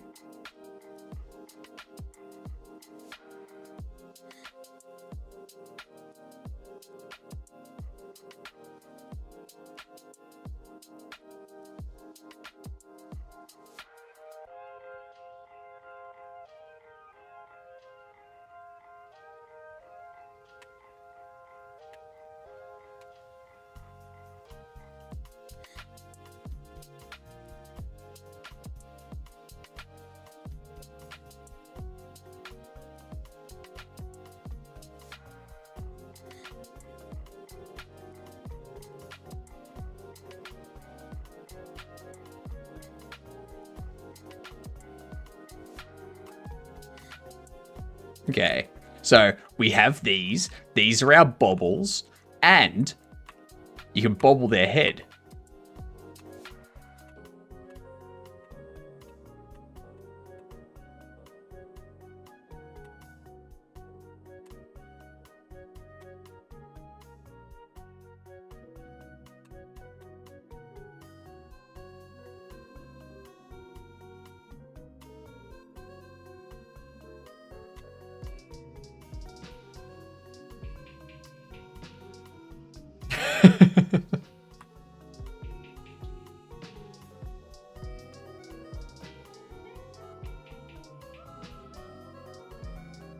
The head does go a bit wild if you move the bobble around while it's in the bobble mode. But I'm fine with that. I think it's cool.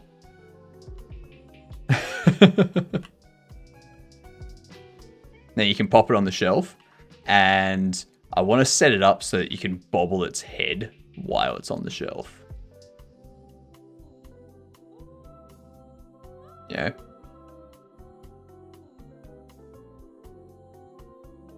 But yeah, that's the idea. Lost in source for a while, making the game framework. Should go back to the game design drawing board to ensure everything holds up. Smart. From a family of computer geeks, so I actually am uncertain if it's true on my part. We have that working. We've fixed the bobble stuff. So we fixed the bobbling. Done that.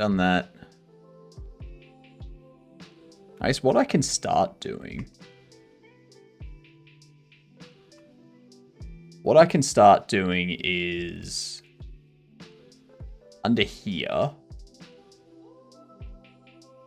I can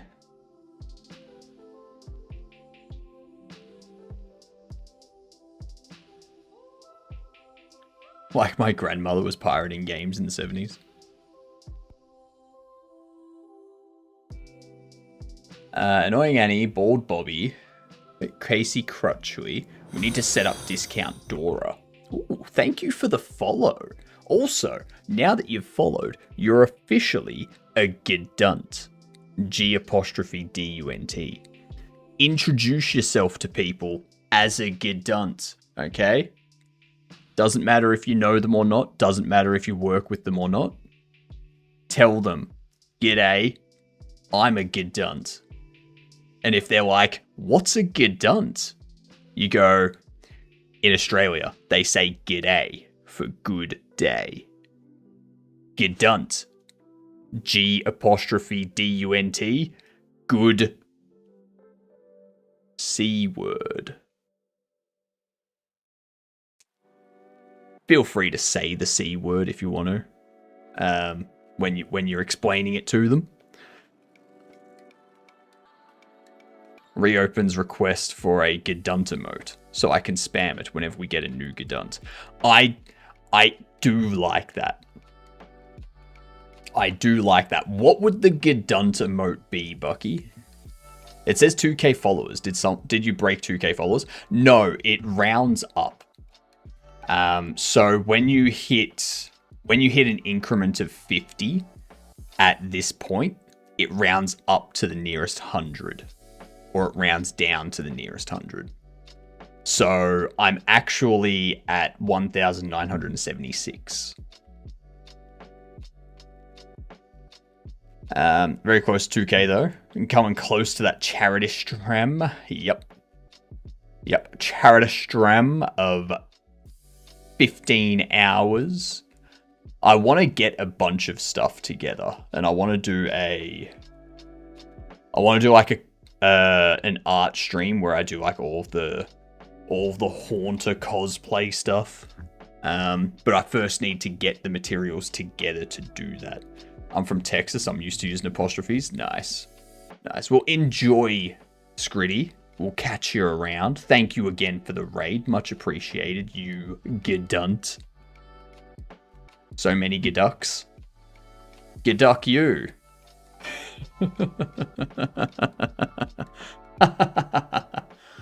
I don't know what the Gedunt emote should be, to be honest. We have enough heads here to come up with a good idea, though. That's true. What should the Gedunt emote be? We need a Gedunt emote.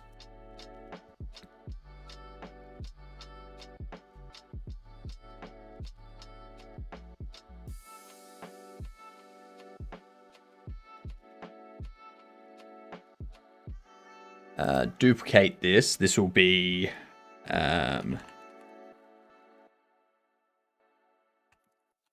Discount Dora.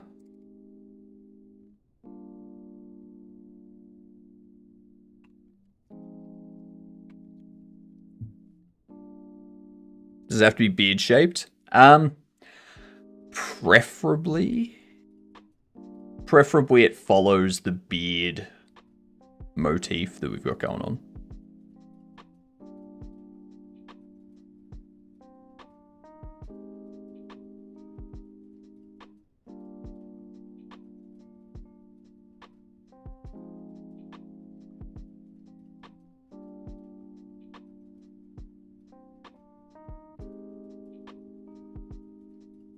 We're going to change this.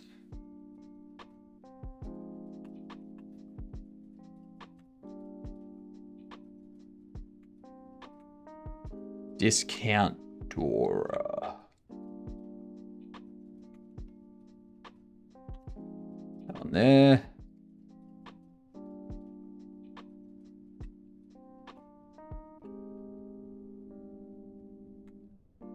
There we go.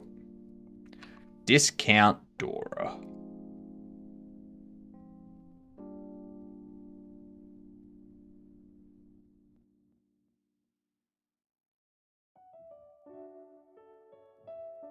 Market price for all of these is $10 at the moment.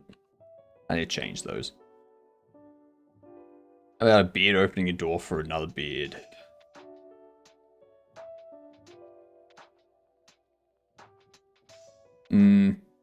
I was thinking... most don't have to be square, right? They have to fit into a... Generally a 56 by 56. No. Yeah. So the minimum size is 28 by 28. The medium size is 56 by 56. And the largest size is 112 by 112. So those are that's the square area that it needs to fit into. You can make it a circle if you want. I was thinking...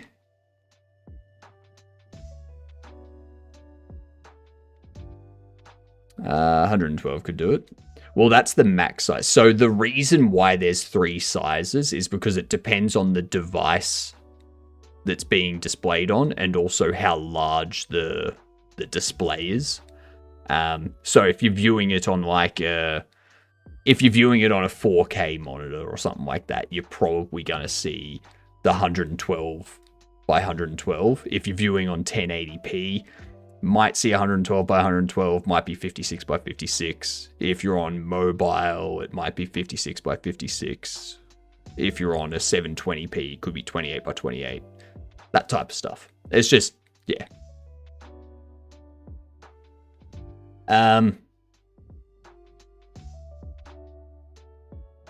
So what I was thinking, perhaps we just have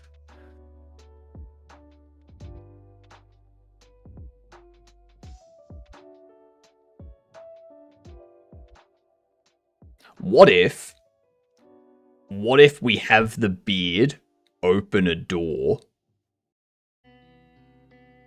The beard opens the door. So you've got the beard side on like this. It opens the door. And then the word gedunt just like pushes through.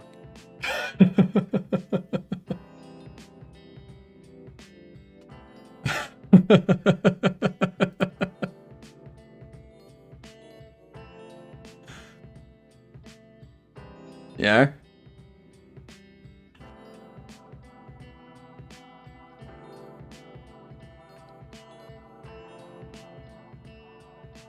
Could do the same with present. Nah, it needs to be like a welcome in, so it needs to be like the words screaming across.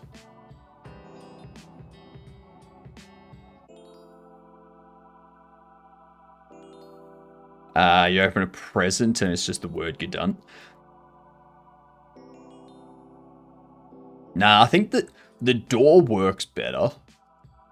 The door works better because a gedunt is literally entering. Yeah.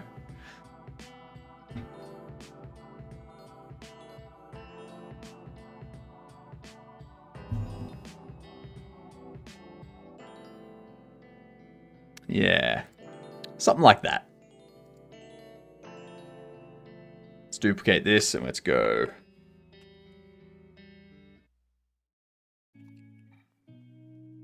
Now, is it one word for oldie locks? No. You have it as 2 words.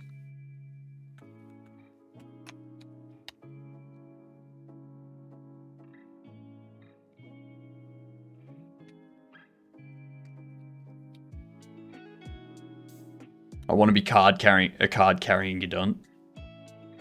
I don't have cards, but you can buy stickers, which you can like put on your laptops or whatever you want.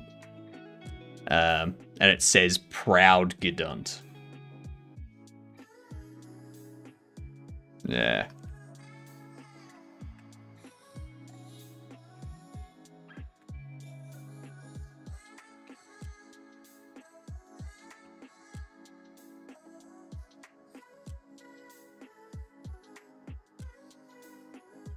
You'll see.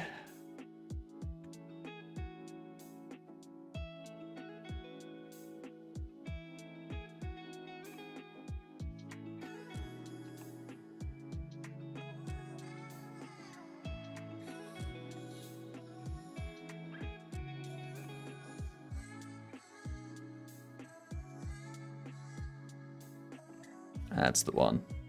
It looks like the one at least.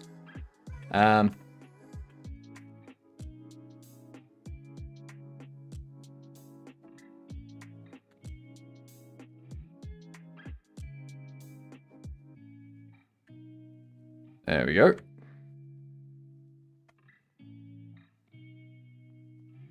Two, three, four, five. They got Relaxing Randall as well.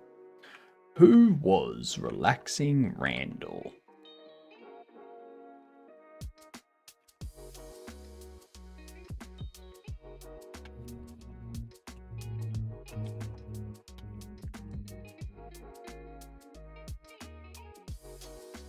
Maybe the word good is behind a closed door. You can see the letters.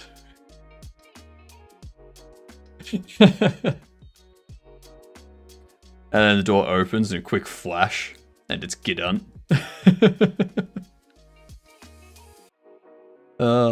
That's good. That could work.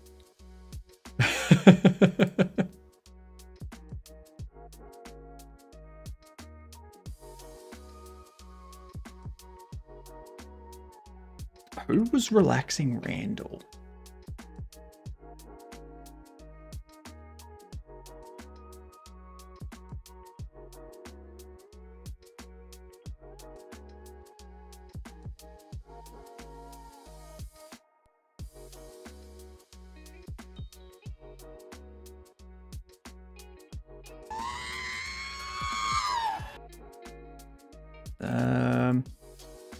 Must have been you. You must have been relaxing Randall. Yeah. Good night, Bucky, you get done.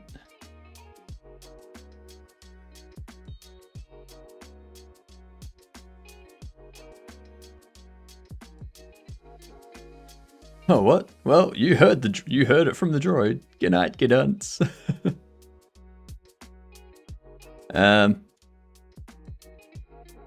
So you're relaxing Randall. Okay. Let's make sure that's worked. Cool. Comb the beard. Sure thing. Give me 2 seconds. Go. Regular bobble. That one.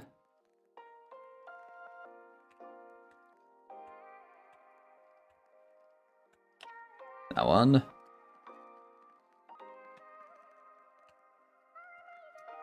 Relaxing Randall. All right.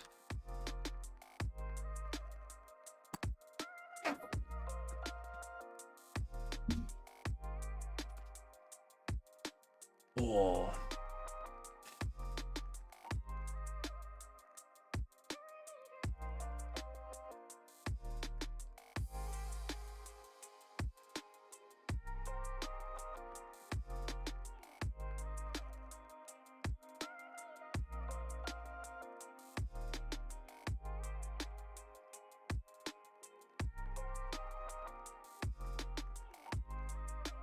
There we go.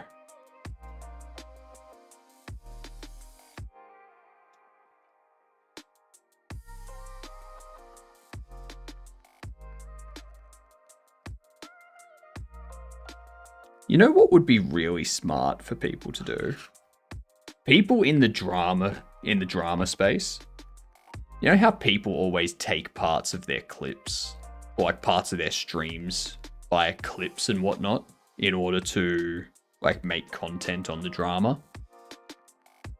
It would be smart for those people to say those controversial or dramatic things or whatnot during ad breaks.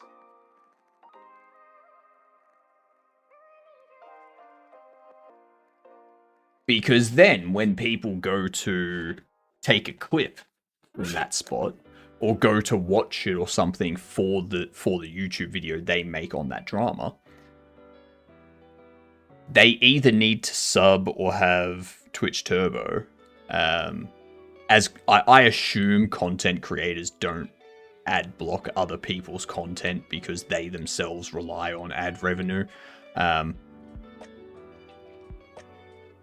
But yeah, then they would basically get ad revenue from those people that are making content on something they said during their stream because they have to watch it and get the clips from it. But it's happening during an ad break. So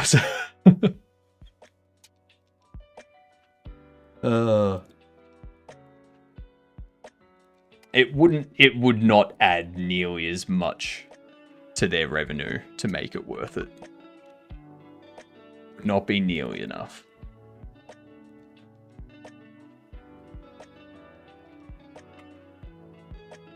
They wouldn't get nearly enough from it to make it worthwhile. Professional.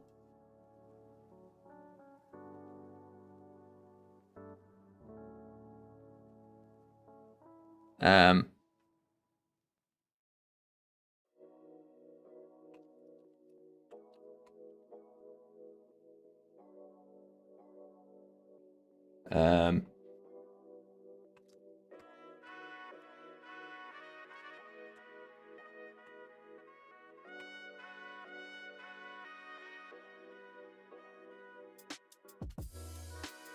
Business Betty.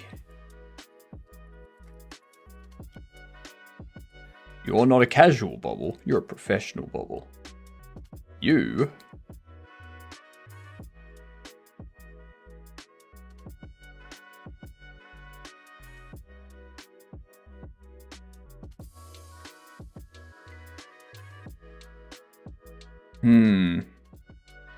I need to add a different line item for him.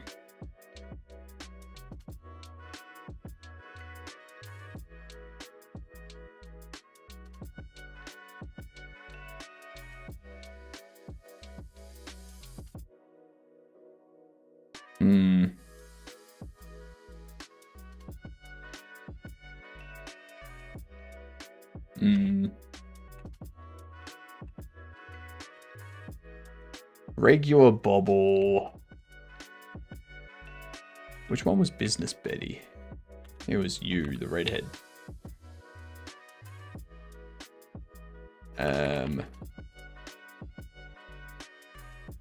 You.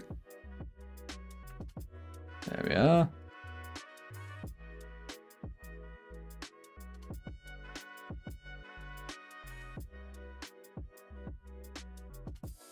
Are you and Finn friends? I mean, we're both streamers and we both give each other shit. I think that's about as close as you can get to being friends online.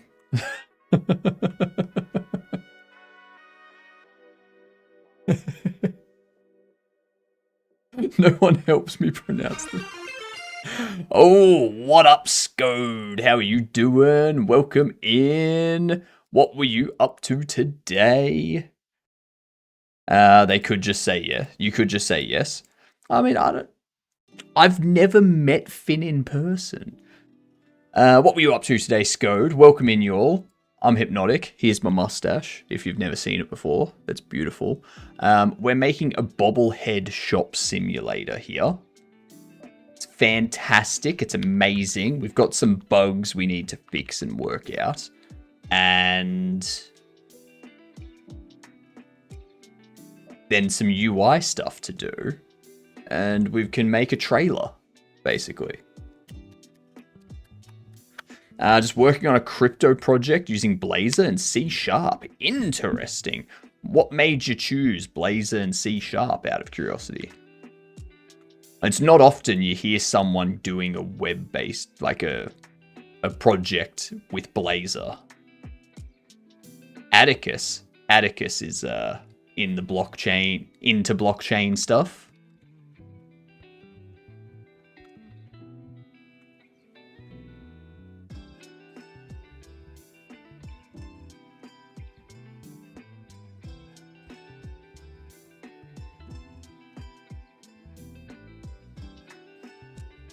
I just really like C# and been using it for 15 plus years. Fair enough.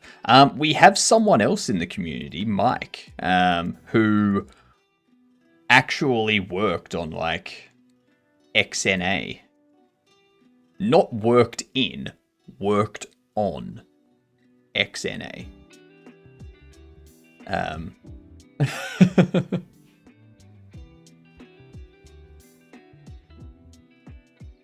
I do the blockchainy stuff.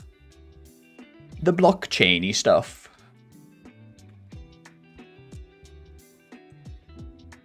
Fair enough. They've been using it for 15 plus years. Nice. I've used C# and .NET stuff for about 5 years professionally. That was more sports statistic and graphical broadcasting stuff though. So a staking and compounding application for a token. Nice. What was I doing? That's right. Set up Business Betty. Conan O'Bobble.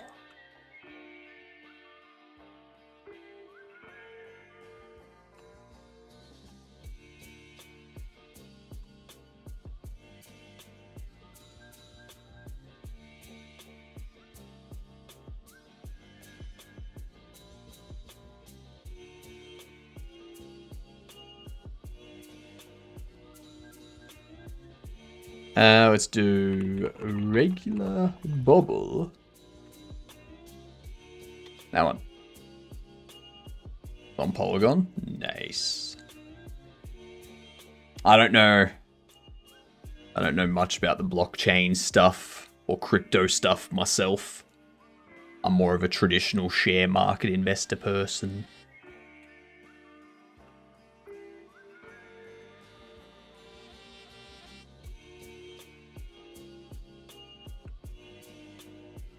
So we got Conan Bobble done. Officer Oscar, thank you for the follow, much appreciated. Officially a Gedunt. Now that you're a Gedunt, G''DUNT, introduce yourself to people as a Gedunt. Be real nice about it. Be amazing. Run up to them, screaming, holding, I don't know, a tissue. Yeah. Or a knock to a badge thing, sticker thing. Yeah. Whatever. And go, "G'day, I'm a Gedunt." Yeah. I finally have 69 followers on Twitch. Nice. Nice.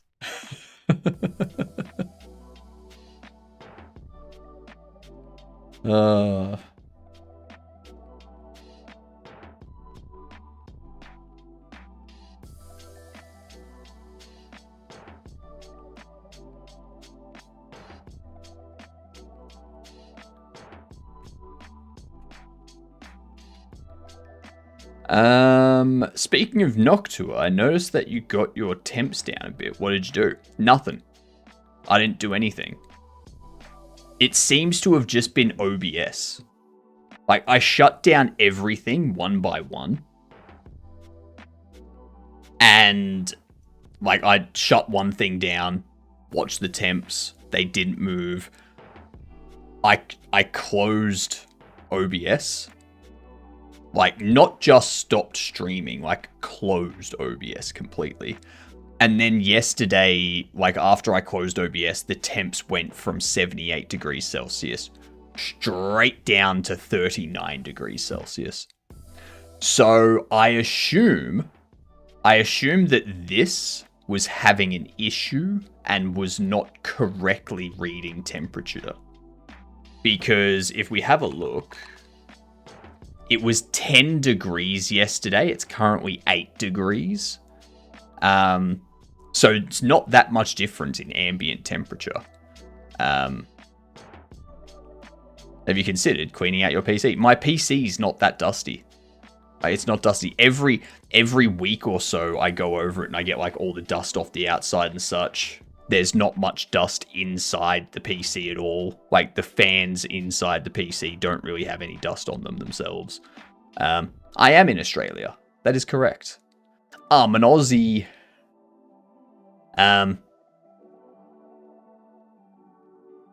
So yeah. Like, I think that just wasn't reading temperatures correctly.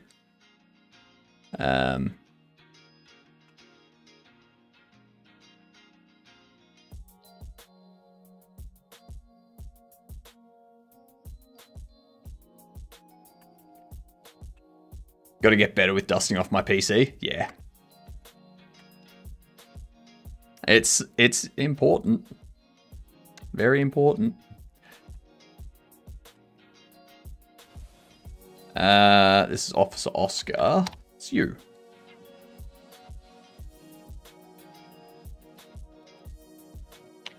There we go.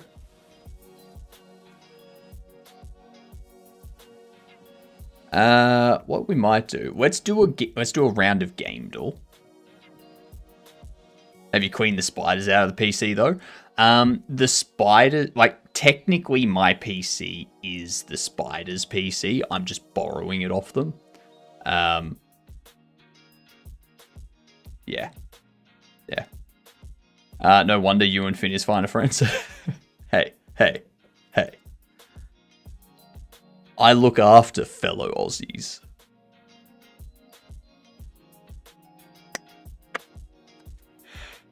Ah, good stuff. Alright, released after 2010. PC is one of the gaming platforms. Single player and or multiplayer. It's not isometric bird's eye. It's either 2K, Mastertronic, and or Aspire Media Publishing, or it's Firaxis Games Dev, or it's a combination of those publishers and that dev.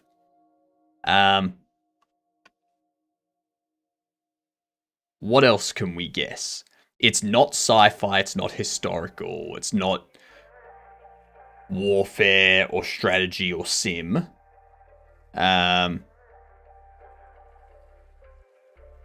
Someone give me a 2K game that was released in the last 10 to 15 years.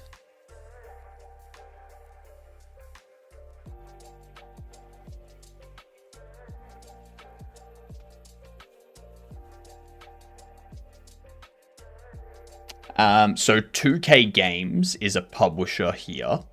I want to check if 2K is a publisher in the next game that we guess.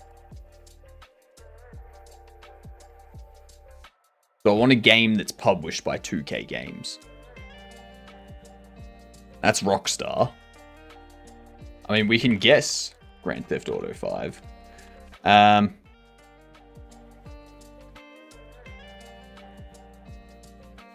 Okay, it's a shooter, adventure, racing. Probably just third person.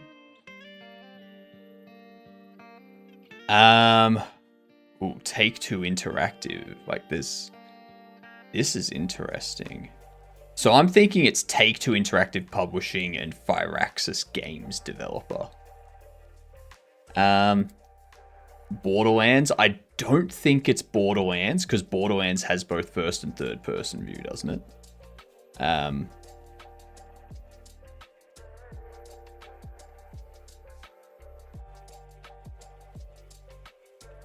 We can try like Borderlands 3.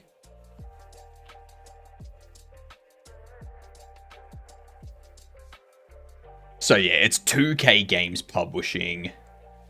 Probably Firaxis Games Dev. It seems like it's only first person and or third, like first person or third person, maybe something else added into it, like a VR. So racing, shooting, adventure. So racing could be that the game has cars or something in it. I don't think it's Red Dead Redemption 2. We can guess it, but I don't think so. It's 2014 to 2018. I think Red Dead Redemption 2 was 2018, wasn't it? Yeah. So 2014 to 2017. Rockstar Games Pub Dev. Take-Two Interactive Pub. What the hell? Is this a Rockstar game?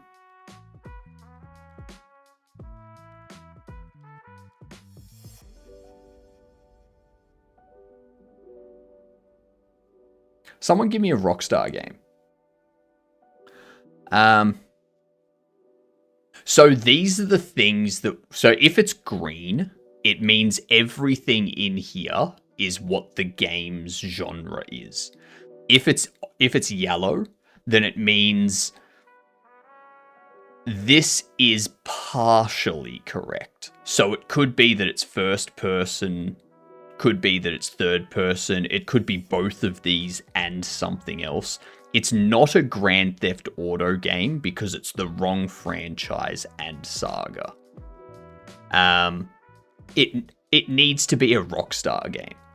What's something that Rockstar has put out that's not GTA?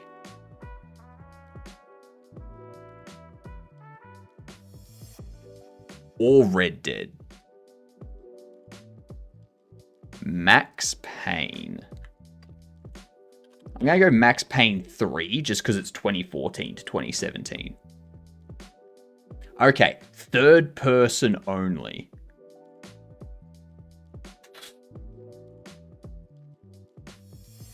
Let's get a clue. 2016 was the release year. Third person 2016 shooter adventure racing.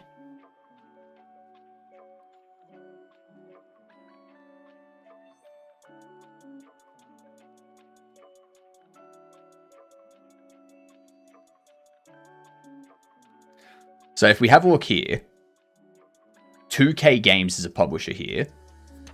Take-Two and Rockstar publisher here, and Rockstar Dev here.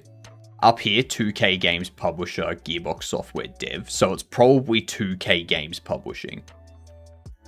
And then up here you got Rockstar Games publishing, Pub Dev, Take-Two Interactive publishing. So it's probably a Take-Two Interactive and a 2K Games published game.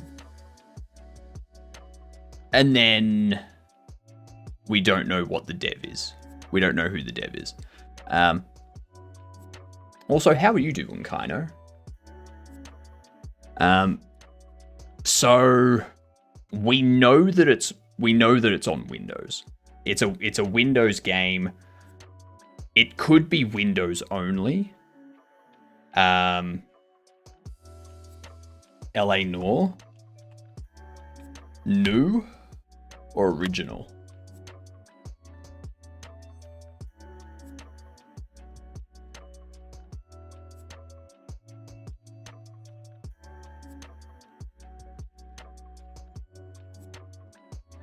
Well, it's got to be 2016.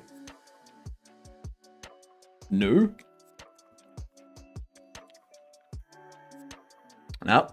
It is single player only, so it's not multiplayer at all.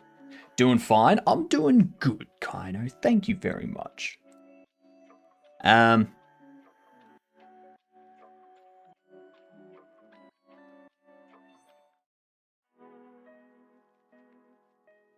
Snooze those ads.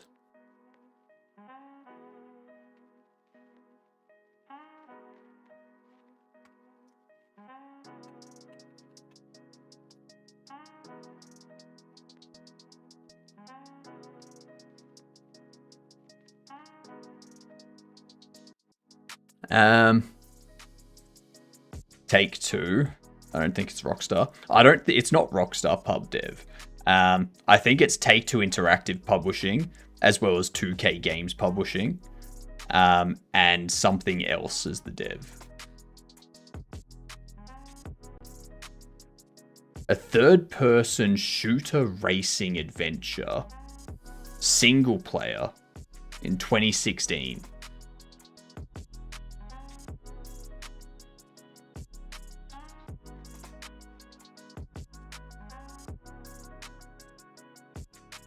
Is this gonna be an Uncharted?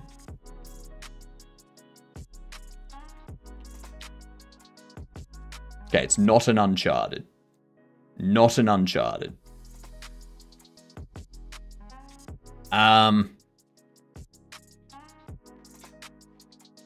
It's not a Halo because that would be Xbox.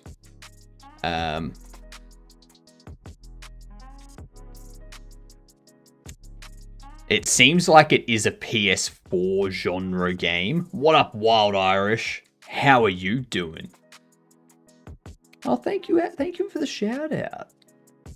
Thanks for the shout out, Finn. Much appreciated. I think we might have to go say hi to Finn after this. Oh, and thanks for the follow. Much appreciated. You're a good dunt now. You can introduce yourself to people as a good dunt. I'm fantastic, Irish. We're trying to figure this out. I have no idea what the game is. We think it's Take-Two Interactive and 2K Games Publishing. I don't think it's going to be Mad Max. It needs to be a 2016 game. When was Mad Max released?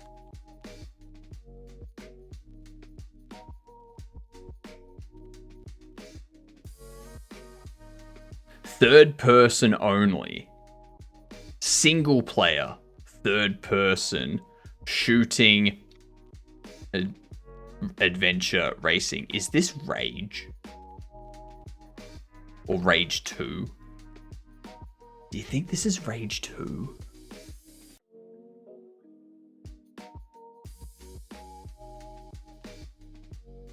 Mafia 3.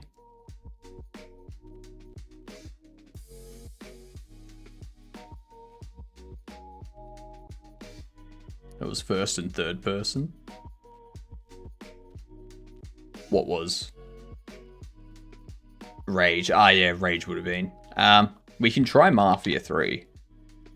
Mafia 3! Nicely done, Wild Irish. Well done. Lovely. Lovely. Now, actually, we raided Finn like 2 days ago or something.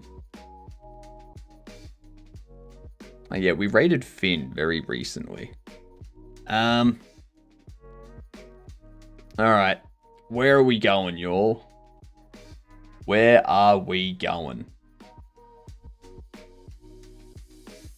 Yep, it's that time already. Don't worry, I'm back in 5 hours.